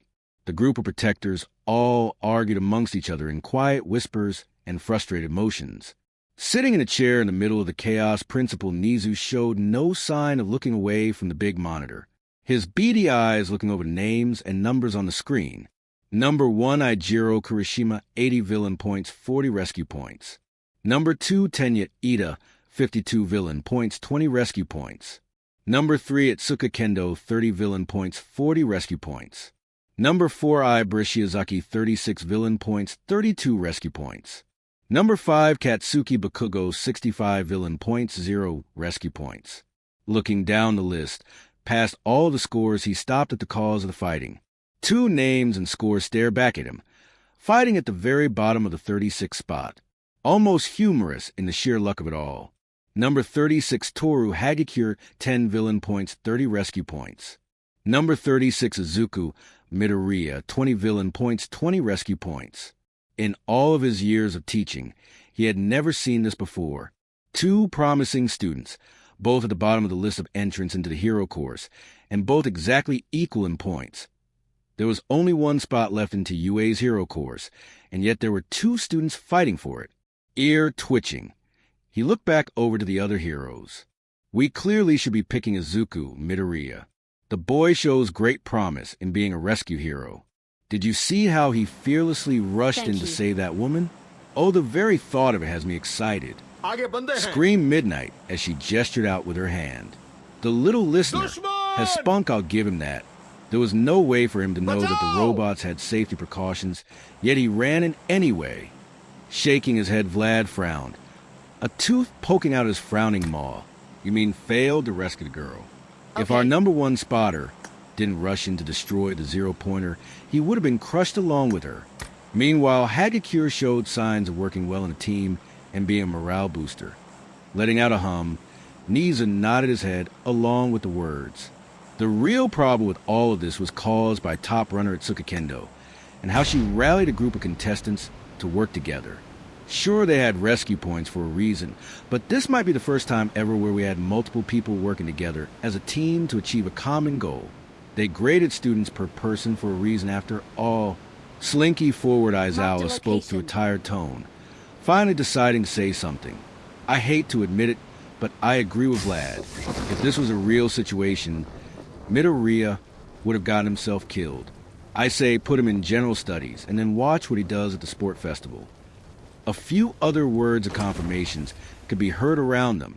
Turning his head, he watched the newest member of their staff stare at the scoreboard, a frown on his pointed face.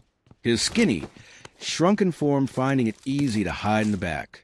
He looked like he wanted to say something, but he didn't, instead deciding to nod along. Looking over a room of familiar associates, he noticed something out of place. He noticed that Chio was giving him a look. He knew that look all too well. She had something to say to him, yet did not want to say it in front of a crowd. Interesting. Chio had never once shown interest in the scoring of students before, mostly coming as a formality more than anything. Facing forward, Nizu gave a nod as well before speaking. Then it is decided. Hagakure goes into the hero course, and Midoriya into general studies. You may all be dismissed. One by one, the room full of heroes made their leave, dispersing amongst each other and funneling out of the room. Stopping in the doorway, Aizawa paused, his eyebrows raising as he noticed that Recovery Girl had yet to move an inch. They were looking amongst each other, words hanging in the air, just waiting for him to leave. Looking between the two of them, he blinked slowly Aizawa, taking one final look before closing the door behind him. The walk home from UA was a blur. A moving wave of colors rushing past in a dizzying frenzy that his brain could not seem to comprehend. He remembers meeting up with Kendo again. She most likely said something snarky to him, but honestly nothing she said or did registered in his tired brain. He certainly did not remember taking a seat on a packed train and slumping against her shoulder, nor did he remember drooling on her shoulder the entire way home. Thankfully, Recovery Girl's quirk was a hell of a thing. Shuffling down the street, he was not aware of any goodbyes that were said, his larger frame shifting as he walked, finding it too hard to even lift his feet, instead going for classic zombie stagger. Probably looking like he just crawled out of a grave to wander the streets at night, stumbling into his mother's apartment. He let the bag with his normal clothes in it slide off of his shoulder and down to his hand. Lazily tossing it aside, it smacked against the ground as he wandered into the living room. He could hear the sound of running tap water, his mother's voice calling out to him. Izuku? Sweetheart, where have you been? I was expecting you back hours ago. Wandering past, he gave her a tired half-wave as he made his way to his room. Anything else, she said, disappearing into the void. Falling down against the bed face, first it sagged under his weight, a small groan escaping his lips. I'm never going to complain about this old bed ever again. Closing his eyes, sleep immediately took him, plunging him into a deep, dreamless sleep. Blinking his eyes open, he squinted against the morning light, his body still slumped face first against the bed the same way he left it the night before. Sitting up, he let out another groan, his back letting out a small pop as he stretched. his mouth dry and uncomfortable. Slapping his lips together, he squinted in disgust, pulling some loose hair out of his mouth. He felt gross. Izuku so desperately want to take a shower yet? Why must it be so far away? Why didn't they just build a shower in his bedroom, right above his bed? That way he could shower without needing to get up, so he wouldn't have to take the long walk down the hall. Maybe he could convince his mom to come into his bedroom and chuck a bucket of cold water at him. On second thought, let's not. It would be just as luck for Kendo to hear about it and start coming to his house to do it herself. I'm unsure if she would do it for my sake or for hers. Laughing a little at the thought, he propped himself up on his arms before slowly sliding out of the bed. What's that saying? No rest for the wicked. Welcoming the warm embrace of the shower, he came out of the bathroom 30 minutes later, almost feeling like a real person again. Following the smell of food, he wandered into the kitchen, pausing to blink at the sight of his mother cooking. Slowly turning his head, he stared at the clock hanging in the living room. 11 a.m. Mom, aren't you supposed to be at work?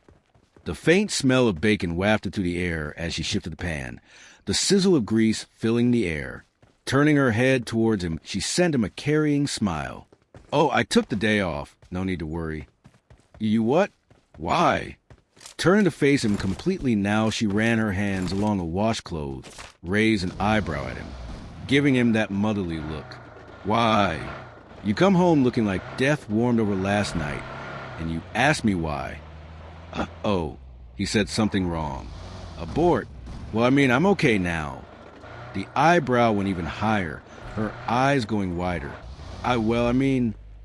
She just stared at him, her wide green eyes unblinking.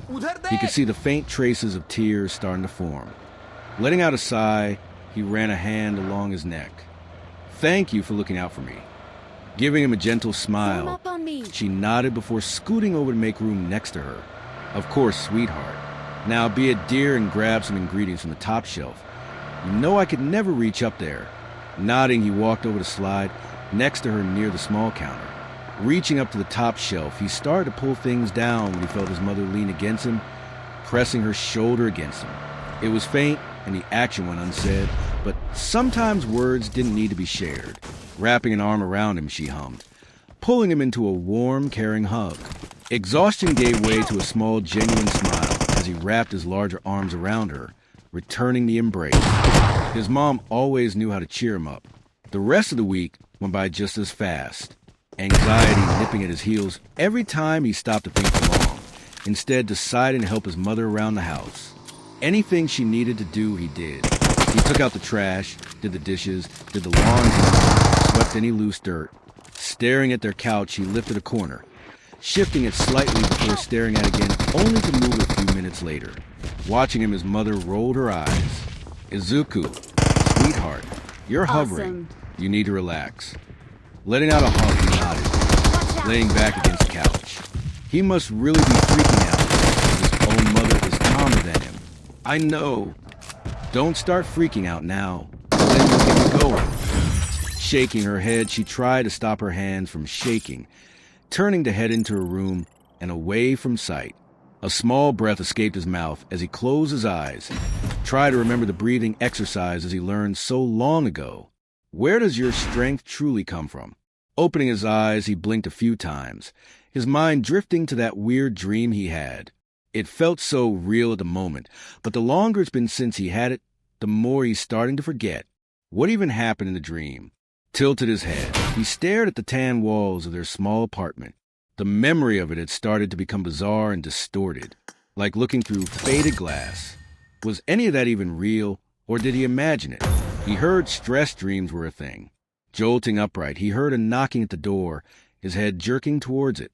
The faint sound of rustling could be heard before footsteps walking farther away.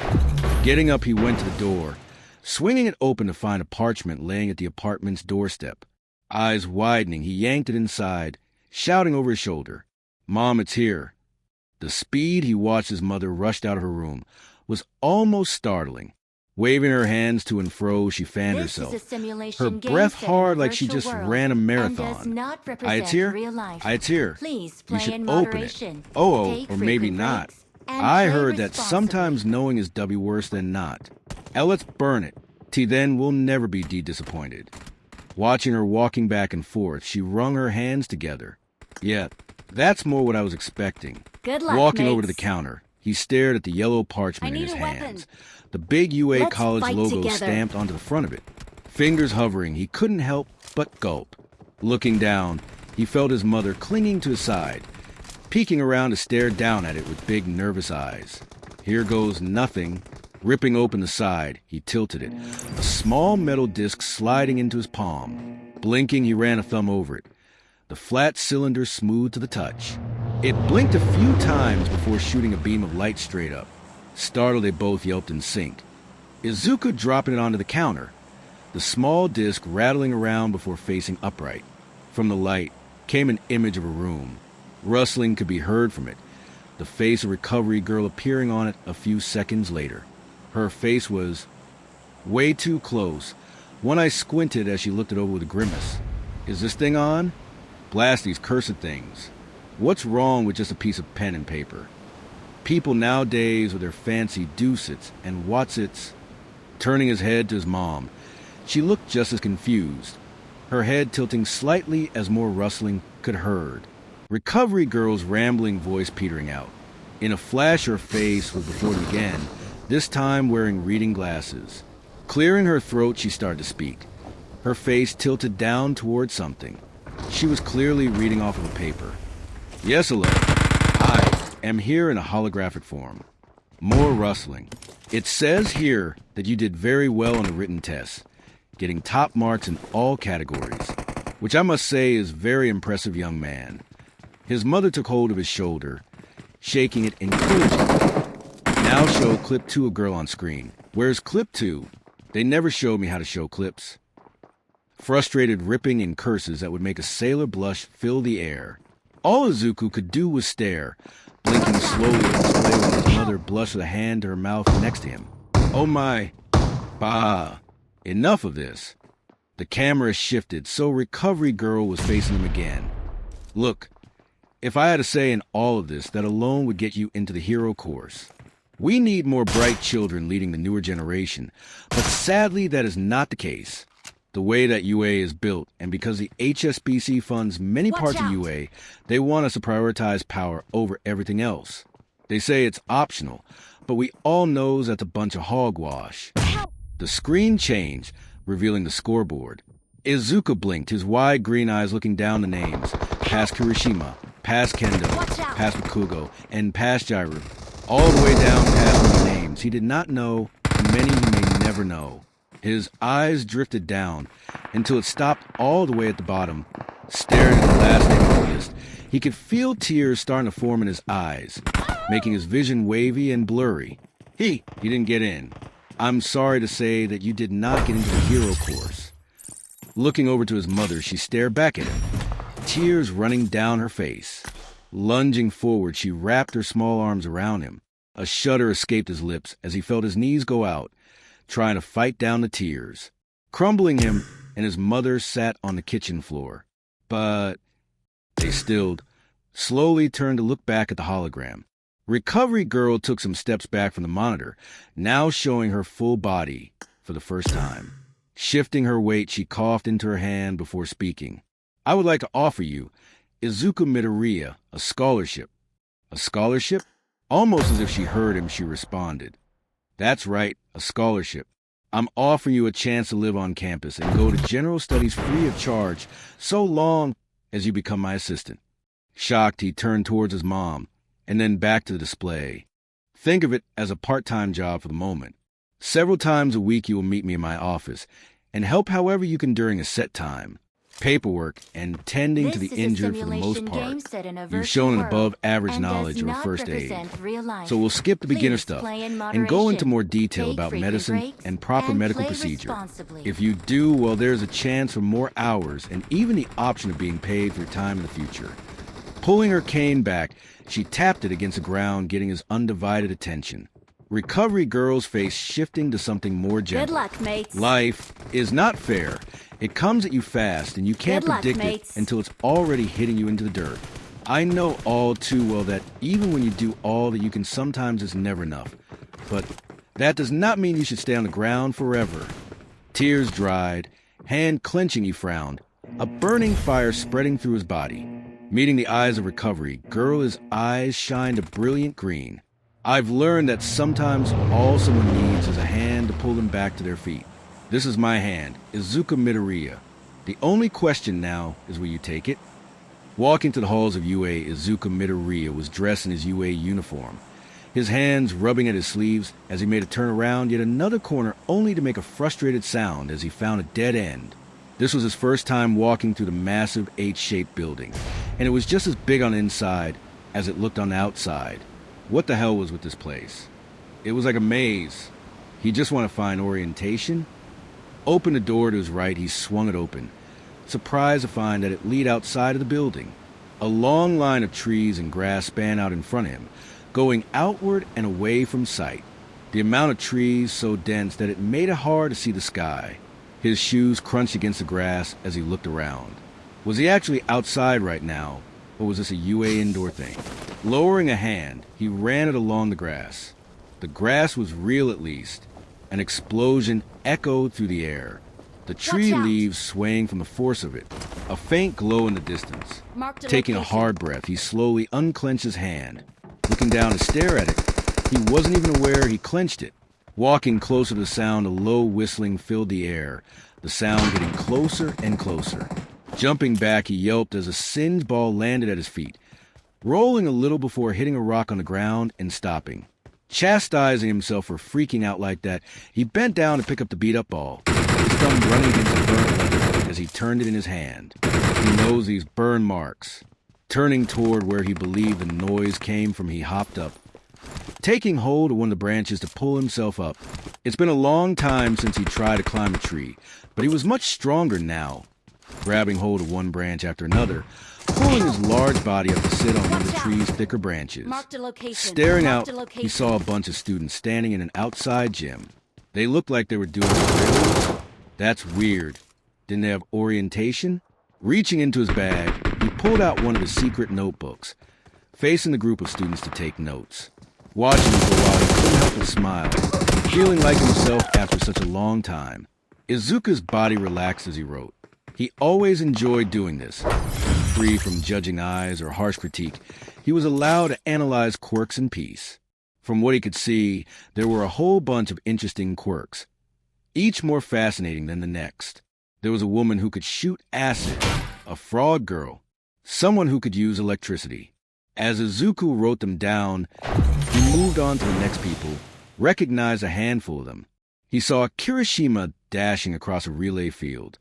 He didn't know their names, but he saw the blue-haired boy and the brunette from before talking to each other. They both looked to be doing well, a lot healthier than last he saw them. As he looked across the students, there were two others that he recognized. Bakugo and Kyuka stood amongst the other students, waiting their turn to go. Frowning a little at the sight of them, he ripped out their pages and tossed them aside. The less he knew about them, the better. He was so busy writing down quirks, he hardly even noticed the long-haired man standing under the tree. Letting out a cough below him, Midoriya let out gasp, his weight shifting before falling backwards out of the tree with a thud. Slamming his back against the ground, he groaned, leaves shooting into the air and parting before falling slowly back down on top of him. Blowing out some air, a leaf laying on his face slide off, drifting back to the ground. Why am I always the one who gets hurt? In the corner of his eye, he saw him. A slender, pale-looking man with messy black hair, a long gray scarf wrapped around his neck multiple times. Stubby, unkempt facial hair danced along his frowning face. The man stood over him, his tired and flat-looking eyes glaring down.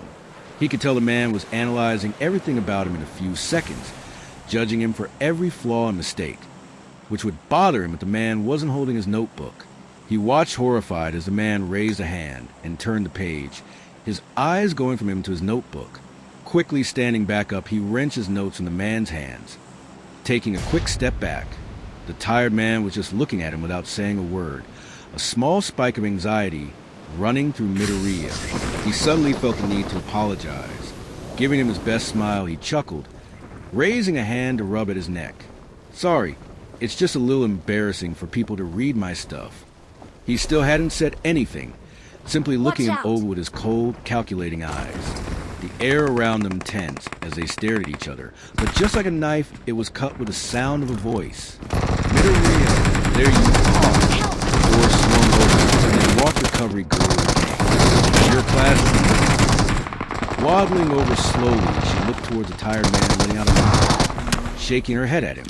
Aizawa, don't tell me you've been bothering the students. For the first time, Aizawa said something, his voice cold and monotone. I have not. I found this student spying on my class. That's not what happened. I cried, trying to defend myself. Wincing Izuku felt his knee being smacked by a recovery girl, her hand placing onto his back and shooing him out the door. No back talk, mister. Go back to class. But I don't even know where... Make a left up here, then it's on your right. If you come across the cafeteria, you've gone too far. The door slammed behind him, leaving the two of them alone, the only sound the faint rustling of the wind. Silently, the both of them stared at the door that he just left out of, a hanging quiet in the air, neither of them wishing to make the first move. The first to speak was Eraserhead, his eyes still drawn to the door as he spoke. So that's the kid. Letting out a laugh, she smiled more. Yes, that is, the kid. What did you think of him? He's smart based off of what I read. He managed to figure out a good chunk of my students' quirks, just by watching them from a distance. Though I suppose he'd have to be your apprentice. Pausing for a second, he tilted his head in thought before finally turning to look at her. What is your plan here, Chio? Oh, what makes you think I have a plan? You know what I mean. Frowning at her, he huffed quietly. You've never stuck your neck out for a student before. Why now? Turning, she stared at the tree line in thought, her cane lightly tapping the grass-covered ground. Frowning, she hummed before speaking. You know as well as I do that the entrance exam is bullshit. Half the reason that hero culture has turned out the way it has was because of the obsession that the HPSC has with power. Too many people obsessed with power and status over heart. The boy desperately wants to save as many people as he can. He has a good head on his shoulders. Facing Eraserhead, she looked him over, their eyes meeting to have a separate conversation. I've been talking with Principal Nizu. I want to create a program that helps children that slip through the cracks. A way to help children catch up and be the best heroes they can. They already have the rule at the sports festival. He can simply train and do well then to get in. Now don't pull that shit. Pointing her cane at him threateningly, his ridged body got a little tense, expecting a smack from that dreaded cane that never came. Instead, she lowered it again slowly. The sports festival is months away. That's months of the hero course, taking specialized classes, while the general study students only take gym. The gap will only get wider. Just because you manage to pull yourself out of shit doesn't mean others can be so lucky. With this program, we can ease promising students into the hero course. Turning away, she watched the trees move in the wind, her purple goggles shining against the sun. Here's the deal. You and I will pick potential candidates and train them after school. Think of it as an extra class. If our picks do well during the sports festival, we can show the HPSC results, opening the door for many more potential heroes. Eraserhead seemed to think on that for a long while, his eyes meeting the same point in the horizon as her. Giving her a nod, Eraserhead went for the door, recovery girl's voice calling after him. You know, if we focus on more rescue heroes in the past, maybe Shirakumo would not have met the fate he did. His feet stopped in the entrance, Eraserhead's shoulders growing tense, his face unseen and unreadable within the doorway to the building. Slowly his shoulders sagged before turning to look at her one last time. No matter how hard you try, not even you can heal the dead Chio. I thought a lot about what I could have done differently. Turning back around, he went back inside. His final words could be heard as he walked farther and farther away. I'll think on it. Taking the long train ride home, Izuku Midoriya sighed, a hand raising a rub at his sore shoulder.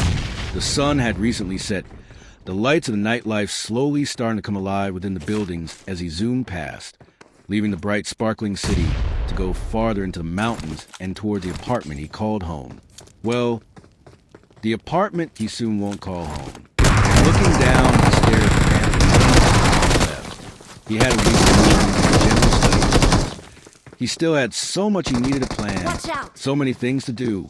He had paperwork to sign, Many, many pages and rules to read. He had to spend time with his mom to make sure she would be okay having him out of the house. And he had to hire a moving company to help move the stuff. He couldn't move all by himself. It would be fine if he asked Kendo to help, but almost like she read his mind, his phone dinged in his pocket. Another text. Slowly, he slid the phone out like it was going to explode any second. The normally comforting sound now causing a whole new fear to rush over him. Staring at the screen, he couldn't help but frown at his screensaver. It was an image of them from years ago, arm in arm, both of them bruised and injured. Yet, they were both smiling like they just won the lottery. The day where they became rivals. He used to look back on that day happily, but now, staring at his phone, he could see multiple unread messages from Kendo. He so desperately wanted to open them and read what they said, but another part of himself, the more anxious and afraid apart, told him not to. What would she say if she knew he didn't get into the hero course? Would she try to comfort him? Would she act like it was no big deal? Would she get mad and not want to hang out anymore? Would she leave him like all the rest? Hovering a shaking thumb open the unread messages, he took a breath, slowly getting closer and closer to pressing it before jerking it away. Why was he always such a coward? The train pulled to a stop, a small message telling him it was time to get off. Slowly sliding the phone back into his pocket, he swallowed the shame as best as he could and started on the walk back home.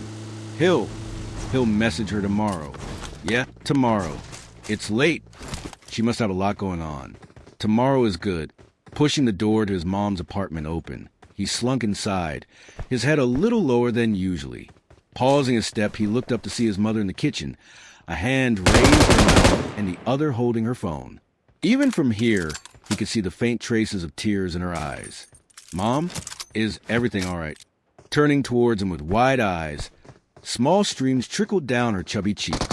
Oh, Izuku, you're home. Setting her phone down, she shuffled over to him slowly, her hands outstretched towards him. Getting the hint, he pulled her in for a hug, wrapping her in a warm embrace. Mom, what's wrong?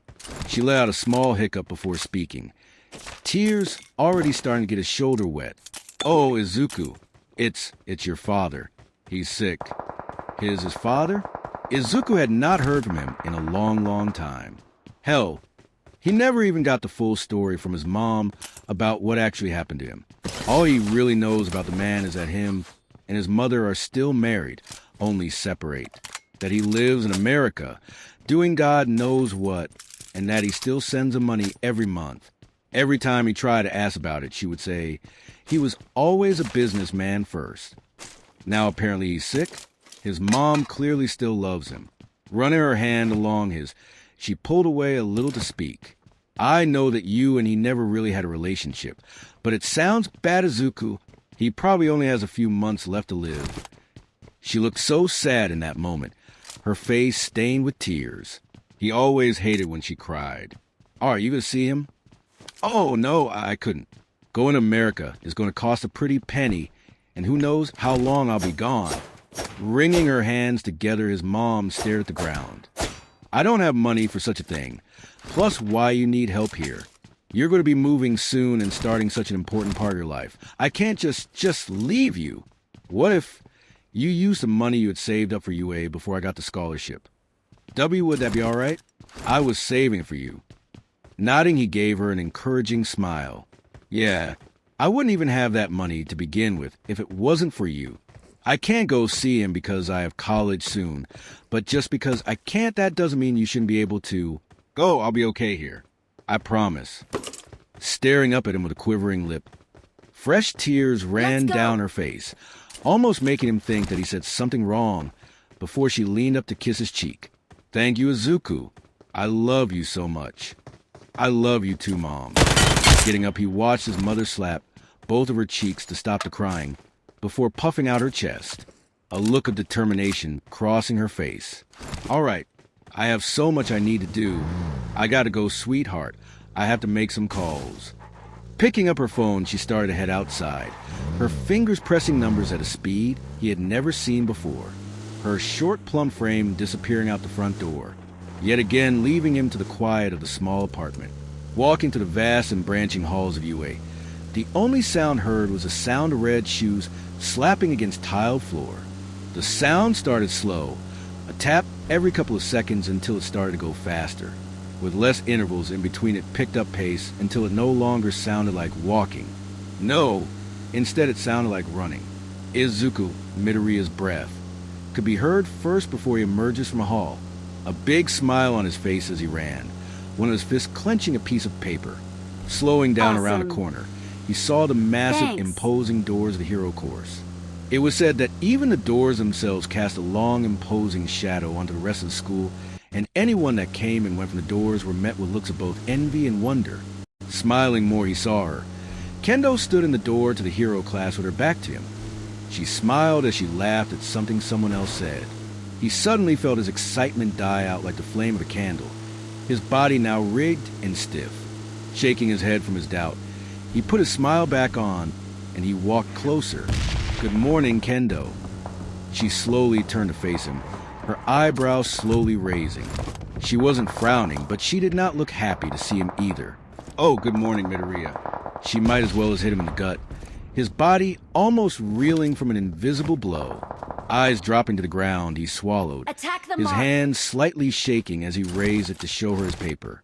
"I got in. Oh, look." He couldn't help but cringe at the sound of his own stuttering, nerdy voice, but he pressed on. It took a little longer than I planned, but I finally did it. I got into the hero course. Now we can finally be rivals lick like we promised." She didn't make any sudden moves, only look over his shaking frame before letting out a small snort of a laugh, almost mocking in its tone. "Oh, right. I completely forget we promised each other that." "W what?" His heart sank. "Yeah, I can't believe you thought I was serious. There's no way we would be equals." She laughed even harder, making him shrink in on himself. "I was just being nice. Everyone knows I'm better than you." The doors to the hero course swung open to reveal Bakugo, Jairu, and her group of friends standing there, all of them watching with amused looks. "No, please, not again." Making a mad dash within the hall, started to stretch and distort, every step only making it longer. He reached a hand out for her, but she was forever kept out of his reach. Turning back around, Ken started to walk through the doors, the large frame starting to close behind her. A small amount of light still sheened through the doors as he ran, becoming a small speck in an otherwise pitch-dark hallway. His foot caught something, twisting a little before falling to the ground with a thud. Crawling on the ground, he raised a weak hand out to her, his voice quiet and meek. "W8, come back." The only voice he heard a bizarre mix of Bakugo, Jairu, and Kendo calling out to him. "We don't need you anymore." Sitting up, Izuku made a gasp, panting loudly as he quickly looked over the room, his green eyes going from one wall to the next until it stopped at a handful of unopened boxes. One of them opened to reveal swaths of folded clothes. The pounding heart in his chest started to subside at the sight. That's right.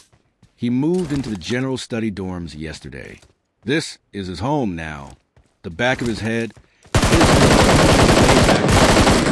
another anxiety dream. They were more frequent nowadays. It feels like it's been months since he had a good night's sleep. Yet, no matter how much he stayed in bed, his brain would not allow him that luxury. Turning his head, he looked out the window, the cool night air staring back at him. A tree near his dorm window, swaying in the wind. It had to be 5 a.m. at least. The sun had yet to rise for the day, and he's pretty sure he's not going to be able to go back to sleep anytime soon. There was only one thing he could do right now. Getting up, he combed some fingers through his messy, unbrushed hair, getting up to throw on a green hoodie over his tank top and a pair of jeans over his boxers. Standing at the entrance of his apartment, he turned, pausing to look at the framed photo of his mom. Reaching forward, he picked it up to smile at it. It's only been about a week since his mother left for America, and yet he already missed her so much. It felt so weird to not wake up to the smell of freshly cooked breakfast or to the sight of his mother doing yoga in the morning. Just thinking about their tearful goodbye made something twist around inside of him. It will only be a few months until she comes back. Only a few months. Swallowing the feeling of loneliness that was starting to form in the back of his throat, he set the frame back down, taking one final look at it before closing the door behind him. Jogging down along a rocky path, Izuku panted. the faint traces of his breath drifting in the air as he ran. Coming to a stop near a bench, he stopped for a short breather, his hand raising to rub at his sweaty forehead. Fishing a water bottle from the pocket of his hoodie, he took a quick swig before taking a look around, still trying to get used to a lay of the land. It was basically a small park made on campus grounds between a handful of general study dorms. There was a nice walking path, bushes, and a handful of trees sprinkled along the path to make it look nice, and it was nice if not a little small. As he took in the quiet melancholy of the park, he couldn't help but wonder if the hero course had a park as well. Was theirs nicer? Probably a bit more on the extreme side of things if he has the entrance exam as an example. They did somehow have an army of robots just lying around to be destroyed by freshmen. Who really knows with school like UA? Mostly satisfied with his quick workout, he pulled out his phone to see what time it was. The blinking numbers of 6:30 popping up. When he looked at the screen, a faint glow emanating from it. That gave him some time to head back to his room and get clean before classes started. His eyes flickered down to stare at the many unread texts on his phone from Kendo. There sure were a lot of them. No telling what they said on them. He should probably answer them. Yeah, I can't believe you thought I was serious. There's no way we would be equals. Hand shaking, he grasped the phone a little tighter. It was still too early to respond to them right now. Kendo was probably still asleep. There was no need to wake her up, especially since she had a big day of the hero course ahead of her. Yeah, he'll respond. Respond later. Sliding his phone back into his pocket, he let out a small sigh, a hand frustratingly rubbing his face, taking a second to feel guilty. Straightening his back, he put his mask back on, smiled, and started to jog back to his dorm. It only took around 30 minutes to go back to his room. Stripping out his sweaty clothes, he took a quick shower, making sure to properly brush his hair this time before throwing on his college uniform. Standing in front of the mirror, he huffed, trying for the third time to get his tie right. He could never properly tie one of these. Usually he had his mom or Kendo to help him, but now everything is going to be fine. Remember that recovery girl told me that if I do well at the sports festival, I could get into the hero course. All I have to do is stall, get into the hero course by next semester, and Kendo will welcome me with open arms. They could be friends again. Then shortly after that, his mom will get back from America. All I need to do is stall. Walking down the stairs and into the small co-ed kitchen, Izuku was surprised to find someone else was already awake. Staring into his cup of steaming brown liquid was a tall, lanky man with messy, indigo hair. Hair that flared out into large tufts, kind of like a starfish. Large, heavy bags hid under sharp purple eyes. Blinking slowly, the man let out a yawn before turning to face him, a hint of recognition in his eyes. Setting the mug back onto the counter, he stared for a long moment before sighing. Well, shit. If they put you in class, see, I guess I shouldn't feel so bad about myself. Oh, sorry, I don't really. It's Shinso. I was one of the two that helped you with the crushed girl. Lifting the mug to his lips, he took a long sip before talking again. Don't feel bad about forgetting it. You kind of bolted after the exam. We never properly introduced ourselves. Blinking a few times, Izuku's eyes widened slowly. Walking down the final step, he joined Shinso in the kitchen, taking a seat next to him with a smile. Right, sorry about that. I want to make sure that no one else was seriously hurt. Meeting his eyes, Shinso quickly looked away. It's fine. I'm used to it. Silence hung in the air, the conversation already petering out. Trying to give a guy an encouraging smile, Izuku continued. I sometimes feel like waiting to hear back from UA was worse than the actual robots. I guess. It's a shame you, and I didn't make it into the hero course, huh? Yup, he said, popping the P. Just means we'll have to try even harder to get in. Well, I mean, Izuku was dying out there. Someone sent him a life preserver, because God, if he wasn't drowning right now. He had no idea what to say.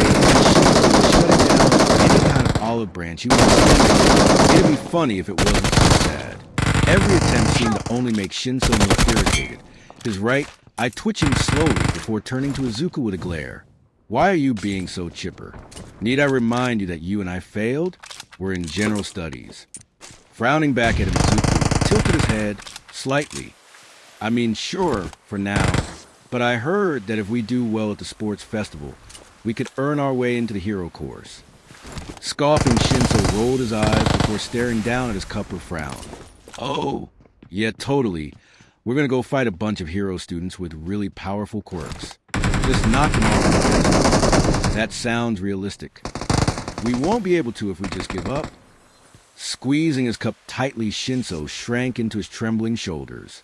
Raising his mug, he slammed it down against the counter.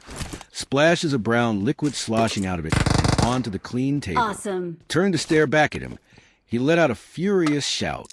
That's easy for you to say. You have an amazing fucking quirk. So will you stop being so nice? The kitchen was silent, except the sound of Shinso's furious panting. Turning away from Izuku, it felt as if Shinso just slammed a door in his face. His angry brooding canceling out anything Izuku could say. Standing up, Izuku gave him a safe smile, a nod of his head, and turned heading out the front door with his bags. Sorry for bothering you. I'll leave you to your coffee. Good start, Izuku. Good start. The most bizarre and crazy thing about going to college at UA is that most of it was neither bizarre nor crazy. It was just like going to normal college. You had a schedule, classes that you go to, and teachers that teach the subjects. The only real difference was that professional heroes were the ones teaching you. Midnight taught art. Present Mike taught English. Cementos taught modern literature. Ectoplasm taught math. It was just really weird to see the heroes that he used to fanboy over so much when he was Lil B so normal. He was well aware that heroes had lives outside of saving people, but that didn't change the fact that seeing pros in normal clothes was just so jarring. Midnight especially, outside of her seductive hero persona, there was apparently a fairly normal woman that liked to talk about art, and probably drank wine on the weekends with her cat.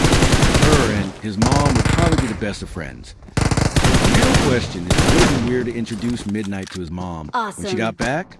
Regardless, going to UA turned out not that big a deal. Almost normal. He blinked and almost a week had gone past. Sitting in Recovery Girl's office, he stared down at a piece of paper. The soft sound of his pencil scratching against it was calming to him. His anxieties that were building over the last couple of days finally starting to wane. He always enjoyed writing. There was something soothing to it, he guessed. Some students in the general study classes had gotten sick, so he had to fill out the proper paperwork for them. According to Recovery Girl, were so unused to running for long periods of time, they collapsed during gym. Turning behind him, he looked over the two students as they quietly slept before facing forward to write some more. It was nothing too crazy, just minor cases of overexhaustion. They just needed sleep and to drink a lot of water when they eventually woke up. From what he's reading, one of them has a breathing problem and will probably need an inhaler in the future. Izuku was suddenly jerked from his thoughts when a light in the room started to blink red, his body going stiff as a low siren started to go off. He didn't have long to question it because Recovery Girl was already kicking open the door a second later, moving faster than he had ever seen the woman move up until this point. Fiddling with her doctor's coat, she gestured him with her neck. Turning and heading out the door and into the hall, Izuku quickly following after her. Heading through the halls, they weren't exactly running, but they weren't walking either. It was more a quick jogger walk. Robots ran to and fro. Izuku having to take a step back, just barely avoiding a robot as it zoomed past. Please recall me. Watching the robot, his head whipped around to talk to Recovery Girl. What's going on? Her back was turned to him as she walked, her voice sounding low. Hero training. Blinking at her angry tone, he frowned as well. Hero training? Isn't this the first week? Yes, but the HSBC wants UA to focus more on battle training early on. Work out the kinks early, I guess. Every year, there is always someone hurt. Around a corner came a handful of robots, all pulling gurneys. Shaking her head at the sight, she turned towards the first one. Following after her, he looked over for the first time, his eyebrows raising slightly. What he saw was what he assumed was a woman on the gurney. She was invisible to his sight. The only thing he could see were a pair of gloves and boots. Looking the girl over, quickly Recovery Girl scribbled something onto a clipboard, thrusting it into his stomach before walking over to the next one. Turning the clipboard over Izuku, he stared, frowning slightly at what he read. Hypothermia. The patient. Toru Hagakure was in a building when the building was completely frozen. Lack of proper attire failed to protect her from the elements. Sliding his arms under where he believed the woman to be, he easily picked her up bridal style, making sure to be as gentle as possible as he carried her back into the office and to slide her onto the bed, moving a hand of her arm and stopped at her wrist, making sure to check her pulse. Her heart rate was a little slow, but nothing extreme. It's a good thing she wasn't in that environment for long. The next step would be to remove any wet clothes. Quickly moving on, he removed her sopping wet gloves. His hands paused in hesitation for a second before running along her belly. That's weird. Split between shirt and pants. Running a thumb along her belly, he could feel her belly button. His hand drifting before he stopped, his eyes shooting open. Yanking his hand away, he jerked it back like he just touched a scalding pot. His face bright red as he took multiple steps back. She's not wearing clothes. What kind of hero outfit doesn't have clothes? Help! Grabbed any extra blankets he could find, he pulled them around her gently, wrapping her up to keep the warmth in and to distract his brain from the very naked girl in front of him. Sometimes it's best to just not think about it. Before he could focus too much on why a naked woman was sent into hero training, 2 more gurneys were wheeled into the office, recovery girl following in tow. She huffed. How is she? Face her. He looked over the 2 others before back to her. She's suffering from a minor case of hypothermia. Nothing too extreme. So I didn't need to use my quirk. I've wrapped her in blankets and insulated her from the cold ground. Good. Make sure to monitor her breathing for the time being. Did you already remove her wet clothing? He couldn't help but frown when he gestured to her outfit with his hand. You're looking at it. Wait, that's all she was wearing. What are these design departments thinking nowadays? Wait till I find out who in their right mind decided to create such a fucking stupid ass. Ignoring recovery girl's famous ranting, he walked over to one of the gurneys, taking a clipboard to read it. Scraps and bruises. The patient, Minoru Mineta, was crushed by a chunk of rubble after another classmate thought it to be a good idea to blow the roof off of a building. Covered in minor scraps and bruises along head and shoulders, might have a concussion. Let rest and check in when he wakes. Turning the small boy over, his fingers trace his scalp slowly. It looks like the boy's purple grape, like hair saving, softening the blow. How his hair did that, he had no idea. But it looked like it was made by something much sturdier than normal hair. Maybe it was made from... Shaking his head quickly to focus again, he rubbed his hands together, tracing his injuries and focusing on the warmth drifting from his fingers. Green embers moved across the wound. Cringing at the small amount of pain, he wandered over to the 3rd patient. Minor burns. The patient, Hantacero, was clipped by a powerful explosion. His body was flung back against a wall and burned. Chest and face covered with minor first-degree burns. Looking over the tall, lean young man, his gaze drifted to a liter of minor burns along his arms and face. A painful reminder from his past. Recovery girl's voice could be heard behind him. Don't bother with that one. I already used my quirk on him. Give it some time, and he'll be right as rain. The tap of her cane on the ground snapped him from his thoughts, turning to watch her walk out the door. Watch over them. I'll be back. I need to talk with Principal Nizu. Silently, he nodded, watching her leave before lowering a hand to grasp at his shaking one. Blowing into his hot cup of coffee, Shinso stared down at the warm brown liquid as it swished slightly in his grasp. Small amounts of steam drifted up and disappeared against his face, a single comfort in what was usually a bad start to the morning. Letting out a yawn, he grimaced, exhaustion clinging to the bottom of his eyelids and drooping them farther down than usual.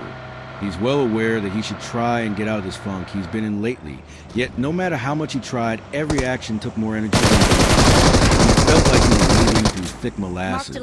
His movements weighed down by who knows what. No, actually, he lied. He did know what was dragging him down, what was causing this deep depression to set in. He failed. And the worst part was he kind of knew it deep down. Everyone told him that he had the makings of a villain, that he wasn't the only. Maybe they were right. Maybe it was stupid to think he could be anything more. The sound of footsteps to his left made him turn toward the sound gradually getting closer and closer until does he see, but nothing other than a smile. grimace came to his face in excitement. Tall, Awesome. buff, and radiating positivity as he came down from the final step. He looked to be dressed in a hoodie that was haphazardly thrown on, and yet he still looked so put together.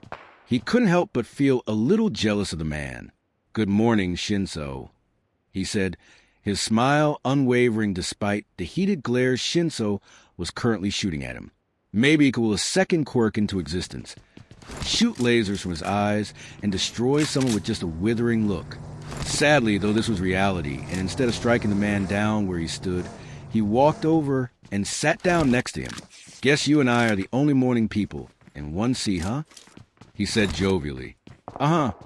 Watching him for a second, Izuku let out a tired sigh, a hand raising up to rub at his neck. "Look, I don't know what I said before, but I just want to say that I am sorry. I didn't mean to offend you. God, if that doesn't just make him feel like an ass. The worst part of people like this is they were just so nice. How is he supposed to hate you when you have a smile that not even a monster could hate?" Huffing softly, he nodded slowly, his gaze refusing to his eyes as he stared down at his cup. "That's all right. I'm sorry for snapping. I've been having a bad time as of late." They fell back into silence after that, neither of them really knowing what to say. Midoriya's eyes looked over at him, looking like he was going to say something but decided against it. After a bit of silence between them, Midoriya looked away, slapping at his knees before getting up, gesturing to the door with his thumb. "I'm going to go on my run now. Have a good day, Shinso." Shinso's grip on the mug got a little tighter, his head sinking down. He thought of the sneering faces of the people from his high school, the long lingered stares and whispers heard barely out of reach, the fearful look in people's eyes when he spoke to them, that guarded strained look that they always had, the same look that Midoriya seemed to lack. Maybe that was because he had no idea what Shinso's quirk was, or maybe he was just that nice. A question lingered on his tongue that he desperately wanted to ask. Midoriya. The green-haired man paused at the door, stopping for a second before looking back at him, his eyebrows raised slightly at him, a soft, gentle smile on his face. He didn't say anything, but he looked at him with what Shinso could only describe as gentle understanding. "Do you think someone like me could be a hero?" The question danced around in his mouth, just waiting to come out, but he paused. Clicking his mouth shut, he hesitated before asking a different question. "Why are you trying so hard to be a hero even though your quirk isn't useful for fighting?" Blinking back at him, he could see something move across Midoriya's face, his eyes opening just a slightly bit wider as his mouth opened. For a split second, Shinso could see something else in his expression, vulnerability. But just as quick was gone, he gave Shinso a genuine smile before letting out a small chuckle. "Well, you don't always get to choose your dreams, I guess." Shinso could relate, a feeling of understanding hitting him in the chest like a truck practically snaped him wide awake, his mind filling with clarity that he had not felt in a while, but only later did Shinso know what actually happened. He had been drowning, sinking into his own self-pity until he could no longer get out on his own. Yet a single phrase reminded him of a feeling he had almost forgotten.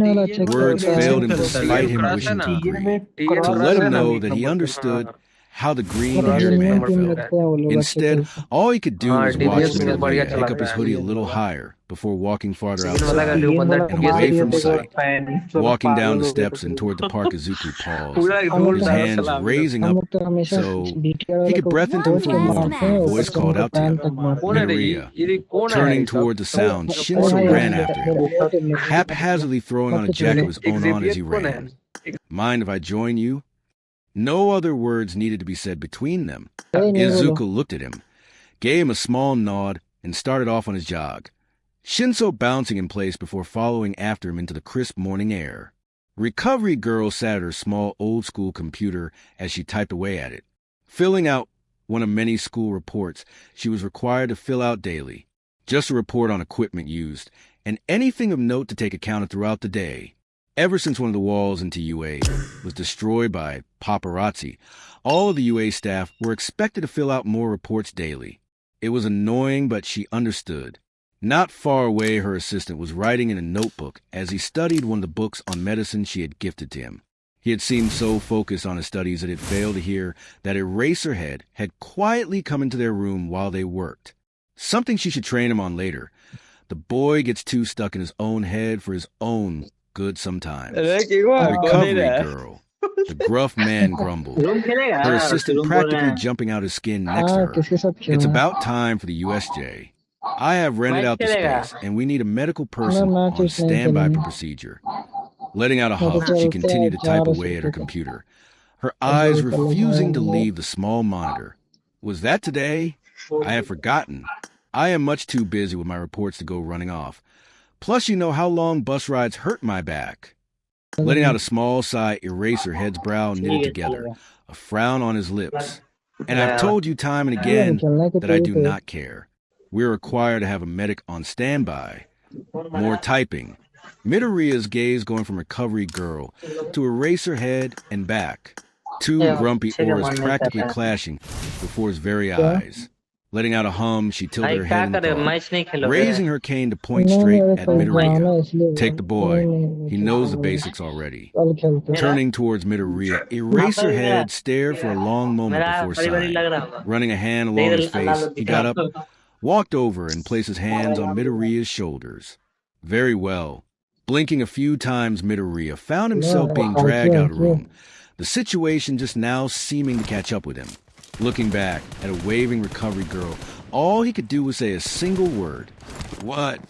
Typing away at her computer, recovery girl paused to look at the door for a second. Shaking her head, she let out a laugh, and then went right back to work. Everything was going so fast. 1 second, Izuku Midoriya was working on the research that recovery girl assigned him, and the next, he was standing before a class of hero hopefuls. Blinking a few times in surprise, he noticed the entire class was staring at him as both him and Eraserhead have arrived, their eyes boring into him, making him sweat.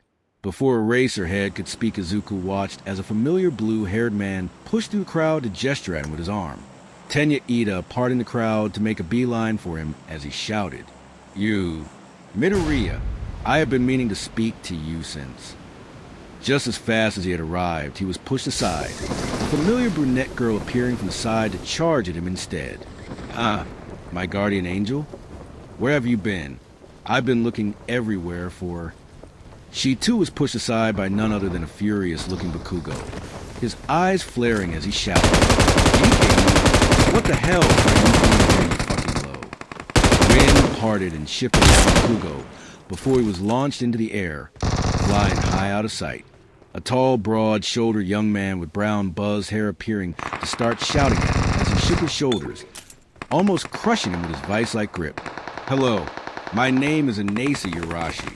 It is a pleasure to meet your..." All Izuku could do was stare as the class descended into chaos, everyone shouting over each other. He was unsure how much it was caused by him, and how much was just caused by them feeding into each other's crazy. Turning his head, he watched as Bakugo held himself back down to the ground safely before lunging at Yurashi, multiple people getting in between them. Class 1, it was weird. Rubbing his eyes, all it took was Eraserhead to glare at them with red, flashing eyes to make everyone quiet down. Quiet. As I was about to say, Class 1A, this is Izuku Midoriya. He's Recovery Girl's assistant, and has kindly volunteered to assist us today with our training. Do not scare him away. You may need his assistance in the future if you go pro. Now everyone get on the bus. We don't have all day.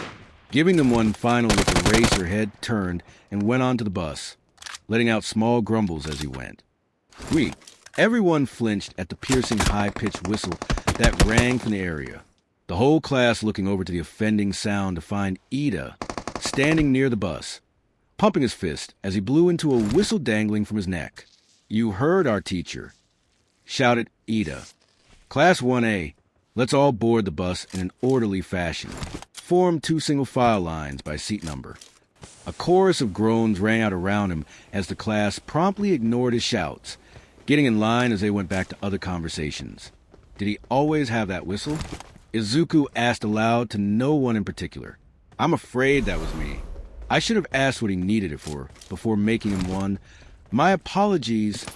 Standing next to him was a young woman with long black hair tied back into a spiky ponytail, one bang hanging down from her right side. To the woman's right was Jairu, her hands raised to cover her ears with a grimace. Izuku and Jairu's eyes met for a second before he quickly looked away, instead choosing to smile at the stranger. "Hello, my name is Izuku Midoriya." Taking his hand in hers, she politely shook it with a smile of her own. "Momo Yaoyorozu. I have been voted vice president of class, and figured I should say hello, since our current president is, well..." Taking a quick glance at Ida as he made wide gestures with his arms like he was trafficking a plane, she sighed, before looking back to Izuku, occupied at the moment. "Finally, someone normal. I appreciate it. Sorry to have caused such a scene." Letting out a small laugh, she shook her head. "Not at all. If anything, I feel like we should apologize. You have kindly offered to help us, and here we are being, dare I say, rather unwelcoming. First one on the bus gets to choose the seat." Running past them, they all watched as a floating jumpsuit with gloves and boots ran past, shouting as she ran onto the bus. "What? No fair," shouted a girl with purple skin running after the invisible woman, before also disappearing onto the bus. The rest of the class, now realizing that seats on the bus were fair game, made a dash for the door as well. "What? I need a weapon." Stop. Please board the bus in an orderly fashion." "An orderly fashion, I said," screamed Ida as he was practically bowled over by the rest of the class. The scene was actually pretty funny as it played out in front of him, letting out a laugh before he spoke. "Shall we? I'd hate to be left behind." Nodding, she sighed before making her way towards a bus as well. "Right. Best not to keep Mr. Aizawa waiting." On board, the bus was unsurprisingly just as loud and chaotic as it was outside, although Izuku would have been more confused if he hopped onto the bus and suddenly everyone was acting like angels. Shouts were heard all around him as he walked across and took a seat on the first spot he could see. Feeling an extra weight to his left, he looked down to see the brunette woman earlier smile up at him with a big smile. "Hi, I know you never got my name before, but hopefully you remember my face. I'm Ochako Uraraka. Thank you for saving me." Smiling gently at her, he nodded before speaking. "It would be a little hard to forget you. I'm glad that you are feeling better, Uraraka." Thank you, why you too." The bus lurched for a second, interrupting their conversation, before starting off down the road, heading for whatever facility Class 1A had reserved for the day. The spirited conversations continued around the bus with Izuku, content to just keep to himself and observe everything around him. The invisible and pink girl from earlier were having animated conversation about something, their hands moving from side to side as they spoke happily. Urashi was having a heated discussion with Kirishima before their hands interlocked to do what Izuku could only describe as a manly bond. A bro shake, perhaps. Everyone here seemed to be so friendly, all of them already starting to form bonds over their interest. It must be nice. Before Izuku could think any farther than that he was suddenly overcome with a feeling of multiple eyes on him. Kugo was sitting in the back of his bus, with glaring eyes and raging as he stared Izuku down. He somehow looked even angrier than the last time they met. "Hey, where the hell are you going, Deku? Think you could escape me that easily? Kate Kakin, what? Can the crap? I know you blabbed to the school, and because of you, I might have a permanent mark on my record." Call me. Although he was not sure if that was even possible. Sometimes his cheek still stung from that punch. Pulled away from his gaze, he instead noticed that Jairu and Yaoyorozu were sitting nearby as they talked to each other. While Yaoyorozu was talking, Jairu seemed to working his way and then looking away again. Most likely she wanted to talk to him. But God, was he not going to let her? Why did she refuse to leave the past in the past?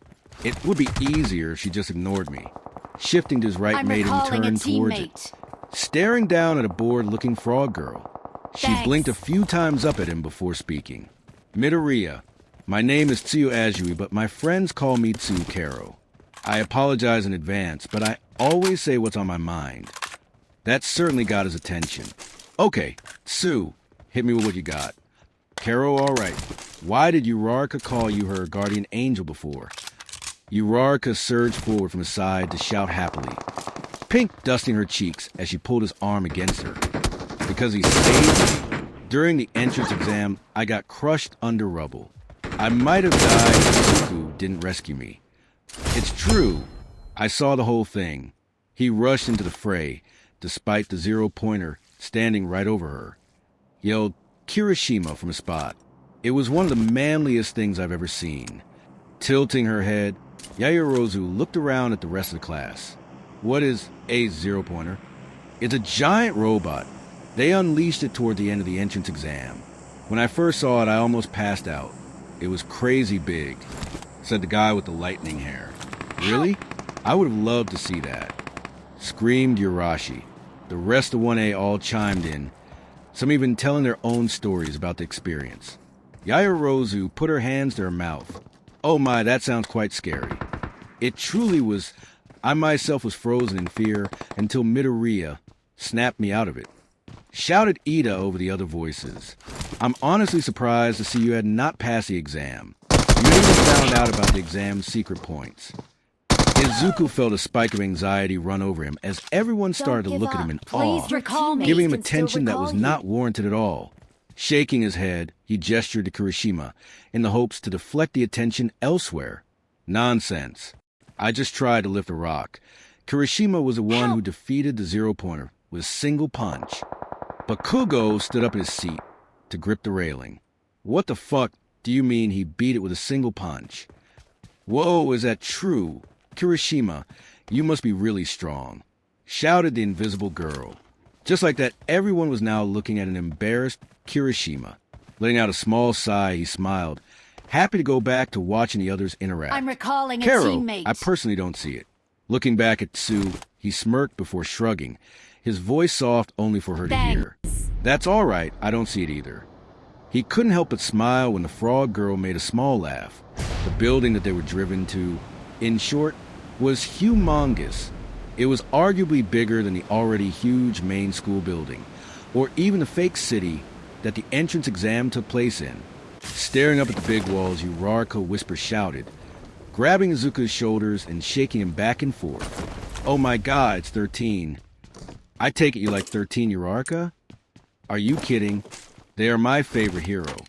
Behind them, Jairu watched on with a frown. Welcome to my facility. Here you can find a simulation of every kind of natural disaster or accident that you can imagine. I call it the heroes spread their arms. The Unforeseen Simulation Joint, or you can just call it USJ for short. A few students murmured about the facility's name, while Izuku mostly watched Eraser head walk over to 13. 13, where's All Might? He asked, glancing around. He was meant to be waiting here, too. All Might is coming her? I knew that All Might was teaching at UA this year, but I had no idea I was actually going to meet him. Izuku tried to will his excitement down. About that. 13 mumbled the rest of the sentence, but seemed to give a hand sign with her answer. Izuku wasn't sure what it could mean, but it would probably mean All Might wouldn't show up until later. Aizawa groaned in annoyance. Of course. That man is the peak of irrationality. Whatever. He turned back to the class. Let's get started. Actually, before that, I'd like to say something or two, or three, maybe four. 13 rambled, counting fingers with each point. Eventually, she stopped counting. As I'm sure some of you might be aware, my quirk is called Black Hole. It can create vortexes that can suck up and destroy anything. You've used it to save all kinds of people. Shouted Uraraka, practically buzzing with excitement. 13 nodded. Indeed, but my power could also be used just as similarly to kill someone. Immediately, the atmosphere around the group went heavy, and I'm sure the same thing can be applied to a lot of you too. 13 waved her hand in a sweeping gesture among the crowd. While the use of quirks in society are heavily monitored and restricted at all times, it only takes one person to do the wrong thing for people to die. In your previous classes, you've come to understand both the strength and potential danger of your quirks. But in this class, you'll be learning how to use your quirks to help people, not to harm them. With her speech done, 13 bowed in thanks to the applause of the class. Uraraka bouncing up and down, gushing to him. Aizawa bounced off the railing. He was leaning on and walked back beside his colleague. All right, with that done, we can begin. We'll first dash. The lights next to them flickered, sparking erratically as the fountain in the distance started to go crazy. Eraserhead froze and suddenly spun around to face the fountain at the bottom of the stairs.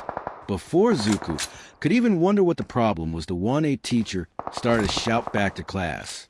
The area around the fountain shifted and twisted, turning a deep dark purple before pulling apart, the very air bending to an unseen will.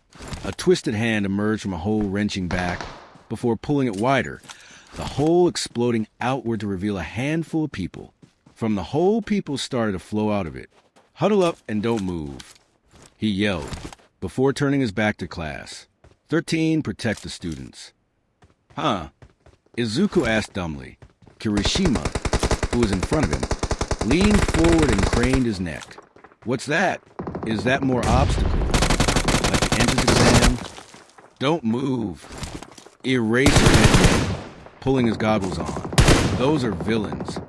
A man wearing an outfit made out of hands let out a laugh. The path was once again about to shift. Shikajairu panted as she laid back against the wall, her arms and legs throbbing with pain, every fiber of every muscle in her body screaming out all at once, scolding her for being such an idiot.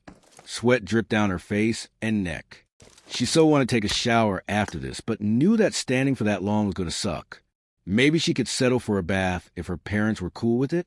Her gaze drifted to the ceiling of the ragged, beat-down complex. The long-forgotten building more a skeleton than it was an actual building. If this place had electricity or water flowing to it, she'd eat her favorite boots. Flinching, she felt a rag press against her aching eye, her one good one squinting in pain. "Hess, sorry, trust me, it never gets easier," giggled her friend Sango, her short blue hair shifting like it was in the wind, despite the fact that they were indoors. Dabbing the rag, she went in for a second try, Gyro only slightly grimacing this time.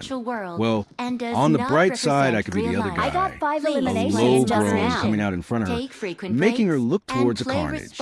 Half a dozen guys laid against the round, all varying in consciousness. Sheikah stomped past, dragging the leader of the bunch to a chair, before easily picking him up and placing him in it. Nearby, Yoshimura stood, Awesome. her long cat-like tail is bristling as it showtime. lashed about. I made That's the usually top not a 3 good sign. just now. Gyro almost feel bad for the guy. Almost. "How many times have we caught you on our turf, Tada?" Yoshimura whispered in a furious tone. "T2 times." The man said, letting out a cough. "2? No, that can't be right. Because I could have sworn I warned you the last time. Tada. Listen. I'm sorry I didn't. Can it?" The man's mouth shut, so fast Gyro swore she heard the click of his teeth. Circling him, Yoshimura tensed her hand, her long claw-like fingernails inching closer. "I thought I made myself perfectly clear last time, and yet here you are, selling trigger no less on our turf." She extended her claw, dragging it slowly against his cheek. Not enough to draw blood, but it probably stung like crazy. "Are you aware that there is an elementary school nearby, Tada?"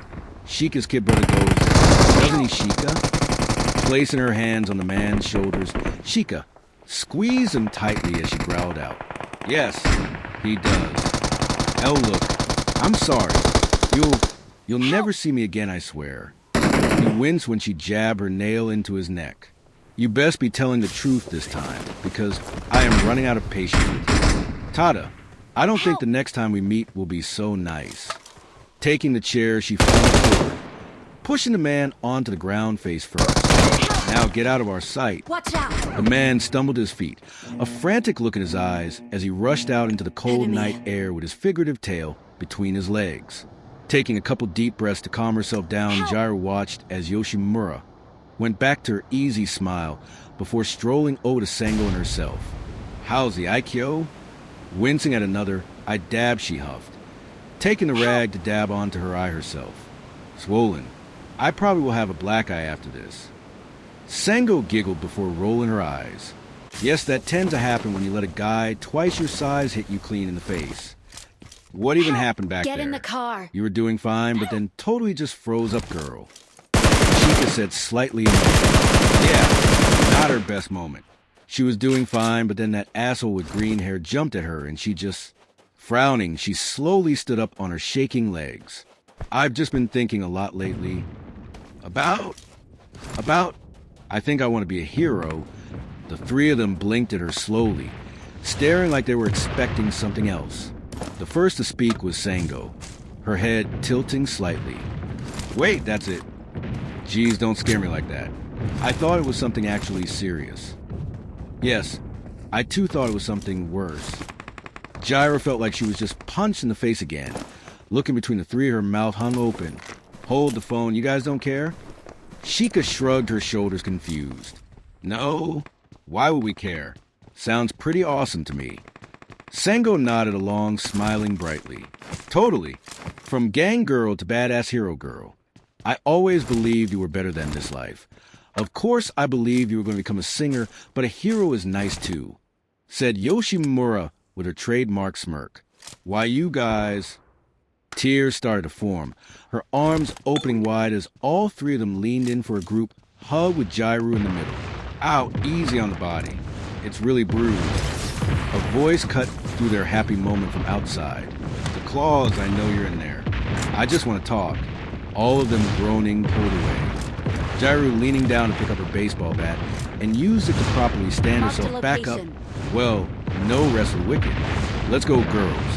Let's go see what asshole is trying to pick a fight now. Crossing her arms, Yoshimura started to head outside, the other two following behind.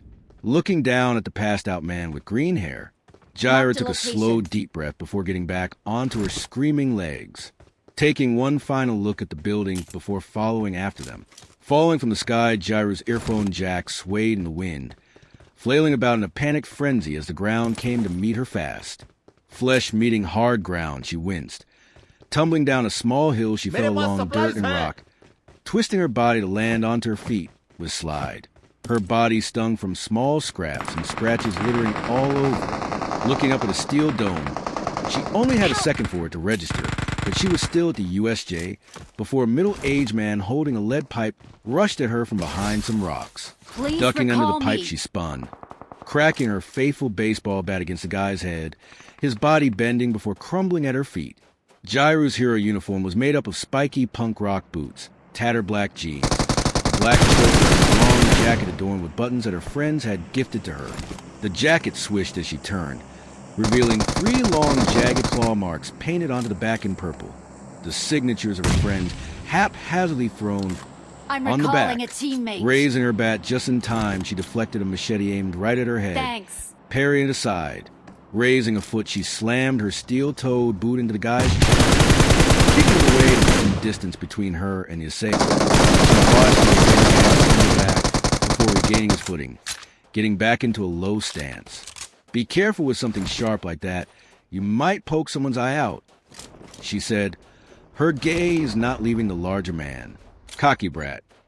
Lunging at her again, she took hold of her weapon with 2 hands, her baseball bat raising straight up to block the side strike from hitting her. Supplies. Unperturbed by her blocking him, he took a step closer, pushing her hands back against her chest. He took another step and another, her feet grinding back against the gravel, his deep voice chuckling down at her. He was clearly stronger than me, but this wasn't. Kicking right between a man's legs, his cocky smirk quickly turned into an open-mouthed skreek, eyes shooting wide in pain. Knocking his weapon aside, she winded a fist back before hitting him straight between the eyes, his large frame falling straight back against the ground unconscious. Jiraiya finally had a moment of breath, panting slightly as she looked down at the mysterious man and shaking her hand.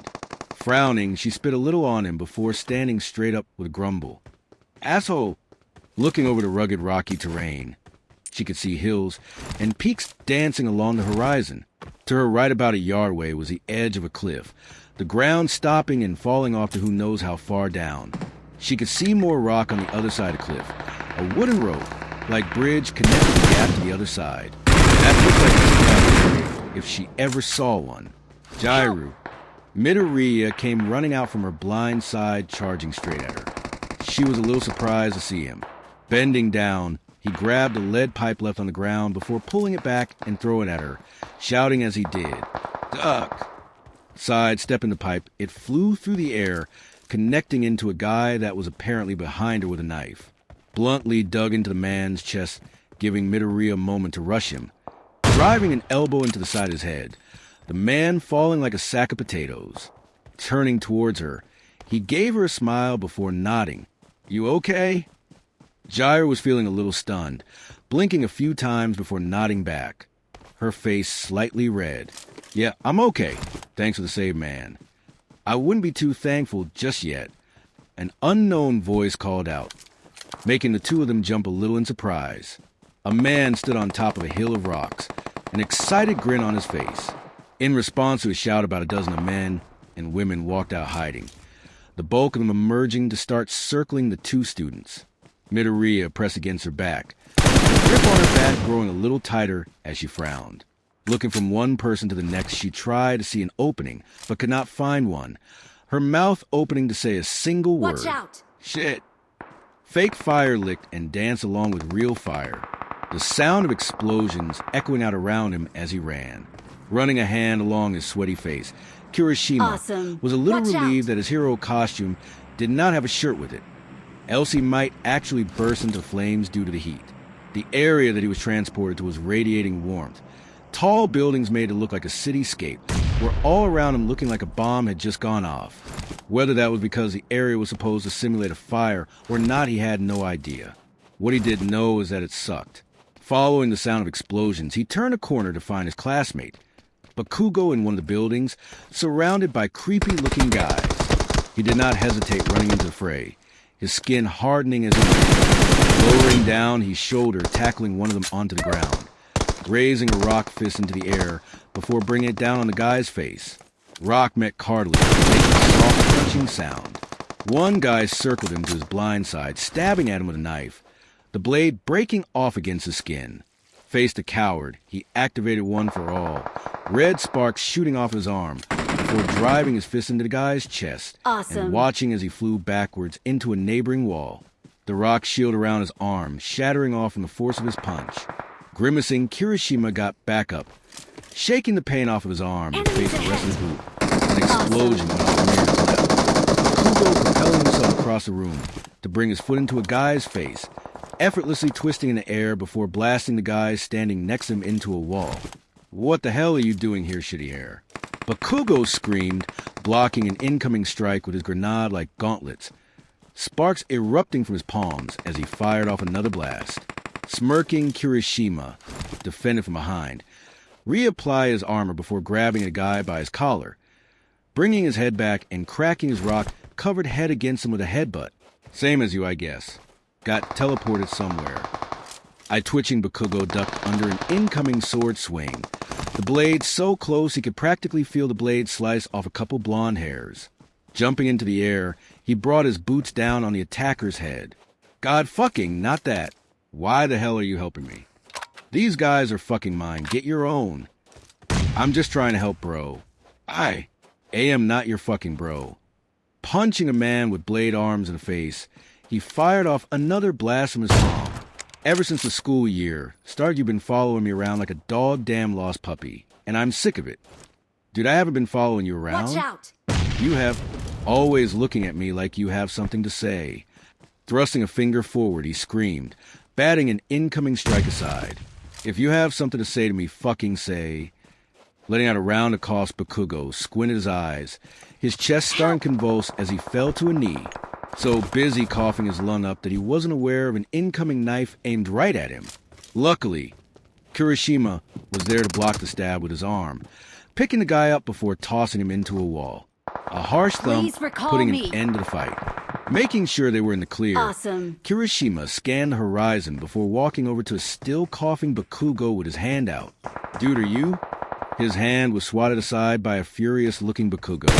His teeth gritted as he looked up at him with disdain. "Fuck off." It was a tense moment of quiet between them. The only sound filling the silence was a crackle of artificial fire going off nearby. Frowning, Kirishima gave a nod.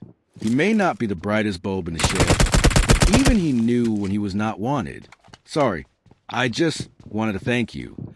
Kirishima looked Bakugo over before sighing. "I saw what happened to you on the news 2 years ago. Watching how long you fought off against that weird slime guy kind of inspired me to be a hero. I just didn't know how to thank you. I'll leave you alone now." Turning, he left Bakugo alone. Bakugo frowning at where he walked off before running the top of his knuckle against his mouth. Bakugo looked down at the ground in thought, cursed, and followed after him. 3 students were huddled in a circle sitting on a boat, all dripping wet as the boat swayed slightly against artificially made waves. One of them, the shortest of the group, was walking back and forth as he ranted. His short arms waved about in a frantic motion as he panicked. His purple hair made out of completely circular orbs. Oh, God, we're all going to die. I can't die yet. I have so much to live for, so many things to do, cried my Netta, his eyes darting around in a vain attempt to find a way out. There are so many women out there, and I haven't had a taste of any of them yet. It's not fair. How could this happen to me? How could... A long frog-like tongue lashed out to smack the little imp across the face, immediately shutting up his ranting. Stop it. There is no point in panicking, Karo, muttered Tsu. Her hand gored her chin in thought. Yeah, man, chill. I'm sure there's something we could do. Sighed Kaminari, a leg propped up as he sat. They haven't rushed the boat, yet even though there are so many of them compared to us. So we have that. Yeah, but how long is that going to last? I can't fight. I mostly just capture stuff. I hear you, man. I'm not exactly much better. I've never been in a fight in my life. Our test a week back was the first time I've ever used my quirk on another person. What? How is that in any way going to make me feel better? Cried my Netta, panic tears threatening to burst from his face. I'm just trying to let you know we're in the same boat here. The two shouted back and forth as Tsu stared out into the water in thought. Tilting her head, she let out a small hum before standing to walk past them. The 2 hero students stopped in their argument to watch. Leaning over the side of the boat, she stared down at the dozen of villains floating in the water, her voice calling out to them. Karo, which one of you is the leader? The group of them all laughed, almost mocking in their tone.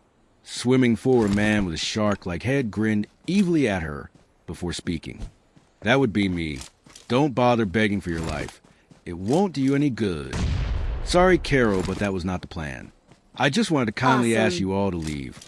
I would rather not kill anyone if possible. Another round of laughter. The leader of the group chuckling along. The bitch is spunk. I like that. But no, we're not going to just leave. Tilting her head to the side, she watched him for a moment before speaking. Are you aware that we have someone here that can use lightning?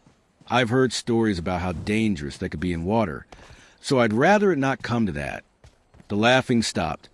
Kaminari seeing that as his K to walk next to her and activate his quirk, sparks of electricity moving across his fingers. Eyes widening, the leader stared, holding his hands out as he spoke. Suddenly the group of them looked a lot less cocky. Why, you're bluffing. No hero would up and fry a bunch of crooks. You don't have it in you. Karo, we are only hero students. We aren't actually heroes yet, and you are threatening to kill us. I have siblings waiting for me back home that I would like to go back to. Staring into her face, the leader squinted in an attempt to get a read on her. Her blank, unreadable face staring back. Enemies ahead. A silent game of chess being played between their eyes. Tsu could see sweat starting to flow. Eyes shaking as they darted around. Gulping open and then closed his mouth. The panic in his face letting her know that she had won. Ice shot out, moving across the ground at a startling speed before latching onto a person's foot. A cold shiver running up the man's spine as it drifted farther up, coating his leg and soon his whole body in ice. The man next to him screamed, falling onto his butt before crawling away on all fours, his weapon forgotten on the ground as he turned and ran. Stumbling, he panted, panic in his eyes as he shouted, "These kids are crazy. What the hell is with their quirks?" Wind parted and shifted around him, his feet no longer touching the ground as he was lifted up, floating in place for a second. He still tried to run only for his legs to flail around unmoving, looking down at the ground in shock. With a forceful yank, he was jerked backwards to find himself in the arms of a Nasa Yurashi. Reeling his head back, and Nasa headbutt the guy across the face, knocking him out with a single hit. Haha, nice one, Todoroki. Those guys didn't stand a chance against the might of our passionate power. Todoroki didn't even bother looking at him as he walked past. the fresh layer of ice crunching under his white boots as he walked. Behind him, Inasa froze, his big smile turning into a frown for just a second before quickly returning to a smile. Shaking his head, he started to march after him. Making their way over to the frozen henchman, the man wiggled around in his ice-cold cocoon, grunting and groaning as he tried to free himself, only stopping when he saw Todoroki. Walking over to him, Todoroki looked him over with his heterochromatic eyes. What is the plan here? There's not way that your whole plan was to sneak into UA just to get beat up by some kids. He said in an icy cold tone. Ask your questions all you want, but I ain't talking. What do I look like? A snake? Of course not. Snakes would die of frozen. They're warm-blooded. Ha ha, hilarious, joked Todoroki. The two ignored Inasa's laugh, the villain squinting at him. Is that a threat? It is. Please play raising a hand, freezing cold mist could be seen drifting from it. Placing a hand against his face, ice started to creep up the man's neck, slowly drifting farther and farther up. Now talk, unless you want to be a popsicle. Hey, all right, I'll talk. The ice stopped moving for the moment, giving him a second to speak. I don't know the exact plan. We were just told to meet at certain points, and then kill anyone who shows up, I swear. Not good enough. W8, hold on. Eyes moving around, it was unclear if he was thinking or just stalling for time for the moment. The boss is a thing. Poking in from Todoroki's side, Hagakure spoke in a questioning tone. They could not see her, but if they did, she was probably raising an eyebrow. A thing? You mean a guy or like a weapon? No, like a thing. It sat in a crate the entire time during our briefing, and only started to move after giving an order. Big purple skin thing with a bird beak. It was called our secret weapon, that's all I know, I swear. Looking amongst each other, the unlikely trio communicated without saying any words. Todoroki looking back to speak. All right, we believe you. Thank you. Just sit here and W what? Hey. Heading down the rocky pass, Todoroki's gaze did not leave the direction of the square, his eyes cold and calculating as he walked. The way he moved, the way he spoke, the way he held himself. It was so wrong.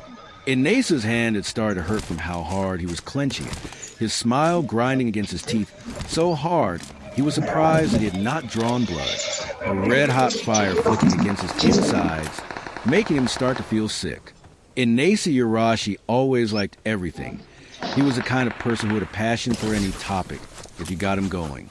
He did not hate things, yet looking at his colleague and the son of Endeavor, he could not stop the frown from overcoming his face. Inasa did not hate things, but Todoroki he may make an exception.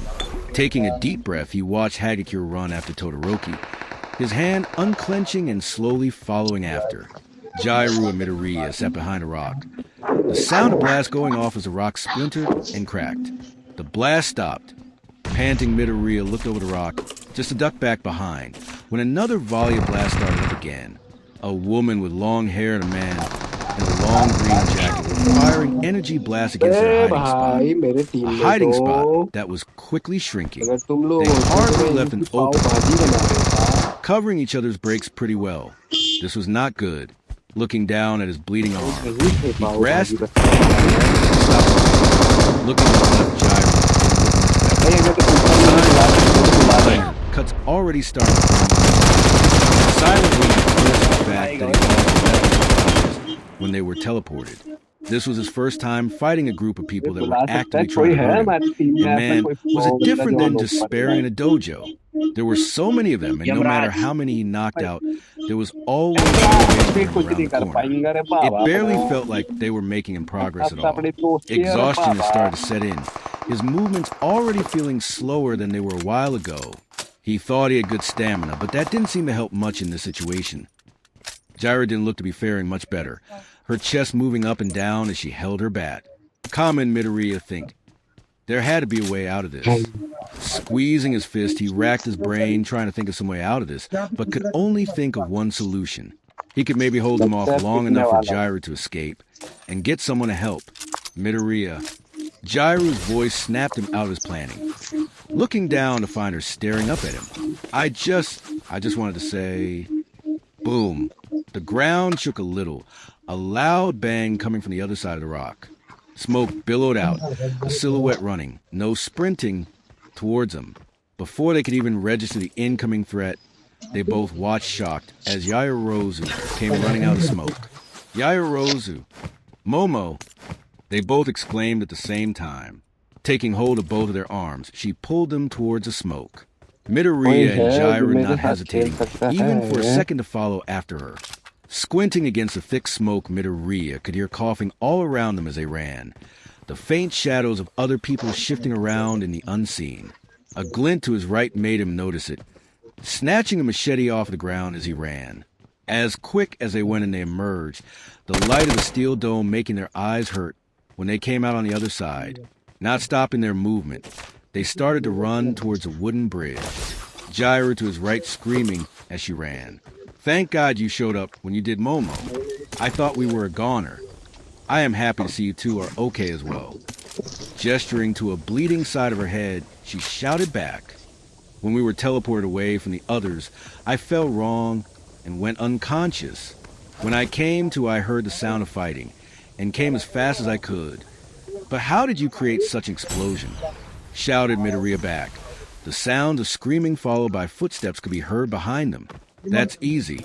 I merely created a cannon and fired a smoke bomb into the crowd from up high. Made a what? Jiraiya snickered. Did no one tell you that Momo's quirk was to make things? It's pretty crazy. But a cannon? My father is a fan of old-timey weaponry. He has collected many books on the subject over the years and keeps them in his personal library. Responded Yaoyorozu. Your dad owns a library. Their feet met old rickety wood as they ran, the bridge slightly groaning under the extra weight. Coming up on the other side, all three of them turned to see the massive group of henchmen hot on their trail. Raising a foot, Jiraiya slammed it onto bridge, her earphone jacks shooting down to plug into her spiky boots. Her shoes thrummed a single low sound before shooting a sound wave out. The group of criminals stopping in their tracks grasped at their throbbing ears. Not to say that this conversation isn't hilarious, but I think we have a bigger problem at the moment, yelled Jiraiya over the sound of her boots. Gripping the machete, he picked up Izuku, swung it at one of the ropes holding the bridge up, embedding it partially through it before swinging at it again. It shifted and swayed under the stress, making the criminals look amongst each other. Better run, else you want to find out what's at the bottom of this ledge. Midoriya shouted, bringing the blade down on the rope a third time, it cutting clean through it. Screaming, the group started to run back from whence they came. The bridge started to tilt on one side. Going over to the other rope, he started to chop at it, making sure to only finish cutting it after everyone had gone off the bridge. With a loud snap, the rope came undone, the bridge going completely vertical as it wiggled, one side of it plummeting down below. Leaving the group on the other side, and cutting off the one entrance to do me a favor and hold down the fort sport. You're the man of the house until we get back, yelled Midoriya, cocking his arm back and chucking the machete off the cliff. Letting out a laugh, Jiraiya joined in as well. Don't give the babysitter any trouble, and be sure to go to bed on time. We left a few hundreds on the dresser, in case you get hungry. Blinking, the two turned to stare at an embarrassed-looking Yaoyorozu, her face bright red. What? Is that not normal?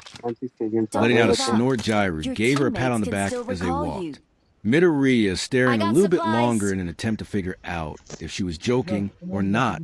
Turning, he stared off into the distance, past the jagged rocks and the steep drop of the cliff's side. He could see the faint glimpse of water from the fountain. The fountain in the center of a USJ. The fountain that he knew that Mr. Aizawa was fighting at, clenching his good hands.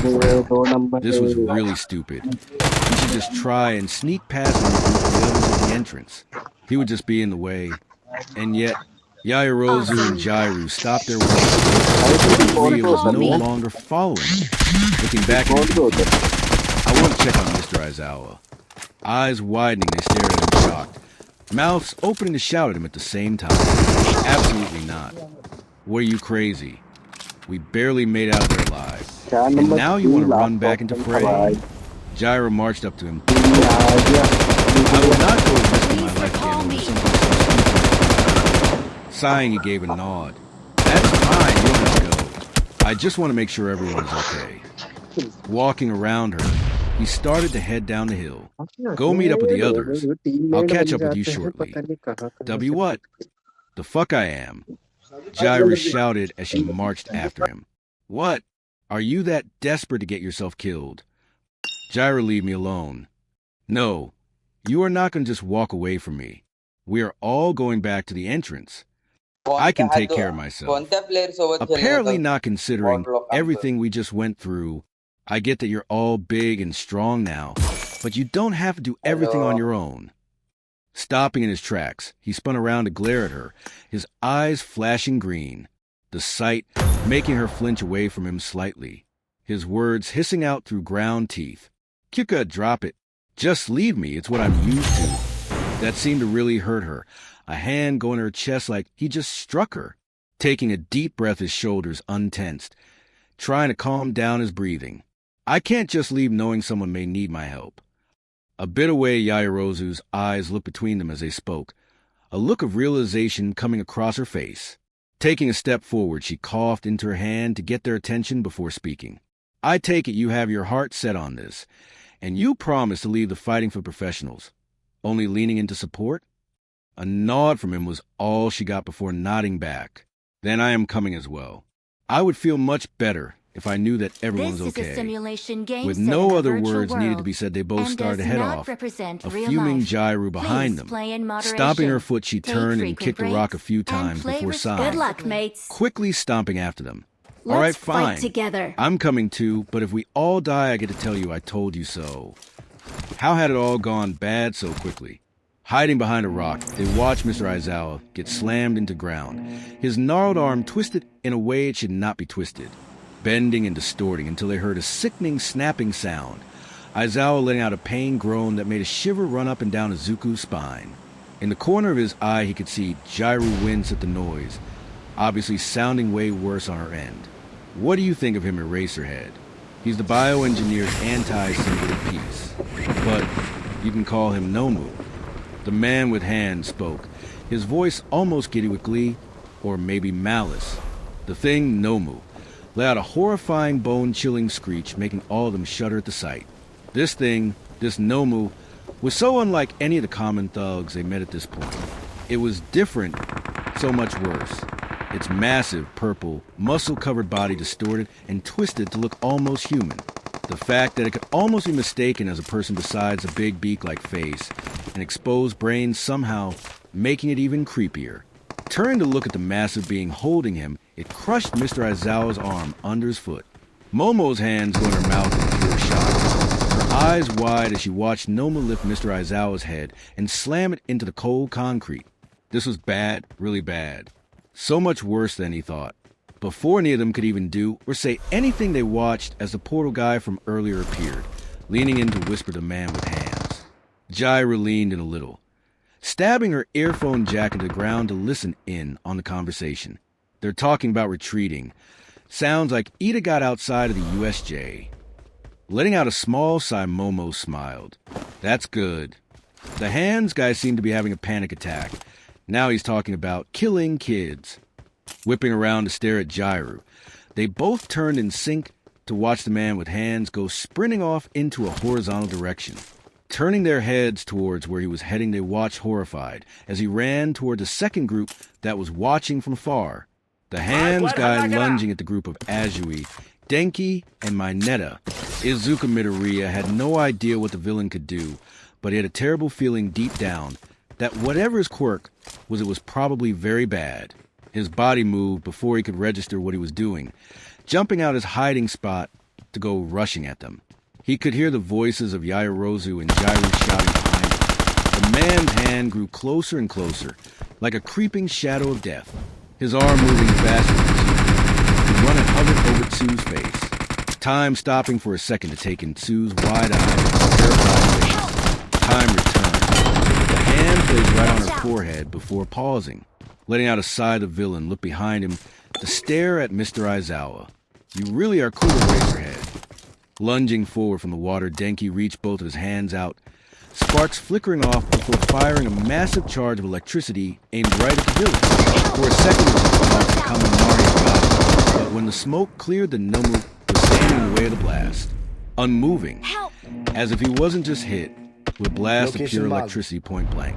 In one quick motion, the monster reached down to grasp at Kaminari's wrist, wrenching his stunned, brain-fried body into the air. Tsu shot out a tongue in a desperate attempt to save Kaminari from the beast. Mineta begged for mercy, and the man with hands slowly crept his 2 palms forward, promising death for both Tsu and Mineta. Cocking a fist back, Izuku aimed to strike right at the back of the villain's head, hoping that if he came in from a blind side, he could get a hit off. Unfortunately, that did not work, the man dodging away from the strike and taking a leap back. Oh ho! 2 more enemies have emerged from fog. Movement to his left in the corner of his eye, he saw that Jairu had joined him, her shaking hands gripping onto her bat tightly. He had no idea where Yairozu was, but he refused to turn his head to look. Something told him that looking away, hopefully wherever she was going. No one moved for a moment. Jairu's foot grinding into dirt as the hand villain tilted his head. Dirt shifted as they both rushed him. Jairu swinging at him from the left. Her bat missing its target, lunging at her with one of his hands. He had to pull away when Izuku tried to kick him in the head. In a fluid motion, he ducked, going in for a second strike, only this time to be interrupted by a frog, tongue lashing at him from afar. Shifting to the left, he dodged the tongue, raising his arms to block the stinging strike of a metal bat. Izuku pushed the offensive, landing a few hits into his stomach before having to retreat from another strike. The second bat strike came from his blind side, forcing him to block with his arm. Letting out a frustrated growl, he swung at her just for her to duck back behind the others. He knew this trick. All 3 of them were using hit-and-run tactics, landing a few hits before retreating, being sure to cover each other's escape with blanket fire. He's played enough shooting video games to know what kind of game they were playing. It was smart, probably the best way to defeat a stronger opponent. It probably would have worked if he was alone. Thrusting his hand out into the air, he plunged it into a portal, the hand appearing behind Tsu as she was mid-leap, his fingers digging into her shoulder, letting out a pained scream, her body twisting in the air before falling against the hard ground. Got it. Jairu tried to swing at him, but he caught it with his free hand, giving the steel weapon a squeeze. Both of them watching in horror as the bat crumbled to dust, splintering into pieces upon the ground, forcing her retreat to a safe distance. In a last-ditch effort, Izuku dipped in close to cover Jairu's retreat, meeting his fist with an open-palmed strike. Their attacks got close, all 5 of the villain's fingers inching closer before he paused, jerking his hand back in surprise, and leaving himself wide open, the villain's face snapping back from the blow of Izuku's punch, his mask falling to the dirty ground with soft thud. Almost instantly, the lanky villain forgot anything else, bending down to pick up his mask. Behind him, Midoriya and Jairu raised their eyebrows. Father, I'm sorry. Look at you, all covered in dirt now. I'm so sorry. His breathing growing panicked and labored as he spoke, only really calming down after he put the weird hand-shaped mask back onto his face. Turning to face the Midoriya could practically feel the hatred radiating off of him, his gaze boring into him. Raising a wrinkly, flaking hand, he pointed at Midoriya, his voice seething. Nomu, kill that one first. In a blink of an eye, the bird creature was upon him, wind parting around him being the only tell that it moved at all. Maybe it was always just standing there, and he never even saw. Unblinking, its dead eyes stared down at him, black, smooth eyes more a puppet than anything that ever resembled a living, breathing creature. Izuku didn't even see the strike, a blur moving across his eyes a second before he felt the blow. A fist about the size of his lower half slammed into him, a sickening crack filling the air as pain shot along his chest.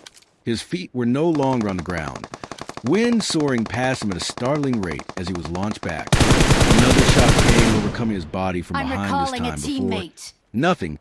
The last thing he heard was an old friend screaming his name. Izuku. This was insane. Was she the only one that saw that? That monster, heading up the stairs to the entrance, Momo Yairozu's feet clacked against each step, practically moving up them 2 at a time. All she did was stare in horror as Midoriya and Jiraiya had sprinted into the fray to try saving her. That thing, she had prepared for many hours for the day that she would come across a criminal. She knew it was inevitably in this line of work. She had planned for many situations, and they worked out perfectly against petty criminals. She remembers not even 30 minutes ago feeling so proud of herself. Yet, when faced with something so much scarier, something she could not have possibly planned for, she ran. Just turned tailed and bolted as fast as she could, leaving her friends a God knows what fate. Please recall me. An all too familiar feeling of shame creeping in from the dark recesses of her mind. What would her parents say if they saw her running for her life like a coward? Unable to finish that thought, she noticed a familiar brown bob of Uraraka running towards her with Shoji in tow.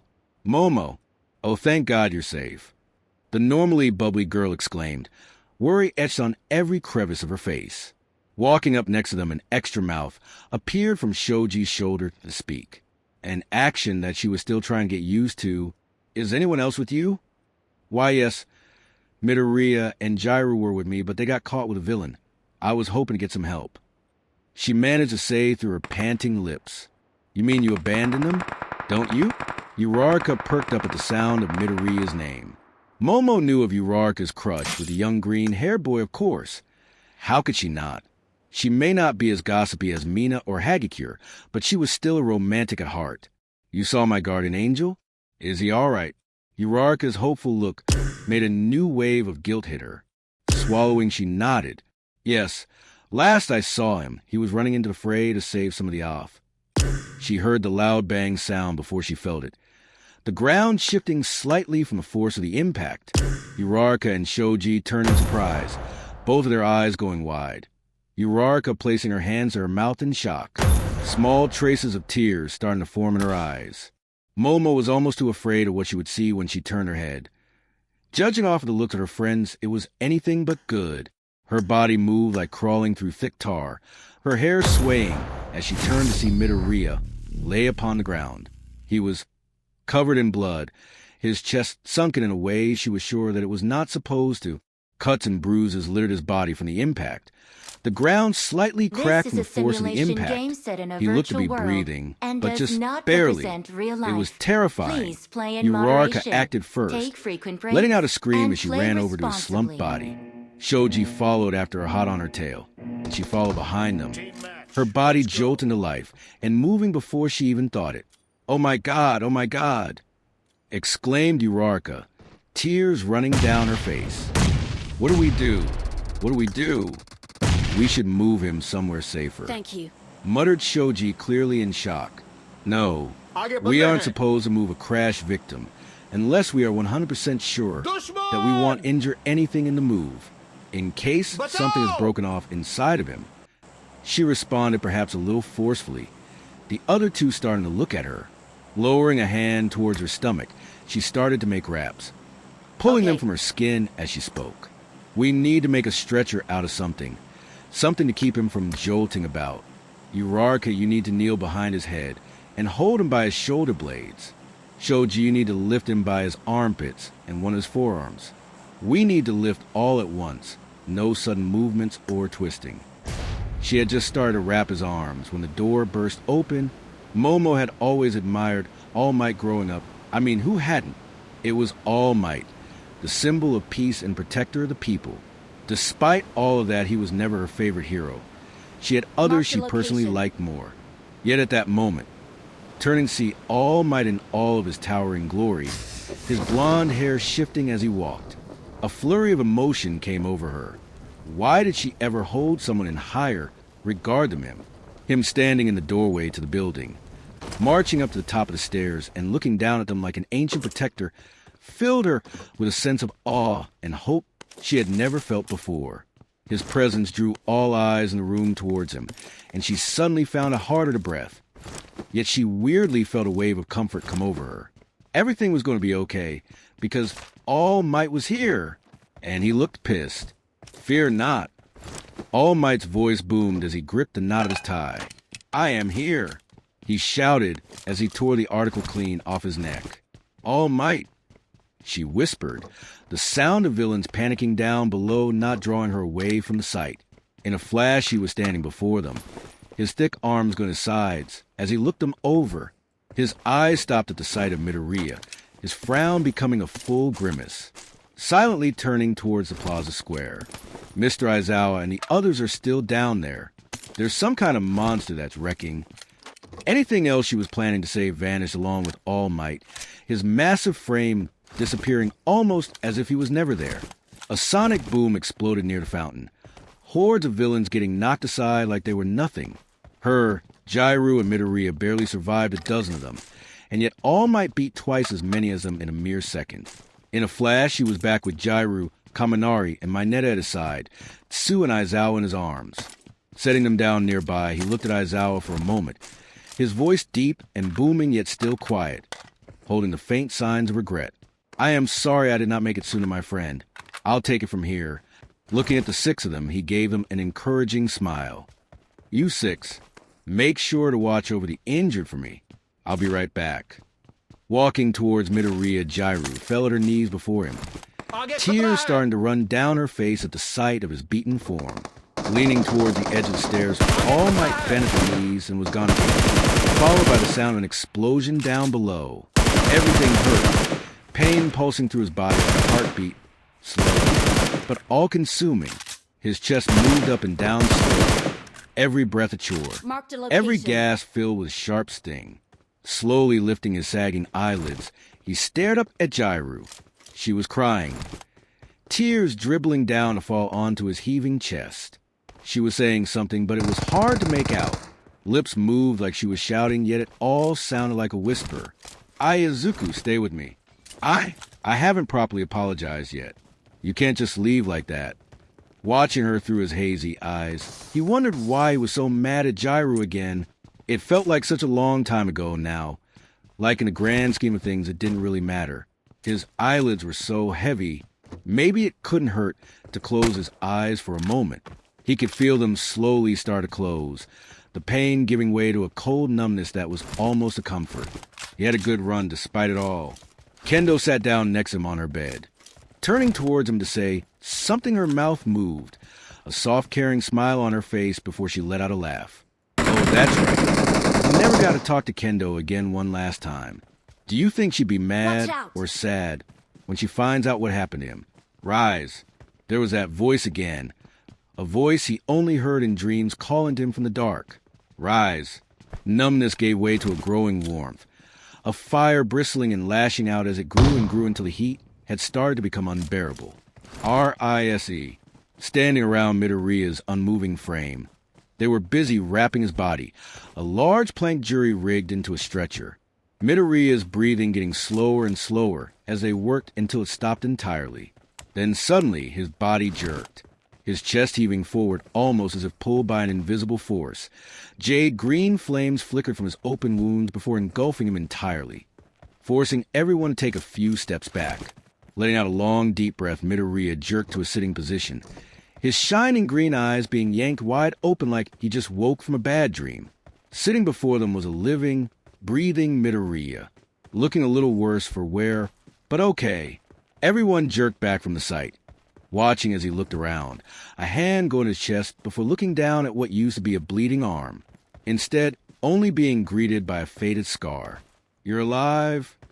muttered Yaoyorozu, her eyes looking him over with shock. Shoji rubbed at his eyes to make sure he was seeing right. Opening his mouth to speech, his chest heaved, gasping out as he turned away, billows of black smoke, and ash shooting out of his mouth and onto the ground. When he was done coughing, he let out a breath. "Anybody get the license of the truck that hit me?" Uraraka practically slammed into him, pulling him into a hug, her tear-covered face rubbing into his shoulder. "How am I?" Midoriya's voice trailed before thinking of something, quickly getting up despite the others telling him to take it slow. "Mr. Aizawa, is he okay?" Locking in on the sight of a badly beaten Eraserhead, he ran over to him, go to look him over when he was stopped, Eraserhead's hand raising before pointing at an unconscious Tsu that he was just now seeing. "Save my student first." Making his way over to Tsu, she was laid back, her breathing labored. On her shoulder, she had a wound that he had never seen before, a black mark of breaking skin in the shape of a handprint, cracks splintering out and slowly spreading up her neck. The tree-like branches already starting to touch her chin. Help! We don't know what he did. No matter what we do, we can't make it stop, said Yairo next to him. It's some kind of quirk, and whatever it is, it looks deadly. Propping her head with hand, his other lit ablaze, hesitating for a second before running along the wound. Searing hot pain like he had never felt before rushed into him. Izuku Midoriya has grown accustomed to pain at a young age, but this was on a whole other level. It felt like his atoms were being pulled apart on the inside. Every part of his being fighting to stay together against an unknown force. Gritting his teeth, he pushed through, his eyes shutting as his muscles tensed. He thought of the small smile that Shu gave him, and he charged through the pain. It got to a point where he was starting to question if he could really do it when it ended. The flames parting to reveal a wicked-looking scar all the way down her neck, onto her shoulder, and down her arm. Falling back to the ground, he felt arms wrapping around him to catch him, turning to see Shoji nod at him. Tsu's breathing growing more natural, now looking to enter a deep sleep. He took the hard part away. The rest was left for her body to regain its energy. Getting back onto his tired and sore legs, Shoji helped him up, multiple arms holding him as he started to make his way over to Mr. Aizawa. Okay, one down, one to go. Fist met fist, each powerful blow being met with an equally as powerful one. Each clash created a force so powerful it shook the stage and rattled his bones. What his master said was true. All Might had gotten weaker over the years, which was kind of ironic since a weaker All Might was still a massive threat. He shuddered at the thought of facing All Might Prime. Blinking back at him surprised, she nodded, smiling back as she took his hand and gave a shake. Hello, Midoriya. My name is Kyuka Jairu. It's so nice to meet you.